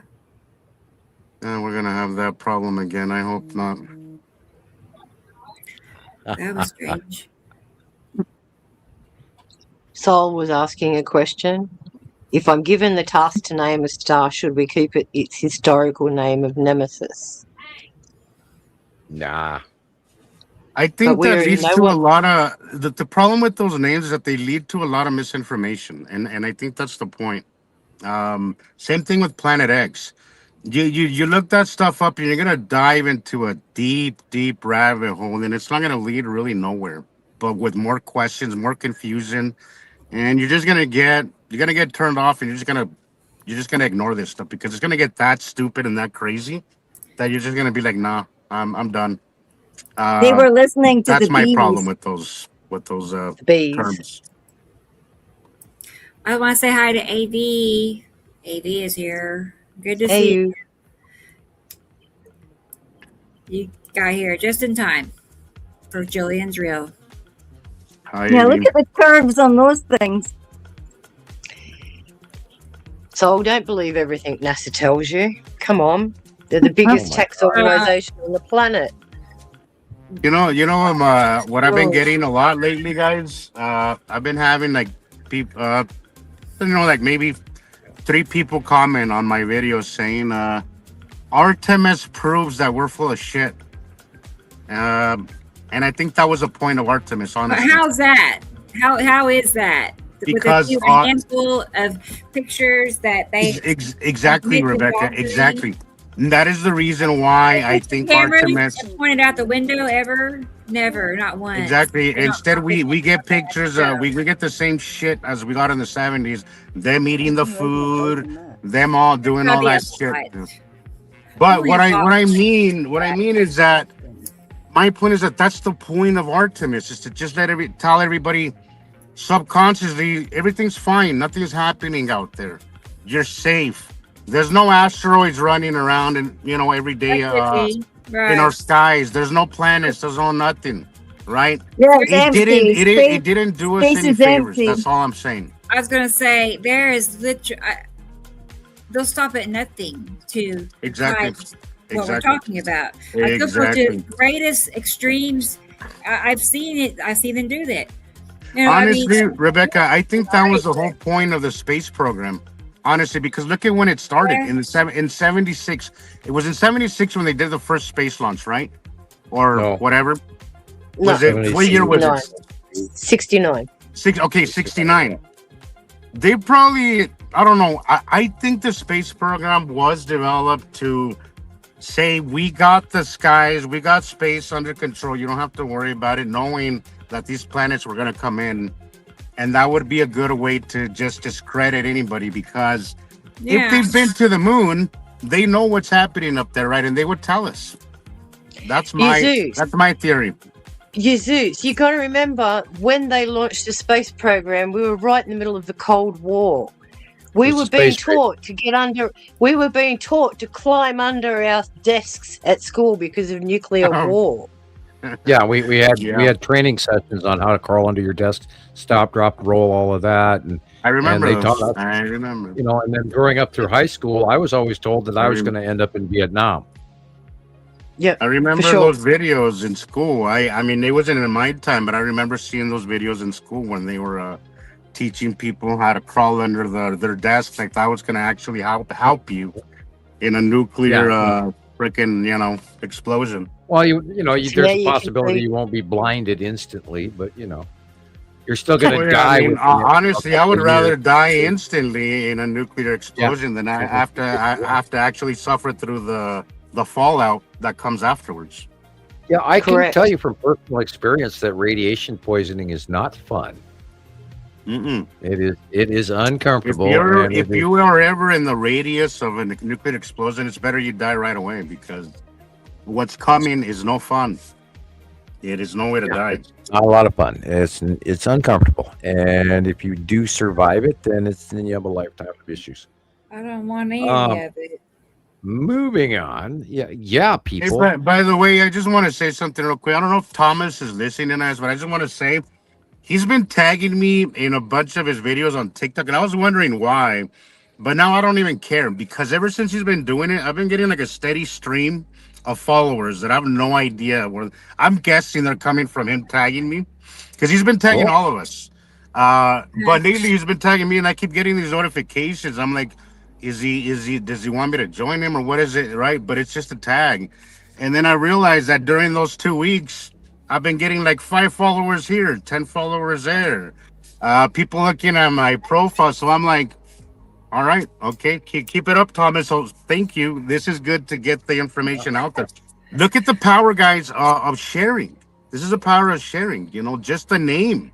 Just my name has got me probably a good 100 followers just in the 2 weeks that he's been tagging me. So if you think sharing one time, guys, could multiply to 100. So if you can't do anything else, like and share, and that would be incredibly helpful to all of us. I have a question for Soul. You say you're literally here to stop the sun. How do you intend on doing that? Oh, that's interesting. Because the question was asked, is anyone here an experienced astronomer, or at least an amateur astronomer like me? Yes, we can definitely say that we are amateur astronomers. I've been using telescopes ever since I was 10. Yeah, I got my first one around then as well. It's like looking at a beach spot through a straw. Yeah, and we have 16 years of study, hard study, thousands and thousands of doctorate hours in our topic. So yes, we're pro. I mean, we're number one. And if it's up there and I don't know about it, that would be spooky. I don't think there isn't anything up there you haven't seen, is there, Sam? I've met myself a few extraterrestrials and a couple of elementals and some higher races in my sojourn, and I'm reporting the cubes. I know they're up there. I know the races are up there. I know the Nibiruans are up there. have direct, been proving that for, over a decade. So yeah, I kind of know what's going on up there. Mhm. We have a little bit of an idea. I was going to say, did you all see Sam? His poster shows him, but he's like a traveler in space. Cool. Been around. Yeehaw. Yeah, He's been around. He's been there and done that. I want the armor definitely. Not his first space rodeo. This is not his first space rodeo. There you go. Do you short circuit your spaceship too? I know. I have Big walked the window. deck. I've walked the deck of alien technology before. Not that they let me push any of the buttons. What does this one do? Please don't push this button again. Right. He is in charge. Yeah. I thought that was great. Okay, I'm going to play Gillian's next reel number 2. Yeah, we leave the flying to Carol Ann. Exactly. Yeah, she's a pro, the flying pro. Well, she's the only licensed pilot in the group, so, we kind of have to. Yes. Exactly. Then the next one is Mittens. That's Mittens, the sky watching cat, and the occasional space traveler. Crossover from the Saturn. That's the Saturn yellow moon, the ion tail right there. Look at the light pinch, people. Then look at this month's sight drawings. That's Atu's moon and the red asteroid. That is the bottom of Necessity. That's a rainstorm.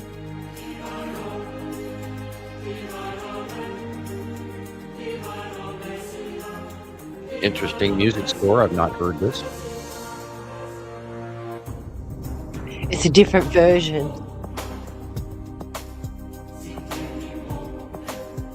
You know the song, it's just a different version. Okay. Lead asteroid is at the yellow moon. It's like, if you say so. Just try and pluck the name out of my head. I know it. I was like, what is it? I know it. It's not Enigma. No, very close to it though. Some of those guys. The different shades of blue are very obvious in these pictures.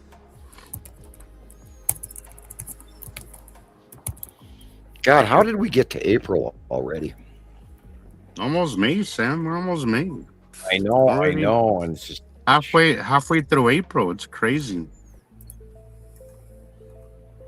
Ion tail around the Saturn's yellow moon. Plainly see it right there. Ion tail. To the left. Dogs on table. Yeah, it was raining, and I was trying to get pictures of the different things, Do I pass the Donald Trump cognitive test for this week? Where are you getting your information from, Sol? Nobody laughed. Gotta feed the cat. I'll be Sorry. right back. Okay, Sam. I thought I'd hear that from Rebecca before I heard that from Sam. You do realise, Sol, that anything that's submitted to anything science related is peer reviewed for up to 5 years. Look, if you're not actively watching the skies, you probably don't know what's happening, guys. This whole...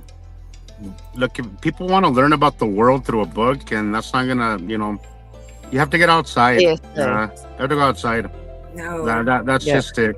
You're not gonna learn about this in a book. It's just not gonna happen. You might learn it, from Sharon's future book, maybe. Yeah. I don't know how details. Emmanuel Velikovsky, Isaac Asimov, the Thunderbolts Project. There are so many things you can learn out there, but there's a lot that you can internet stuff out there. There is a lot that you can learn. Internet stuff out there.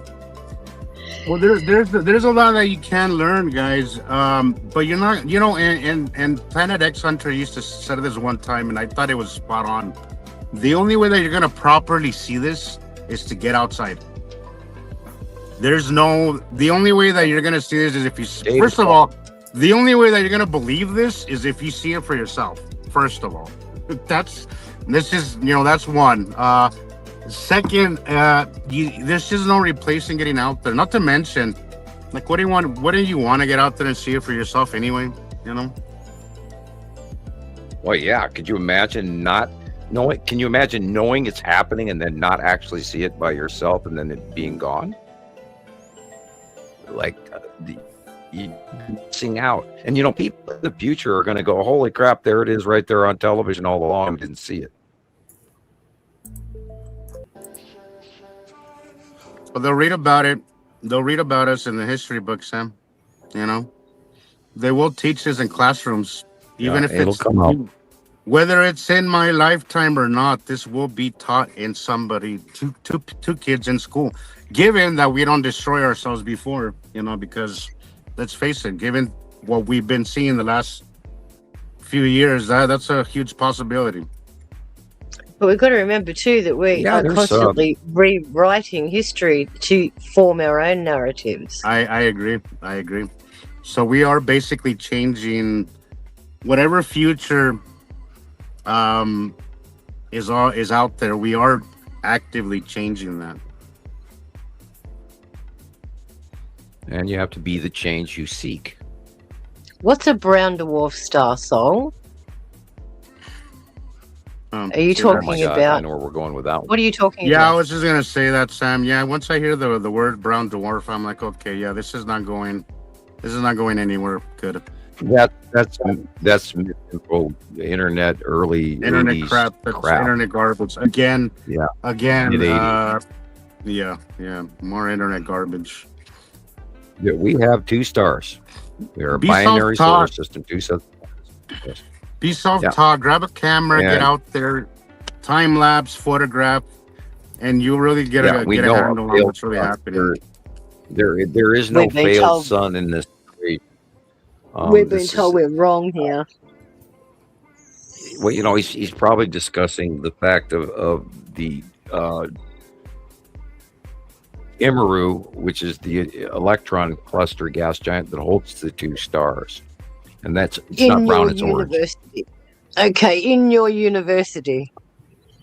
So this person is at university being provided information directly from them. We're providing information directly from us. Gathered for 16 years. Observable, empirical science we're using. Repeatable. The experiments can repeat themselves over and over again, and that is science. Observable science is science. Repeatable is science. It doesn't need to be math. We don't need any of that. Observable science is just as good as any other science. Yeah, we've proven it a long time ago that this is actually happening and is very real, and there's no such thing as a brown dwarf. And Nibiru is not red because we've seen it by eye by the hundreds of times, if not thousands of times, over the last 16 years. We have worldwide members, worldwide citizen scientists who are taking their own personal captures, and they're not affiliated with any monetary whatsoever. And that's how we stick to collecting our absolutely documented science. And so, let me just reinforce something with you. I am an engineer of 30 years, plus I went to university and did a double degree in science and teaching. So, for me to become a science teacher, I had to follow their narratives too. But guess what? There's a point in your life where you sit there and you go, no, what they're feeding me is crap. I can feel it, see it, taste it, and see it before me.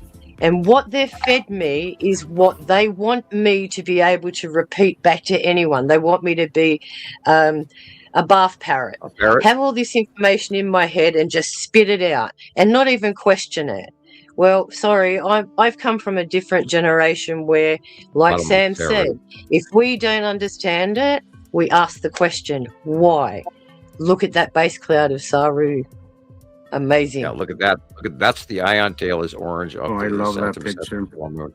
The entire orange area at the center is the ion tail. because it's farther away from the bodies, and so it's getting a different color. So I'm not trying to put you down or anything, Sol, but no. The problem with academia is that they leave no space for us for you to make any ideas of your own or have any opinions of your own. You just have to repeat what they say and then repeat. And that's the problem. But Jesus, they're not even challenging the kids now. Half of the kids that go to university can't even read. So if they're constantly reducing the academic ceiling to be able to pass these courses, what kind of people are we sending? That's right. Yeah, well, I thought you had to be an academic to go to university. It's like trying out for Mensa. You have to be the top 98% to get into Mensa. The United States student loan system alone rakes in billions of dollars per year in interest rates alone, and really huge scheme. Now, I had the opportunity to go sign myself up into Hawk for college loans, but I was graded at third year college level when I was in the 11th grade, and I didn't require any university information because I was already way ahead of everybody in college. And so I just basically walked, and then the government told me that I was I'm well over 20 points higher IQ than Einstein. My paper was written when I was a teenager, and I knew back then we had two stars, two sets of planets, because of our orbit model alone, it has to be anything else. And then after many years of study, but please do continue. I was just going to say we've got to wait for Rebecca to come back. Tara wants a link. That's the problem. Green right there. Here's my problem with a lot of what's happening is that a lot of the information, a lot of the education, it depends on the person giving it to you. And I got a big problem with that. I have a huge problem with that. First of all, it's pretty. I think we all can agree that they're a bunch of liars.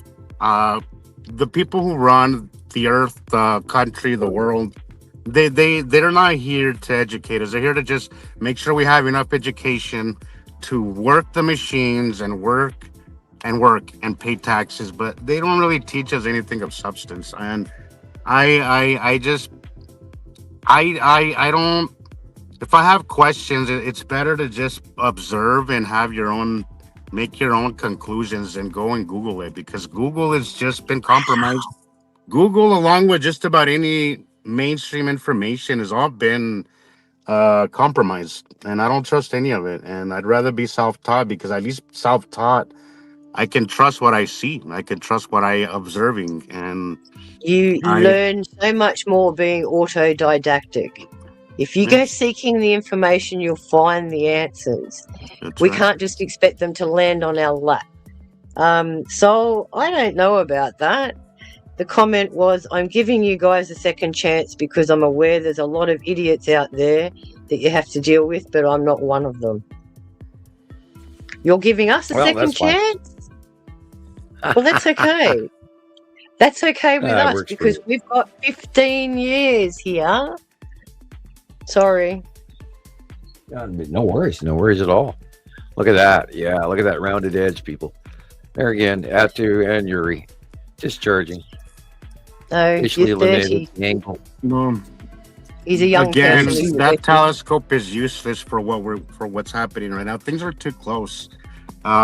Telescope, again, it's like looking at a beach ball through a straw. It's not gonna do you any good. Exactly. Maybe back when these planets were barely coming in, but again, back in the beginning were the days of heavy chemtrailing, and I think that played a big part in the reason why nobody caught this, or very few pictures are available from telescopes by amateurs, because there was way more heavy spraying back then, a lot more than we see now. It's just that they're so close now that they don't really need to do so, as much anyway.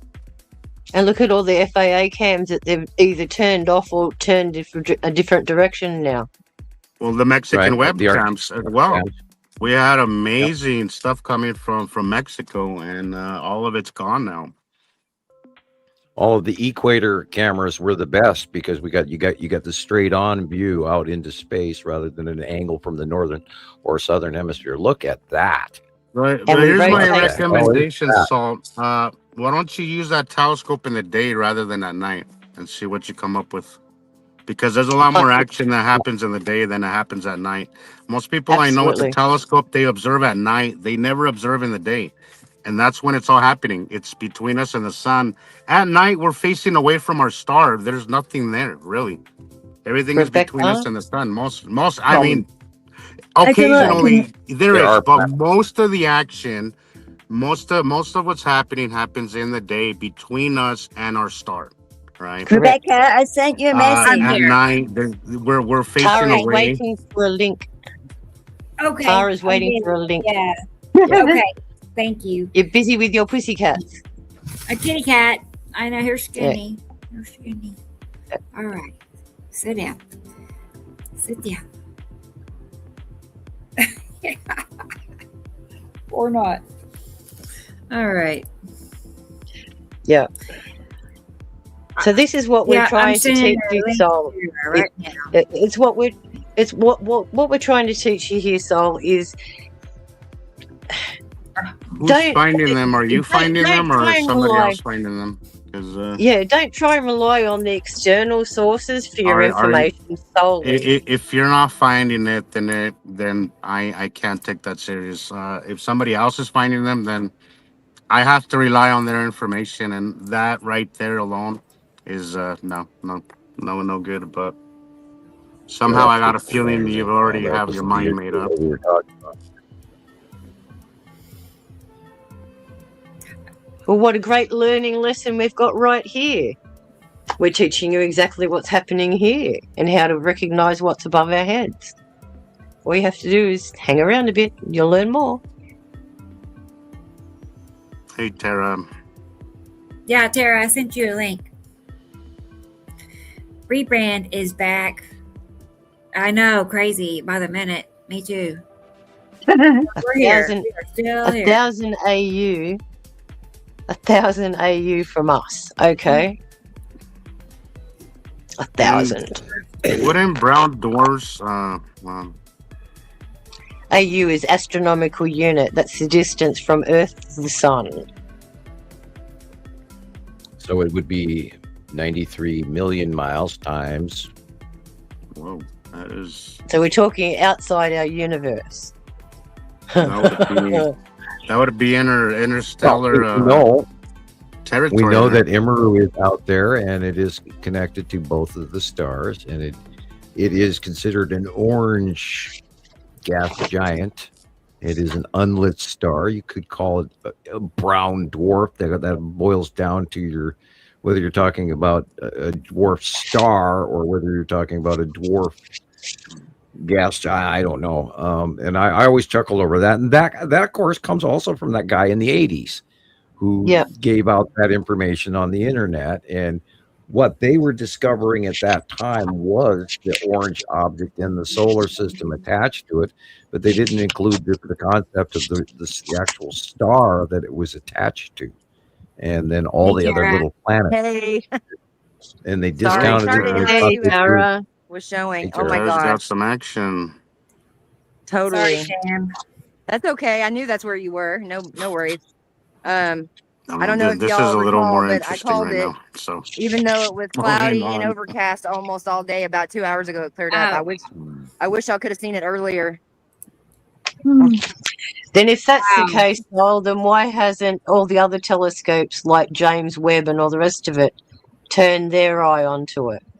If you're saying it's a massive ball of gas and it's burning in infrared, that's what primarily James Webb is focusing on, infrared and X-rays.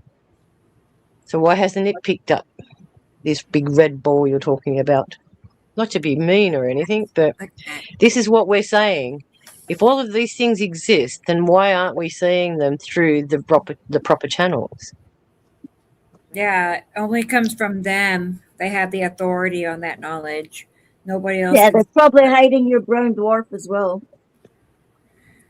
if it's what out we're there. talking about is so provable because it's repetitive. Well, We're seeing the exact same clouds in the same parts of were the it sky. out there, it would have to be connected to the two stars, so therefore it would have to be behind both of these two stars.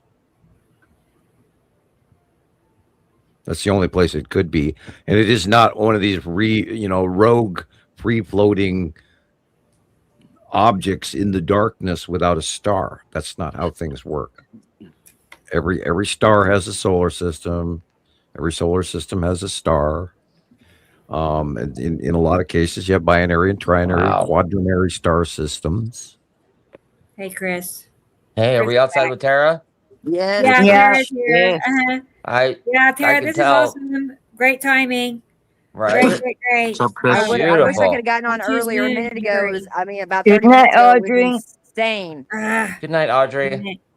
Hey, night, Tara, Audrey. hold it right there. Hold it right there just a second. Wow. I can't Like really see the that. comments, guys. So if I miss Hey, Zeus, anything, what's I'm up? not Yeah, ignoring you whoa, guys. look Hi, at Chris. that. This, okay? Just So FYI. I'd like to know how you can see this star because Pluto's 40 AUs away and you're saying 1,000. You must have a very powerful telescope. Yeah, people just don't get it.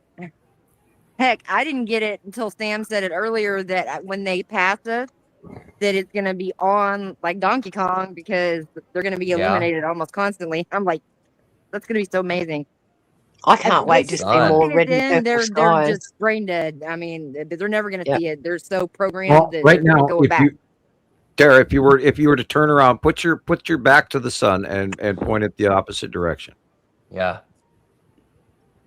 Look at Well, that. the thing is that everybody wants to make sense of this with mainstream. You've got established blue, and you've got I'm sorry. Atu's moon above you, and Wow. Atu above you, and the blue below it is Nibiru. Infrared My pictures stupid directly phone from the does that WISE turn NASA thing where database. I barely move and it goes sideways like that. Yeah, Nibiru is in the background over to your left, I mean, it's just lit up all over. and that's Atu's moon above you. Wow. Y'all let me know if I go somewhere you want to screenshot it or hold for a minute, okay? And then when you swing to the right, you're going to be looking at the side of Uri, which is right there, and then the asteroids and all of that stuff. And then Matim is just to the side of Uri, between the sun and that edge of Uri right there. I mean, you can see it just right there. It's huge. Stupid.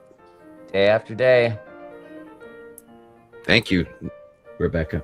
You can turn it up even more. Yeah, thank you. I'm sorry, Rebecca. I was calling you on the phone. Muted. I I was don't know calling why. I have. Oh yeah, it's fine. I was And like, you can see the ion tail going up. That's the Oh, yellow moon right look there. at that. Those fingers. We were just talking about those earlier. Remember those fingers, top right, the sun from Saru. Right. Yes. Those little lines, top right. I love. Sorry piano. about the outside noise. I didn't even have a chance to get my earbuds or anything. I just called Booty over here. I'm only hearing the piano, so we're cool. Yeah, you're fine, Tara. And you've got this Saturn's yellow moon, and then over just to the So right cool. of it a little bit is where Nepacity is, but straight up a little bit higher. Right there would be I'll be where looking into Nepacity is. She's kind of small and very high up right now. And then if you go further to the right, you'll run into Nibiru. Look how the Down by blues horizon. change. Yeah, the blues Yes. even change. Yeah. If you drop back to the horizon and look to the right, keep going right. Yep. You'll see the bottom of I feel like a Nibiru. pilot trying to stay in order. Yeah, you've got one of those ones that's very sensitive, isn't it? Yeah, it's That- a newer phone. It's That's not where like the most Nibiru is expensive. in that but blue right there. Cool. Yep. And then Atu and Look at that. Atu's moon are above. Look at You know, that. Tara, I don't think it's the phone. red I asteroid. think it's the camera on StreamYard. It Did is. they It update is. or change it or something? Maybe. I don't know what it is that's so weird about it. It's so hard to kind of center. I can't But when I use just my camera on my phone regularly, it's fine. But when I'm doing this, like you are on StreamYard, it is not that easy, especially It wasn't because like that before. They changed something. I think so. It was much easier to stay centered before, or like yeah. even. Now every movement is it's like what did I do? I'm getting old. My arms are already like, what do you think you're trying to do holding your arms up like that with that little light phone? You're a weakling. Put them down. You need to get an assistant out there to help you hold your arms up. Take a break in a second. Oh man. How you doing? How's did you figure out if that was if that was Casper, Chris? No, I didn't. I say it might be. We'll see. It's really Casper looking, that's for sure. Yeah, that was the only thing that was outside yesterday too. So looked like it. Oh, look at that. I mean, I'm wondering if that even fishbone my pattern kiddo is and her friend Jasmine, who Jasmine doesn't know anything about it, but they were like commenting. I didn't send you a whole lot of pictures, Rebecca, but if you can show the few, like when I was about an hour ago, it was so like just, I think it was Yuri, but I'm not sure, just straight over us. And there was a clear line just across, over and across. Just like the sky was split in half. Wow. Wow. Great. Atu and Nibiru. And my intuition's getting more on it because I was like, I didn't even get down about it. It was totally cloudy and overcast until about, I don't know, 4 or 5. And I was like, yeah. it's gonna do. Right, because it's still almost 8 p.m. and it's so daylight still. It's like, the sun just now passed the horizon, in my view. Man, look at that. I love it. That's awesome. Is that the skeleton up on the top right? Could be top right, upper right corner. But look at the little white pizza slices right there above the street light. In those little white dots. Yeah. Are those Star Destroyers? I don't know. One just like kind of faded away. But there were two of them. And one faded away. And they are moving. They'll light up and go away. Check that out. Right over by the sun. Me and my child's dad were watching like Thursday night, and he was like, "What?" It would light up and go away, and then we saw like 3, and then none, and whoa. Yeah. You don't have to look too long to realize stuff's going on up there if you pay any kind of attention for a week, 2 weeks, even. That's right, at this point. Sarah. Sure. Exactly. If you actually just stop with what you think you know and actually observe, you'll see that we're not full of shit. Something is happening. Whether it does, you might even, you might not agree with what it is, but if you actually sit there watching, there's no way that you can tell me that nothing's happening in our skies. There's just no doubt about it. Fishbone pattern in the center there. Yes. Is that the long box cube?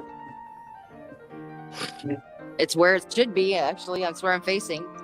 Where it should be. Thunder's joined us. Because there is nothing around it that looks like a fishbone except that. Right. Mm-hmm. Hey, Thunder. Hello, Thunder. I go up a little bit. Deceptive. Banda, there you are. Hey, Thunder. Hey, Thunder. And, That's what Dubaloo said. That's what Dubaloo said. She couldn't find it. Yeah, I know I couldn't find it either. It took me ages. No, that's not good. That means that they're starting to be like, oh wait, they're getting too much attention. Crap. Yeah. Well, we knew I that didn't have any anyway. problems today. But I'm So all that's why you the gotta go. That's why you gotta go to YouTube and you like and subscribe and hit the notification bell on the YouTube setting for Nibiru Followers Anonymous. And make sure you're subscribed before the You podcast can do day. that. And you can do that, and I'll put you right down the bottom of the list because I have to go searching for you all the time. That's crazy. Wow. I wonder if that's because you're out of country from us. Maybe, I don't know. But not only that, even Facebook, you send messages and they're coming in 2, 3, 4 days later. 7 Yeah, days. it's like we're Oh yeah, back in like 1940s. Yeah, my feed has been a total ghost town. I've had nothing, like nothing. In days, I had like barely any notifications, anything, and that is definitely not a normal thing. Mm-mm. Yeah, We have 3 better- days, like you don't get to hear or see anybody. It's Cube. horrible. Cube, upper middle Cube, left. cube. See the, yeah, Cube. and it started park next to the cube. Right? Yep. Pizza. Pizza. DoorDash. Pizza delivered, buddy. Brought to you by Coca-Cola and DoorDash. Is Tony I still wonder. on? Did he go off the show? I don't have He's the screen off. on. He Well, had to if go. he's still watching, Oh, I was gonna Texas say, he dude, had I great missed pictures. you. It was amazing pictures he had, and he's my neighbor in between you and me, Rebecca. I used to drive to Sherman all Yep. the time. It's about 2 hours Yep. away from me. Yeah, Texas Even- dude. Yep. Tony I'm was Texas really Tara, awesome. he's Really Texas nice dude. guy. Tony's, I know. Tony's cool. Yep. Or he He's could be looking Texas forward Tony. to it. Yeah, we'll definitely do another Look at show that. with him. It's just everywhere. We never had pinks like that in our sky before. No, like, and not the bright reds and orange and It's like orange sherbet ice cream. and, I was and gonna say also the cotton colors candy. on the opposite side of the sky after the sun's been down. That never happened before. Not that I recall. No. It No. was always just on the side of the sun, right? Like, Yep, always on the sun. Hi, Tara. hey, I'm glad I made it. I wish I could have gotten Yeah. on earlier, but It's Sky's storms. gorgeous. And storms were predictable. You knew they were going to be here in April. You knew they were going to be here in August. They're all out the window now. That orange thing on the right there, I got that last night. Well, then once you start seeing this stuff, it's really easy to see things What is coming. that? That other day that I was telling you that I saw that I got that Nepesity lightning bolt. That day I knew we were gonna get some rain, and sure enough, 5-6 hours later we got hit hard with rain, and then it turned into snow. And if you actually pay attention and do this long enough, there's a lot that you can predict or you can actually see coming with plenty of time to actually get yourself in a better position. So it is important to know this information. But what about the incidences where they come over and there is no warning? What do they do then? Jesus? Like some of these things that I'm looking at and recording, like it says here, a torrential rain came over unexpected. So that tells me that the planets are responsible for that. yep. Argentina hit by heavy rains, unpredicted heavy rains, strong winds, and flooding. And that there's was a look at the lot. As far as weather reports, I'm not even paying attention. I mean, I see them, but the inaccuracy these days of weather, anything is insane. But we also agreed that we believe that they've dialed down all of their testing equipment because we can see how big the sun is, and yet they're only reporting what? UV at what level? I guarantee UV's off the charts. I'm sure it is. Yeah. Because I my agree. roses have a permanent cycle where they can bloom constantly. Mine are up to their 6th blooming cycle Dang. since January. Wow. Oh wow, really? And they're only 6? supposed to bloom 6 times a year, and I've already had that since January. Wow. I just So the look as light- cool as it seems like it looks through my phone right now. Like, Yeah, still- yeah, it looks awesome. We're going out of illumination, I think, at this point, but still. So what's your time there? About 5, It 6 in the is afternoon? 8:05. 8:05. Oh, 8 o'clock. That's right. You guys have got extra sun now. Get familiar with that term, guys, that Tara just said, illumination. It's all about illumination.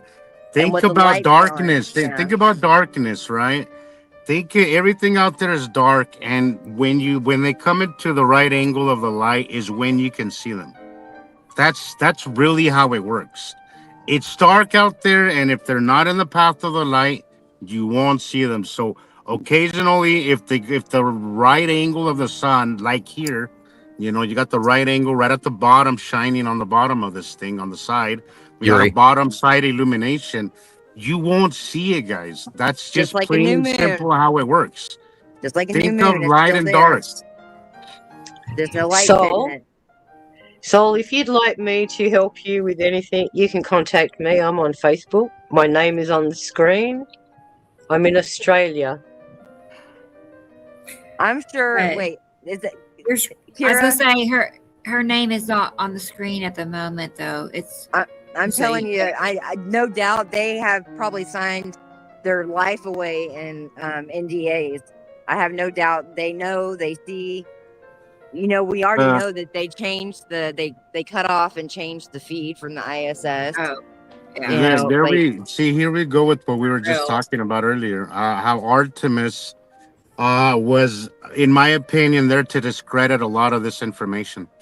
Oh yeah, their these job kind of comments is probably trying to actively cover this. I agree. These kind of comments are becoming more and more common in my feed. Well, Artemis would have shown it. Well, Artemis this. Well, Artemis that. They control Artemis was everything. full of shit. Let's be honest. I was very underwhelmed by anything that we got from Artemis. So if they did go up there, I'm not gonna argue that. Whatever. What I do know is that whatever they showed us was not at all on the up and up. I don't believe that. I could have dealt without the shrimp cocktail. Artemis was really underwhelming. It was really underwhelming. We didn't see anything. CGI when we were talking about the shrimp cocktail. And the CGI of the look moon. at that video from the one that was leaked, Sam, from the ISS, the one that we got from Mr. MBB.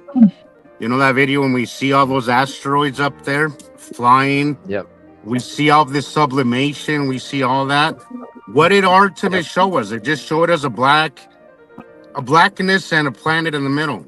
Nothing else. I'm gonna take a break for a minute, you guys. Okay, Tara. I'm staying There were on. things that were seen early, but then they corrected it very quickly. Try to get that. So I want to confirm something. Sam, Sharon, you guys can confirm this if I'm right. Sublimation of our clouds doesn't happen, or not from our viewpoint, what we see, right? Because it's what we see is within our atmosphere and the underside of our atmosphere. Correct? Am I right? Okay. Right. We see so the fact that when the sun shines on Earth, when clouds are formed from the sun directly shining on the Earth, and we get steam and clouds. That's sublimation. Yes. So, for instance, last Sunday, I know I bombarded Christopher and Rebecca, and Christopher put together a great videos from last Sunday night. I sat here for about 45 minutes or so and watched Fury come into view, blow up, and the sublimation happened in real time. And I didn't know what that was. I wouldn't have known what that was, but I do know this much. And all my life, I've never been able to sit there and watch clouds appear that quickly out of nowhere and change image, shape, what have you. Now I know that that's because we're looking outside of our atmosphere, at the outside of their atmosphere, where the sunlight hitting them is causing the sublimation. So what I would like to propose is, as a scientist or coming from the science viewpoint, I didn't know that as an average, person that doesn't remember high school science, if I even learned anything about that. Its space is 440 degrees below zero. And then when the sun shines on it directly, it goes up to 220 or somewhere around there. So the gases that are frozen turn into a gas-like emission. And that's where you see the fingering in space around these bodies, which, depending on the atmosphere they have around them as well, you could get even normal clouds like we have. But yet the sublimation is gases forming off of minus 440 going up to 220. Okay, Tara, here's what I'm the trying top to of get our ionosphere is minus 90 degrees. So, and the further you go down, obviously you get thermal heating. So this is why on ground level, our temperatures are anywhere between, you use Fahrenheit, so we'll use Fahrenheit, anywhere between 40 and 100 Fahrenheit. That's our temperatures because of our atmosphere. But at the very edge of our ionosphere, it's minus 90. And if these planets are 5 and 8 times bigger than the Earth, with higher pressures and higher atmospheres, then they're going to be colder. If we look at the temperature on the outside of Jupiter, that is minus 400 degrees Kelvin. And a Kelvin is minus 273 degrees. So we're talking minus massive change, minus 1,000 degrees. A very, very what's the word I'm looking for? Drastic, hugely drastic. So change. when X-rays, any form of light, gamma rays, X-rays, anything from a solar source, as soon as it hits the atmosphere, it's going to hit those very, very cold crystals, and they're going to vaporize. And that's what we're seeing. We're seeing ice go from ice to water vapor. It's skipping water altogether. So why I wanted to confirm that we don't witness that within our atmosphere, looking at our own sky and clouds. No. That's proof. I mean, if anybody has a knowledge of science and sits there and watches that. So I propose somebody make a couple-minute video explaining what sublimation is and include a real-time, time, not even a time lapse. I have like 5 photos that show when it started and like when it ended. I did that on my TikTok. I did that on my TikTok the other day, Tara. I took out a frozen drink and I left it to sit there until the ice formed, and then I explained what sublimation was with the definition on my TikTok. I haven't seen that, Sharon, but I've been meaning to tell you, you did make a video about magnetism that I thought was just great, and I think you should do more stuff like that because you're like you're a teacher. And I think it really came through in that video. I'm like, we need more stuff like this because it would be a great addition to what we do here to have that explained in those terms. What we see with science, you can't fight that. I mean, that's what everybody who's a skeptic wants to know. My dad, for instance, like, well, what's the measurements? How far are they away? And why can't you calculate that? And where's the scientists and physicists? And I'm like, it's all in my notes, and I've got 5 of these books already. I love that video. I thought it was very helpful. I thought it was very helpful, and it met a lot of what I think is that it was really simple and basic, because I feel like a lot of people's knowledge of the basics is very limited.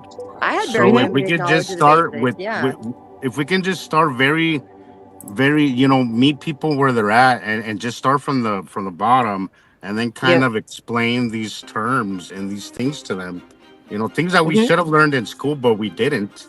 I love that. I really thought I love that video. I thought it was great stuff. I mean, that's one of the things that for me sealed the deal, and I didn't know a word for it or sublimation or anything, but y'all have heard it a ton of times that one day, a few months in, when I got an early sunrise, and I just watched the whole sky change within a matter of 15 minutes. I was like, wait, something's going on here. And also what I want to do is actually compare the planets. Like, we know there's rock types, we know there's gas types, and we can compare them to things that we actually have in our universe. Like now, Jupiter is 11 times larger than Earth. It has 122 times the greatest Earth area that was discovered by the Galileo probe in 1995. I've just got so much details to write down that I've got calculations for pressures, temperatures, everything. So Oh, it's a lot of work, guys. If there's anything I can ever help you with, like just putting some data together that you send me, I'm happy It's to just- help in whatever way I can. It's just putting it all on paper, and that's the hardest thing. And every now and then I'll sneak in a video where I'll create something because I think it's absolutely necessary. And if I'm paying for StreamYard, I may as well use it, huh? Well, right. and me and Rebecca talked about, I guess she has more time, or like last Sunday, I wish I could have felt confident enough to just pop on live, I don't know, on Facebook or wherever by myself or TikTok. But even now, still, I mostly know where things are, and most of the time I'm right. But I don't have the confidence of a teacher at this point, you know, like y'all do. You don't look. You don't have to, as long as you can explain it in your own words. Then that's all that's necessary. You don't need all the science principles. Right. Well, I was telling Tara is sometime we could do what we're doing right now. Just me and her. Just me and her. If I have a live guy and she's around, and can do it. I can help walk her through, you know, with what's what, that's this, that's that. And over a few times or less, she'll have it down. And then she can just hop on anytime she wants. Right. Yeah. So that's our plan. It's just getting over. Yeah, it's just getting on there, Tara, and just being yourself. You know that, and you know, trying to pay attention to comments while I'm trying to hold the camera and look around the sky. I mean, Rebecca, you don't worry about that. That's why you ask us to be moderators for you. I like doing this where I just, you know, point the camera and y'all guide me, and give it a try. That's why we're a team. We'll totally do that. The evidence is so abundant. I just don't see how at least you gotta ask questions at very least. I mean, look at this, guys. Like, yeah, and this is just a fraction. Over by the sun. I don't know. That's been going on here lately. I don't know what it is about. But I also saw, I don't know, meteor. But last I knew, meteors don't go up and leave trails going up. It was weird. It was the same night that I saw crafts come and like just show up before it was dark. I think it's about to get really interesting. I agree, Tara. I think this year it's gonna. People are gonna have to notice. You know, there's no way they're not gonna notice that something's different. Well, you know, I remember thinking I hated that I didn't see this or catch it when it was coming in. You know, when you could see a round ball that looked like a planet or a moon, if you caught it when it was illuminated. And I was thinking, well, if people didn't notice it coming in, how are they going to notice it coming out? But that they're going to have more illumination on them from our perspective. They're gonna get a week and month. I was like, oh my gosh, yes. Tara, it's gonna get even cooler than they were when they were coming in, because I know that's what we're gonna see realize that. Yeah, as they move away, right? Because as they were coming towards us, it was cool, sure. But we were still seeing their dark sides. The dark side, yeah, they were. Now, as they move away, they're going to be, and we've already seen it. We're already seeing it in the north as they've been going past us. We're already seeing the major illuminations. And once they get a little smaller, they'll be a lot easier to film. I was telling this to was it Donald Petit recently? He was saying he was making a comment on one of Chris's videos, and well, it was on one of Rebecca's videos, but he was making a comment about Chris's videos, and I'm like, he said, I thought Chris made good videos. I'm like, he does, but I was lucky enough to be around when the planets were smaller. I can't wait to see what Chris comes up with now that they move away. No pressure, Chris. But I can't wait to see what he's gonna come up with as they move away from us. Because I mean, I think it's gonna be more. Look at that, and people are gonna be like, "What the heck is that?" They're gonna see it, not be like, "Oh, it's just clouds." Yeah. Because right now everything you could just say it's just more sky. It's so big in our sky that you have to have your eyes really trained well to see the difference between our sky and theirs. I mean, I think it's pretty obvious, but if you don't know any better, they're just too big. You just confuse it with more sky. And it breaks people's minds because they never in a million years would think that my whole sky is being taken up with a huge planet, moon, all of it that's so much bigger than us to dwarfs us. Because I didn't even know what a binary system was. If I learned that in science, it went in one and out the other, because I didn't even know what that was. Or that there was binary and trinary and what have you, and that a singular solar system was a rarity. But learning that fact and learning that that was a true science fact even more was, hey, seems like this is more likely to be true than not. You add Bingo. that to all the ancient writings on the wall, literally. Like, I'm thinking that because of positioning and everything and light and how all that works, is that on the out view is going to be when the separation starts happening more, on top of the fact that everything's illuminated, and that's probably where those drawings came from. It's going to be the show for those that are not in the know. If that's what I think is going to happen. I don't know when, of course, but at some point, as they're trying to get further away from us, I think that's when the sun's going to be obviously separated, or the suns are going to be obviously separated, and everybody. You have I don't know what's Star going to Destroyers all over happen the when that screen. happens, but we won't be labeled crazy anymore. You got frost everywhere. You, Oh, you, look. you have Oh my all those gosh, I white wish I dot can see traps on that. either side of the sun. You have Star Destroyers left and right. I've been watching them Yeah, for a well, few there's minutes. one of those lit up that looks like a star, but it just popped They're, up. they're and actually, some of them are actually moving too. It's by the crescent moon, and that's what I've been seeing. Even And you know usually I don't see this, stuff like that till dark. Higher up. Dark. and you know this is not new. Like new science has always been basically attacked. You know, we don't like change. We don't like to be told that we're Right there. wrong. And see, the You thing know, is, it's not changed. They it's just didn't have it right. Right well, there. Look at all the notes that's right there. right. Dead But center. you know, I mean, there was a time where we thought, you know, where the main science was that the Earth was flat and we were at the center of the universe, right? And then we knew better. But that transition between Right flat there. Earth and you know planets, that was, you know, that transition was very, to some people was very even bloody. I mean, They a wouldn't lot of believe it. people Yeah. a lot of people were ridiculed, a lot of people were arrested, a lot of people were probably unalived, a lot of people, there was you know, that transition was not a comfortable one for a lot of people, You and see that's the just a Star problem with Destroyers right science. there to the left? Go back over to the left just a little bit. Right. See the little white dots in front of the long box cube? There's about 20 there. Oh, I see Yeah, that. those are Yeah. Star Destroyers in front of the long box cube, people. I was trying to wait till Jesus finished, but I had to break in. I'm sorry. No, that's fine, that's fine. Well, no, Yeah. But think about the science. It's basically theoretical because they haven't been Yeah. able to prove so many Yeah. things, and it's all based on mathematics. If it doesn't Yes. fit the mathematics, it gets tossed out. Yeah. So even if it's observable, We apparently don't to have the Sam's, technology to factor it or see it, monitor it, you name it, because we can't travel at the speed of light. you know, if anybody out there wants to give us access to this stuff, all right, I dare you to.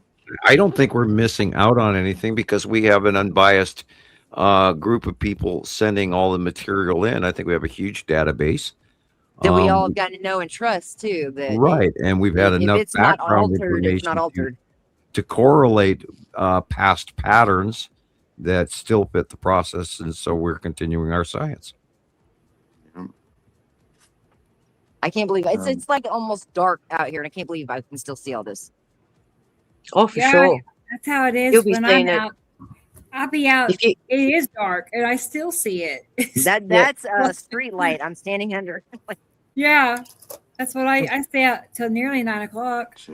Yeah, I was going to say, with your seasonal changes, you should have the light up until about 10, 11 o'clock.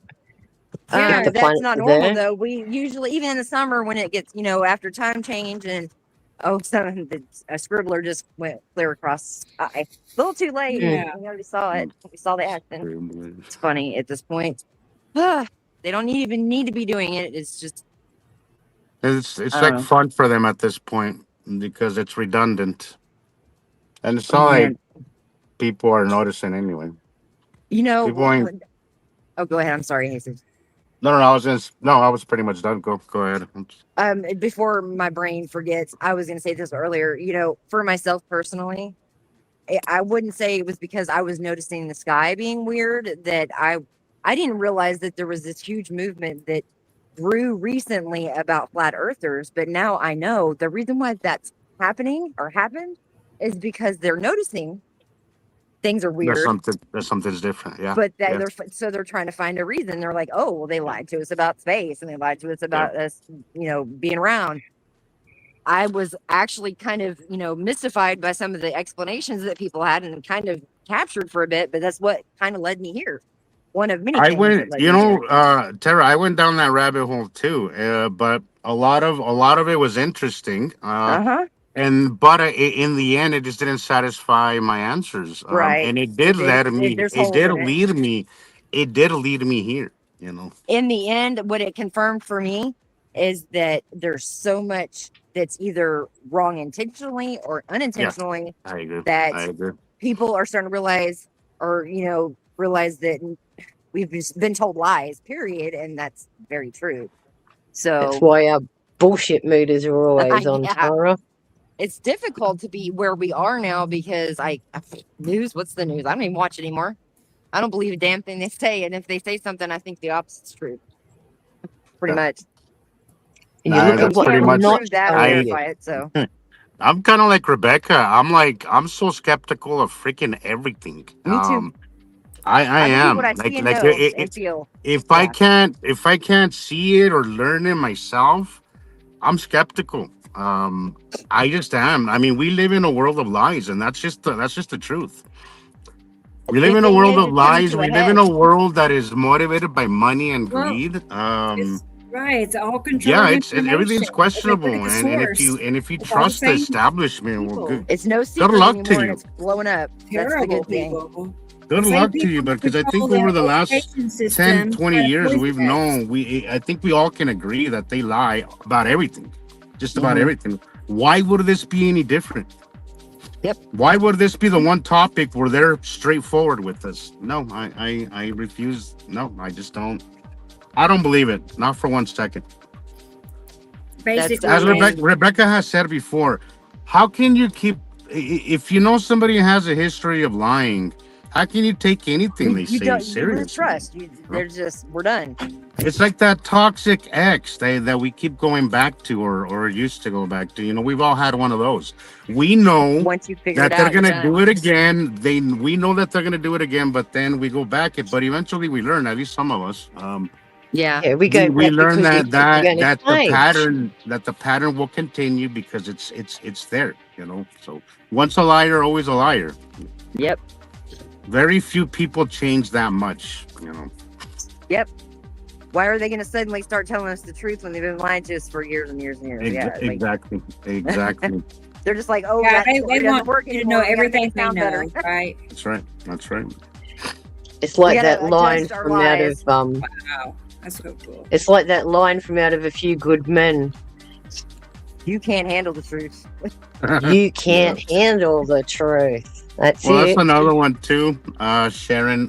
Even though I disagree with keeping the public in the dark, at the same time, I know people can be nuts. People can respond in ridiculous ways. I get that, but if they had told us this, if they had eased us into this back in the 80s, we would be fine right now. We wouldn't be freaking out. That is, we would all be on the same page. Yeah. Roll it out slowly in little bits. We would all be on the same page. But now, given with human behavior and how people, just look how people have responded to emergencies in the past decade or so. People, emergencies or crazy shit doesn't bring people together. All the contrary, everyone for themselves. I think things are getting better on that front, though, in some ways. Not always, but like. I agree, and I also think that we're not as divided as they want us to think. People are starting to realize that we need to be for each other and get it against them because. Yeah, well, we need to stop fighting each other, and that's all they want is to keep us distracted, confused, and stressed, and what have you, so that we can't.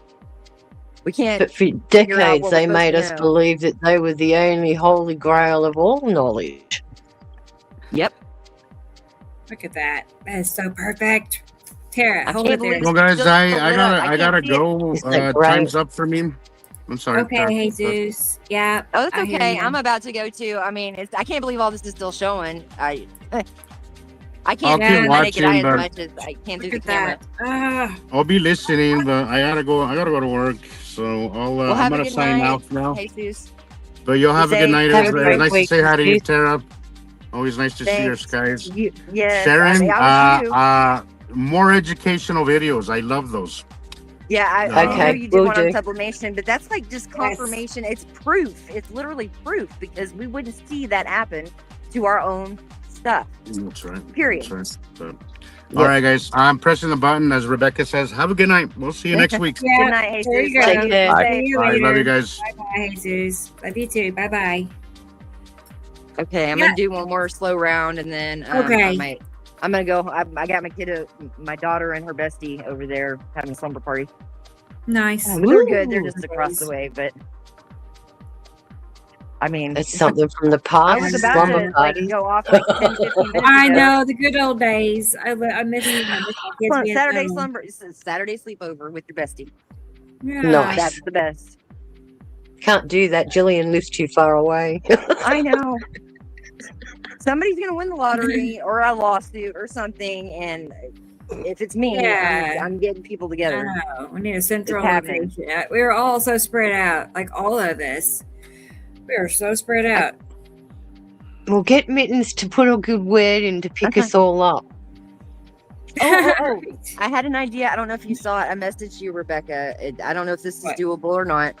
You know, we've done the great T-shirts, and they're great. You know, when we wear them around town and stuff, but it's not an everyday, all the time thing. And I looked briefly. I looked into it.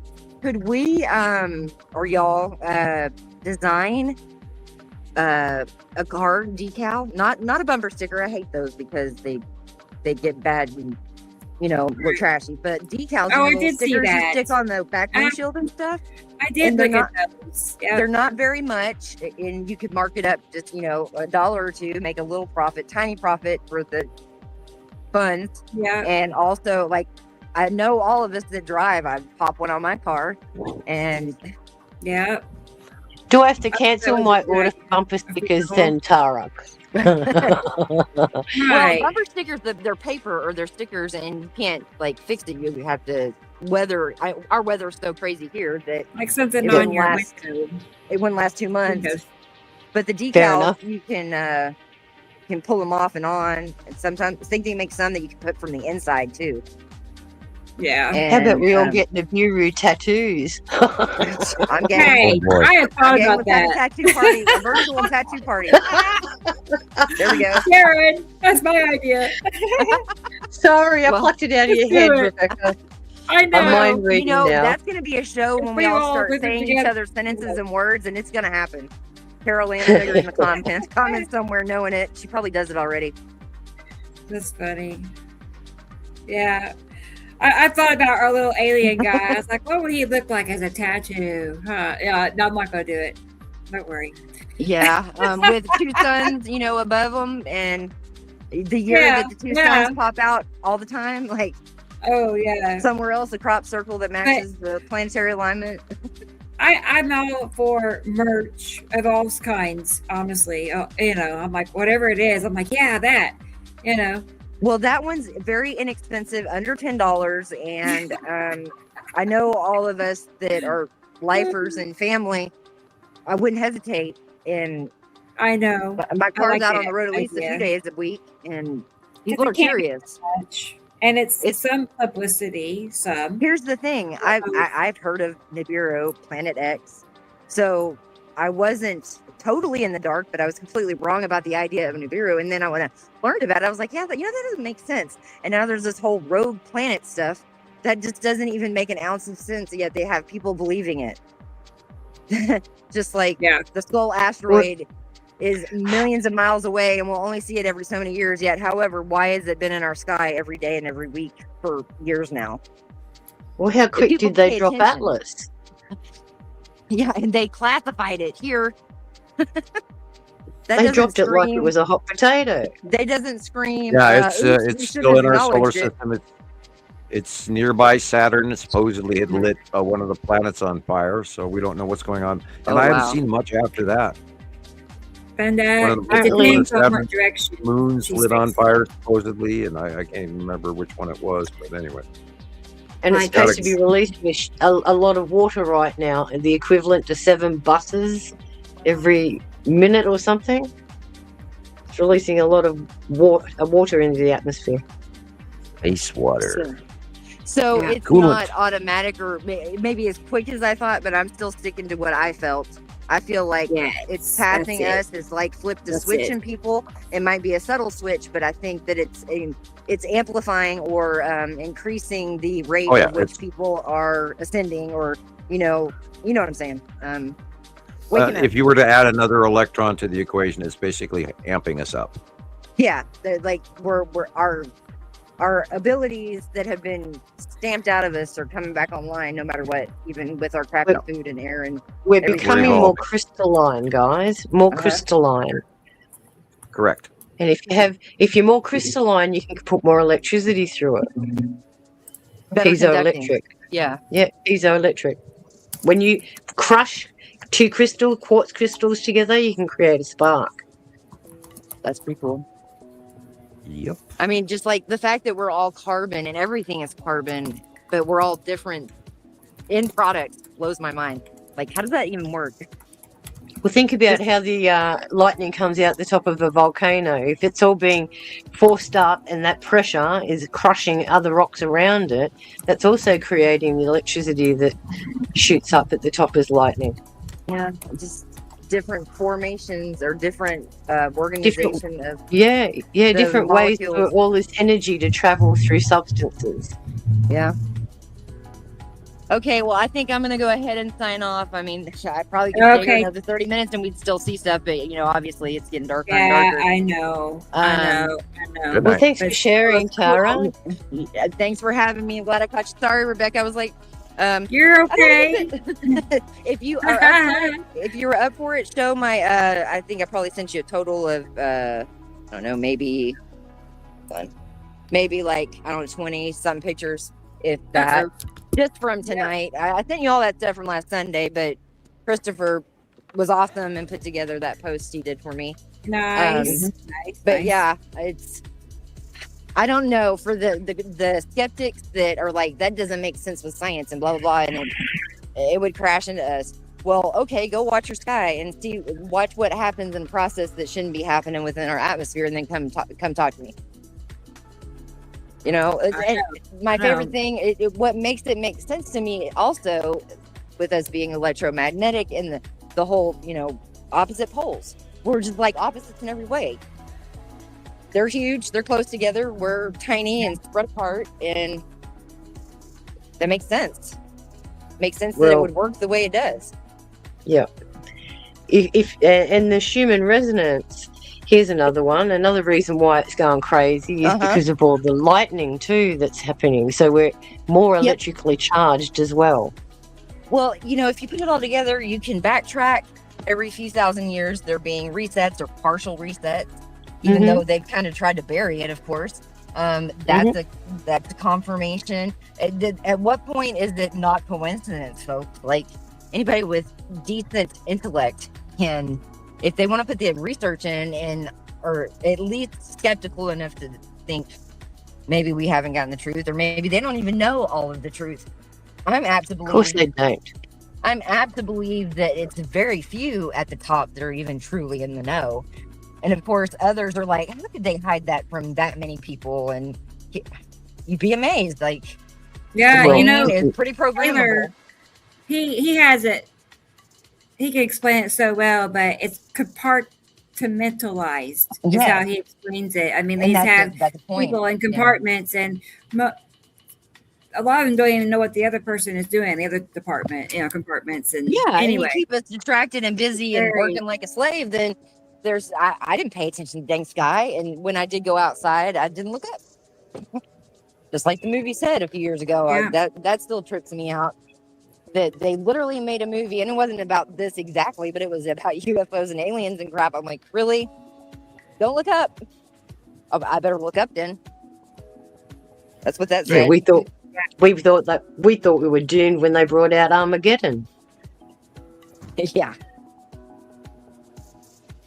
That's it. I was just gonna tell Chris. I see your message about having trouble getting back. You know, I knew browser. his camera was I off. know but he's got issues. It's okay, Chris. That's anyway, fine. like, You have a good evening, rest of your and you too, Tara. enjoy. I just got out of the car so I could take another picture because right now, just where the sun was is. Oh yeah, you want to show me? A light. No, I can. If you can see it, it's like lit up orange. I'm an addict, y'all. I'm a Nibiru. I know. I've been kind of off my game lately because I've been, distracted and stressed, but I'm still taking pictures. I wish I could zoom in. You can't see it as well, but like in person, it's just this halo of orange all across. It's got to be the red asteroid causing that, or ready. Yeah, or ice atoms reflection. Yeah. But the sun's been down below the horizon, I don't know, at least 30 minutes now, if not more, maybe 40. Yep. Yeah. That's that thing's bouncing light off of it for people that don't know. And when you Bottom think of about it that Saru. way, it makes more sense. Huh? It's the bottom of Saru. Yeah. I wish I could zoom in. Let me take it off of wide. Hold on. See if you can see the color more. Yeah, you have a good weekend too, Christopher. There you go. Yes, Chris, have a great weekend. Till next Saturday, that'll be here tomorrow. Look out for your videos during the week. All right. Yeah, you can't see it quite as well as I can in person. It's just glowing. It looks like it's glowing in person.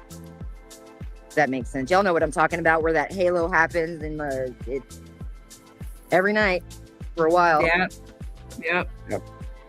Okay, well, I'm gonna catch y'all in the comments if you stay in much longer, but I'm imagining y'all are probably getting close, ready to wrap it up too. If you want to save my pictures for next show, that's fine too. Sent 5, so I thought I said 5 hours. 5 hours, 42 minutes. Yeah, don't worry about it. I mean, y'all got to see most. Actually, you might show them because it was pretty spectacular at first. Yeah. I wish I could just walk around with a camera on top of my head. Seriously, I need a head mount. A GoPro. I love that idea. Yeah, that'd be great. Sharon, I just want to say thank you so much for all your knowledge and all that. Don't overdo yourself. We got time. It's gonna all get done. But it's amazing I'm what glad you I bring can share. with your I'm glad I scientific can share, studies and knowledge. It helps me a lot, even though I was around and had an understanding of certain things. Some of the stuff you brought about is really helping, I have to say. I think, and of course, I turn the camera off, and then there's what I think is this UFO orb or something over there. I'm done. It could be a plane, but it's hard to tell these days. I live by so many airports. Oh, there's another one over there too. Yeah. It doesn't. Well, thanks, Tara. I enjoy being here. Well, no doubt you came around. I know you, if I understand right, you've known Sam for a long time, right? But you only being on the show, and that's over a year now. So, well, how long were you like in the groups and stuff before you came on hosting? I joined 2021. Okay, so you've been around a few years. That's what I thought. Yeah. But it's stuck around in the background. Like everyone else, I was very conservative, thinking, is what I'm seeing what I'm seeing? So what did it take for you to be like, oh my gosh, this is real? It's so much so that you wanted to get this involved. I'm just curious. Knowing things weren't right. Like you said, when you're an engineer, you always look at how things work. And I was always tracking the sun, the analemma of the sun. And the analemma always looks like an infinity symbol. And when I noticed that the analemma had changed, that's when I noticed that things were wrong with the sky. And I wanted to find out why. Tell me why I've been obsessed with infinity and bought myself an infinity ring a couple years ago. Everything's connected, Tara. Yeah. Everything's connected. And so we want to find out, how do these connections form what we see and what we do? And that's all I chase. Try and put the jigsaw puzzle pieces together. Yeah, and then when it starts like exponentially making more and more sense and you get more and more things that Yeah, it becomes a wall. Puzzle. Yeah, pretty awesome. And then it gets more complicated. It's like a crime scene trying to figure out that piece of information with that piece of string. Well, here's the thing, though. Actually, once you start learning all this stuff, it all makes so much more sense than what they thought was right or what they told us to believe. Either one. Yep. And you got to pay attention when that happens for real. And remember the number one oldest saying of all: if it's simple and it fits, then it's the truth. True. And if it's complicated and hard to understand, it's a lie. Yeah. Yep. And if you can see it from multiple perspectives and it all comes to the same point, then it's true. And if you prove it for 16 years, you know what the hell you're talking about. Yeah. And be able to see on demand what you're looking at. That's something else that a lot of people have to try and catch up with. Be able to see what they're looking at. I wonder if either of you, or Sam or Sharon, either one of you have an answer to this. The one thing that kind of does throw me or confuse me is, maybe it's just difference of planet to planet, but as far as I know, here on Earth, unless I'm missing something that can be seen from our space view looking at us, we don't have base clouds or formations that are always the same and notable, like Saturn's yellow moon, and like the feathering clouds or the fingers and things like that. Is that just a difference in us? Yeah, we've got equatorial patterns that stay over periods of time. Currently, the equator is empty of clouds. The southern part of the planet right now has an unusual base cloud that it never had 25 years ago. And it used to be where the northern hemisphere was always covered in an Arctic circle ring, now is lesser than the southern hemisphere. So we actually do have a natural Earth atmospheric pattern, but it's been changing over the last 2 decades. Yeah. I can't zoom in, but I just watched 2 or 3 craft just pop up right over there in that direction. I don't know if y'all can see it or not. I can't zoom in, I don't think. I can see the white dots, yes. Yeah. Of course. Yes. There was a third one a minute ago. But they're not planes. Yeah, those look like pizza slices. They look like what? They look like pizza slices. Oh, one of them is a refraction from the lens. That's the one that's moving like a mosquito. The other thing you were asking, Tara, our atmosphere only goes up 100 kilometers. Some of these planets, theirs goes for further and further. The atmosphere of Jupiter is 12 kilometers, just in that very first fraction where it's minus 400 degrees. And then it goes for another 150 kilometers down before you even get into warming. And the temperature of Jupiter is 400 degrees. So you can see the big temperature change from minus 400 to positive 400. So and that's just in their atmosphere. Yeah. So you were talking about the clouding. If our atmosphere was thicker, it would have more of a base cloud look to it. But because it's so close to us, our atmosphere is only 100 kilometers up, it doesn't show the same as it does with the planets. Does that make sense? Yeah. Thicker atmosphere, more clouding. But what our trouble is right now is that we've got such a huge increase of water vapor in our atmosphere. It's sitting at about 30% right now.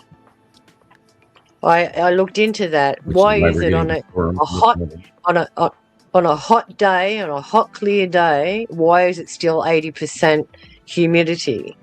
And that's all upper atmospheric water vapor. I can't get on. I'm sorry, I'm distracted because I can't get on these things right. They just lit up real bright, and I don't know if y'all we can see some of. We can see some of them. I'm trying to get away from the stupid streetlight. Yeah, you probably won't be able to focus on them too much. Well, no. The funny thing is, this is where I usually capture them. It's like a spot for them. Yeah. Same as Gillian. She's always getting them too. I don't usually see them at this time. Like, it's usually middle of the night or right before dawn.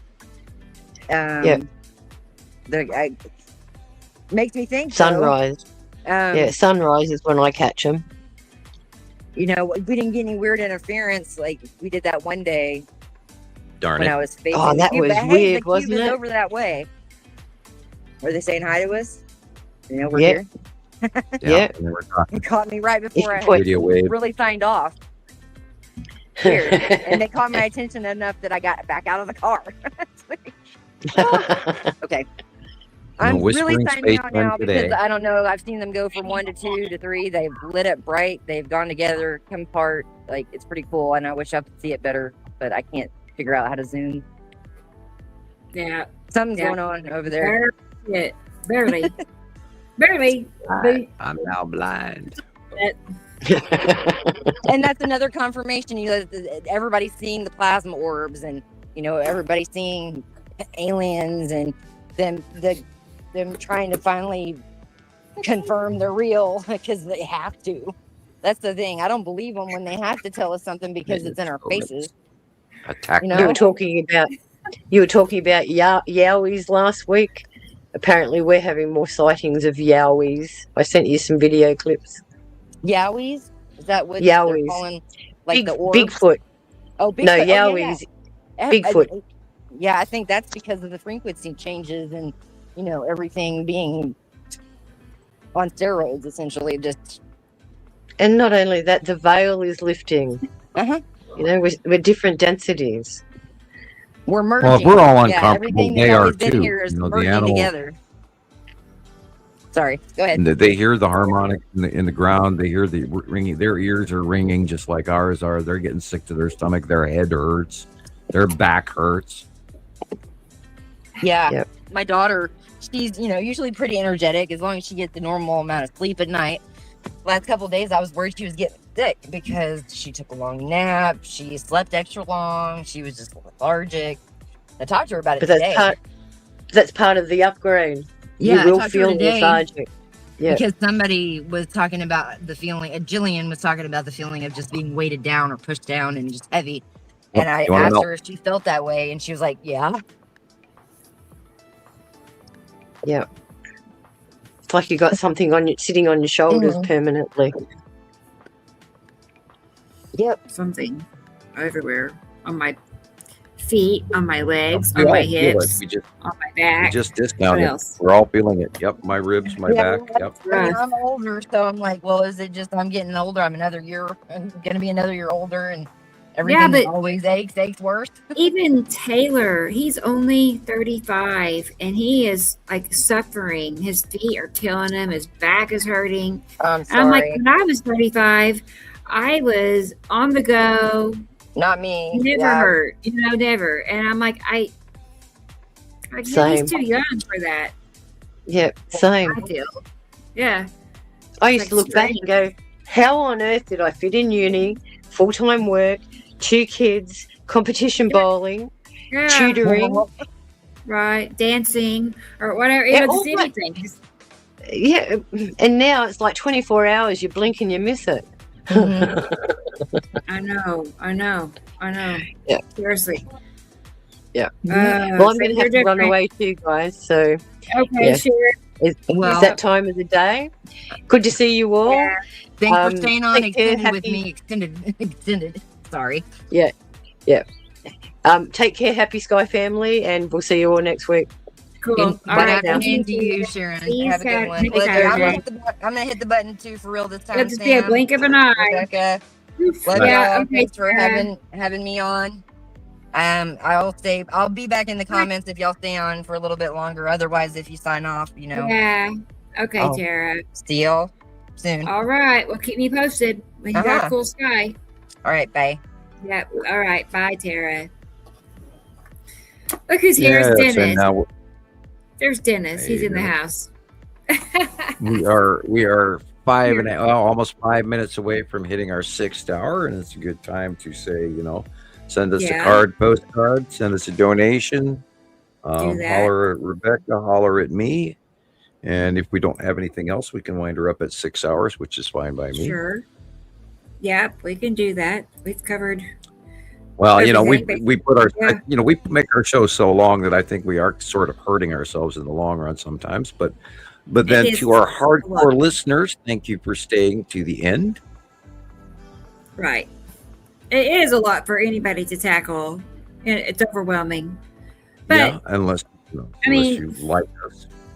just fast forward. I don't know, but you don't want to miss anything. I know it's a lot. It's all right. Well, there's a lot of people that have, gotten used to us, and maybe we've become their favorite show on Saturday night or Saturday evening or afternoon or wherever they live.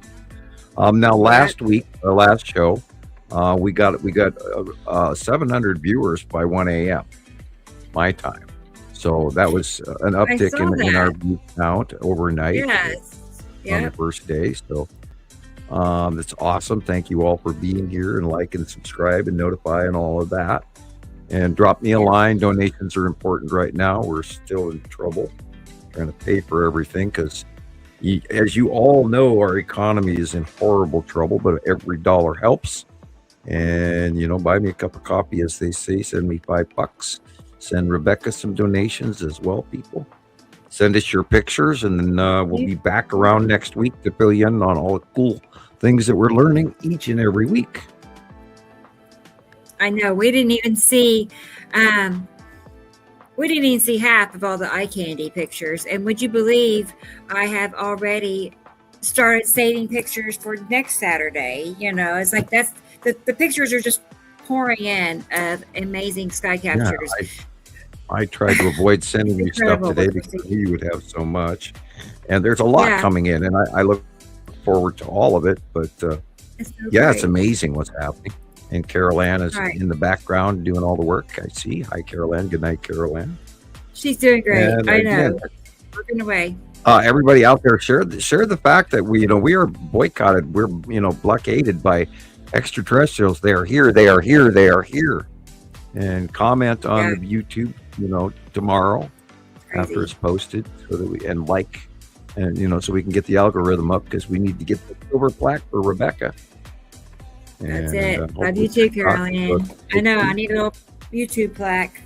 I think it takes like 1 million. I don't know, 1 million subscribers or something. I looked it up once. No, it only takes so many thousand, and you get the silver plaque. It's so many thousand. But let's try and get that for Rebecca.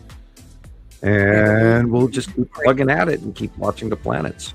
You go out and take your pictures, people. Send them to us. We'll correlate the information for you, and we'll talk next week. True. Right.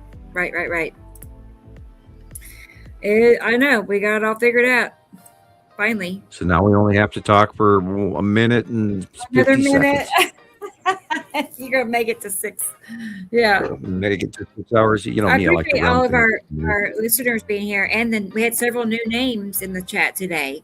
Like Sam was talking, like our numbers were up, just, overall just up. And they're up on TikTok too. So it's happening, across Wolf VIP. Platforms. It's getting out there. Bug, never mind. Whatever don't know what that means. Big deal. I can't find any bigger secret than this. This one just tops all of them. Yeah, this is the coolest secret of all time. Right. Yep. Just in time for me to start sneezing too. I know. I see somebody. All right. Right. Reverend is here. Well, Sam, go ahead and hop off of here, and I'll wrap it up on my end. Okay. Well, good night, everybody. I will see you soon. Reaching for the care, X. Sam. Maybe I'll see you during the week. Maybe. Be safe. Okay. Bye-bye. Yeah, we have Reverend Wolf is here. That's another new name. Never mind, he said. They said. I don't know. But yeah, anyway, it's good to meet you. But yeah, who else is here? There's Robbie. Bye, Robbie. Good. Experimental. Good night. Experimental. I know, it's like, what time for you? Oh, wait, it's earlier for you. Why do I keep thinking experimental is in the UK? And then I have to remind myself, wait a minute, they're not. Are they? Every now and then, ever do that where you just totally forget something, like you know. Look who's here again. Yeah, you can tell she's ready for me to hang out. You all know the deal, right? Like after every show, she is ready for me to. I've been in here all day, like 12 hours actually, working on stuff. Long before the show starts, I'm in here working on it. And yeah, she just waits all day for me to get done.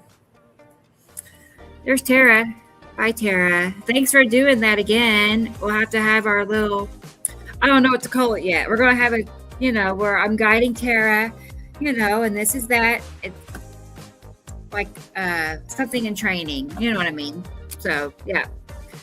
I think that'd be a great idea because that way I can just pass the information along and then she can turn around and become a master and, you know how that goes.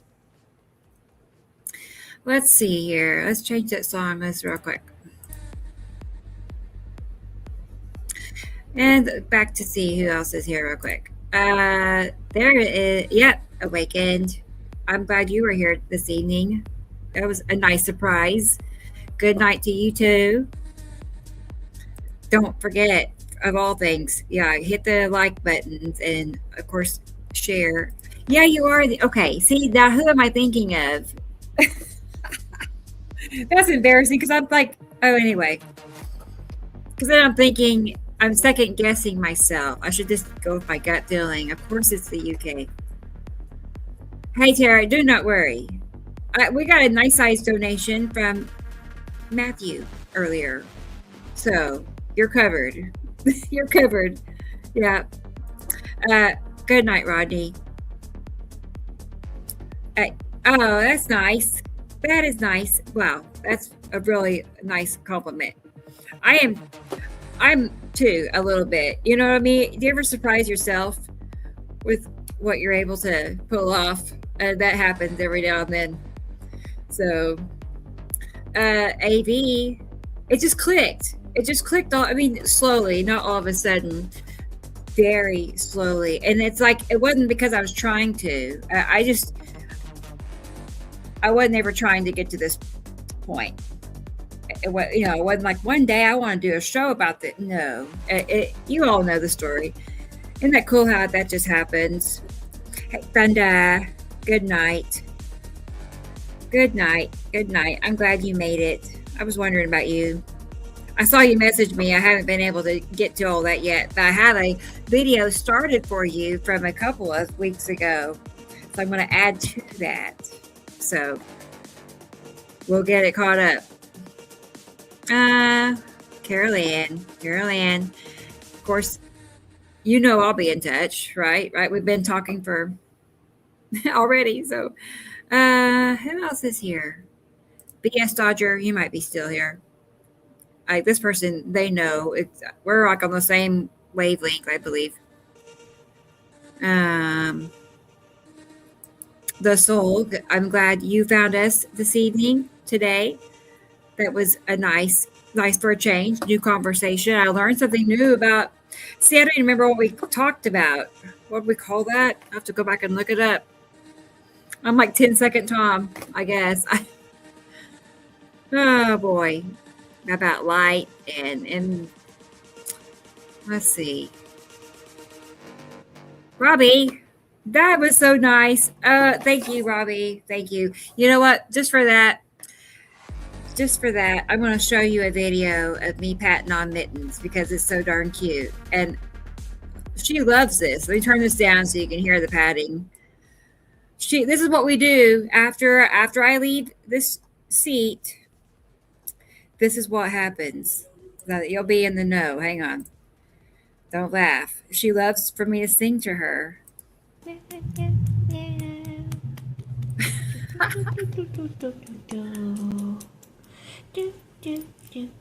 That's her thing.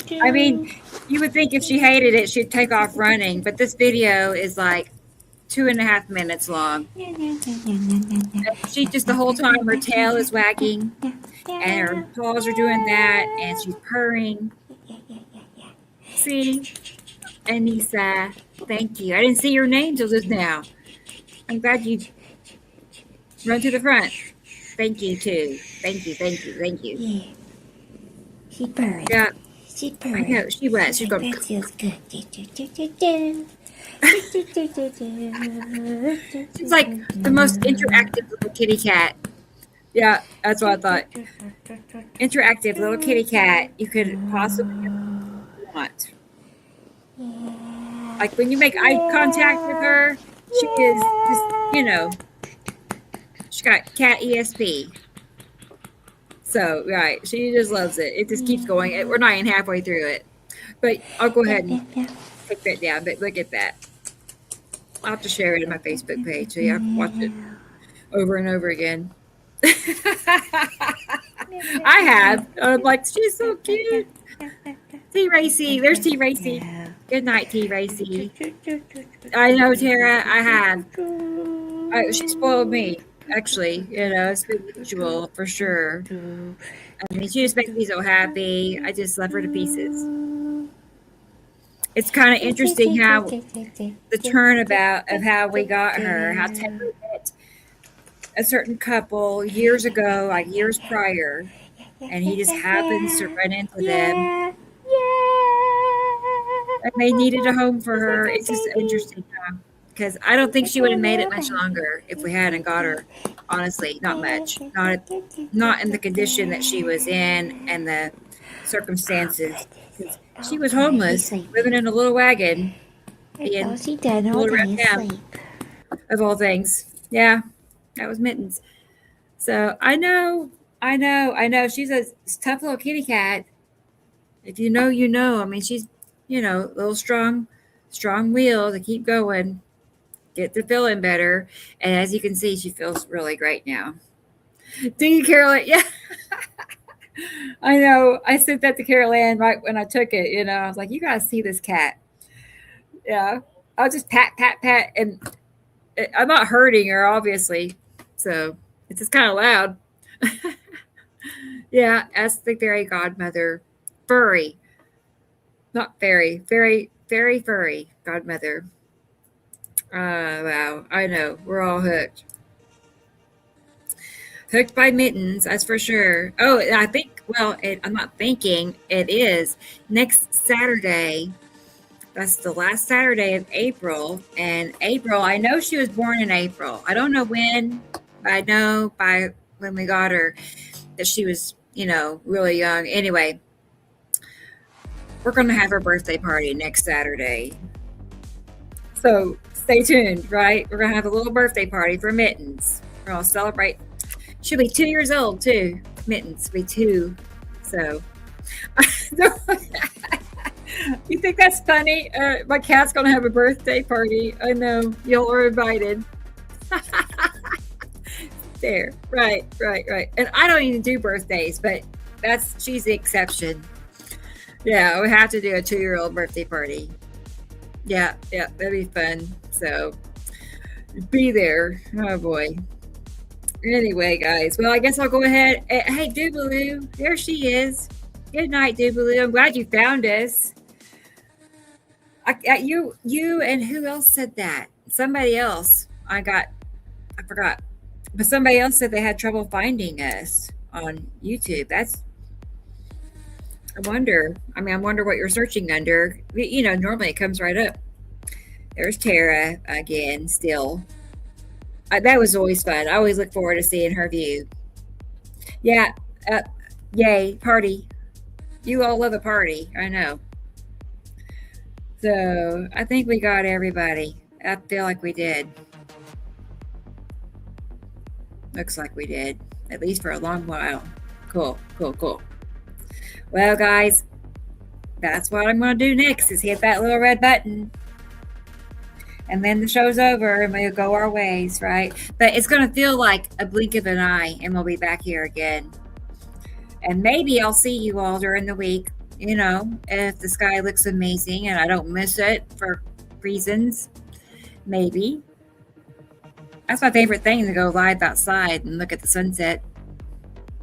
Yep, you too, experimental, right? You too. You stay up all night just to watch us. And so does T. Racy. I appreciate that. I mean, it's like highly dedicated. I don't know if I would watch anybody else that, avid and closely, like every week. I don't. Actually, I know I don't. I might. There's a few people I might do that for, but I'm just saying that stands out to me. Yeah, I have to click. Oh yeah, don't forget. I know you got some. Okay, you did it. Okay, guys, I'm gonna quit stalling and I'm gonna head out of here and go talk to Mittens next. So, thank you everybody, and take care, and we'll be back in a week. So, be ready to party. That's it. We'll keep that one up last. Okay, thank you. Bye, Carolyn. I'll message you later. Bye, everybody.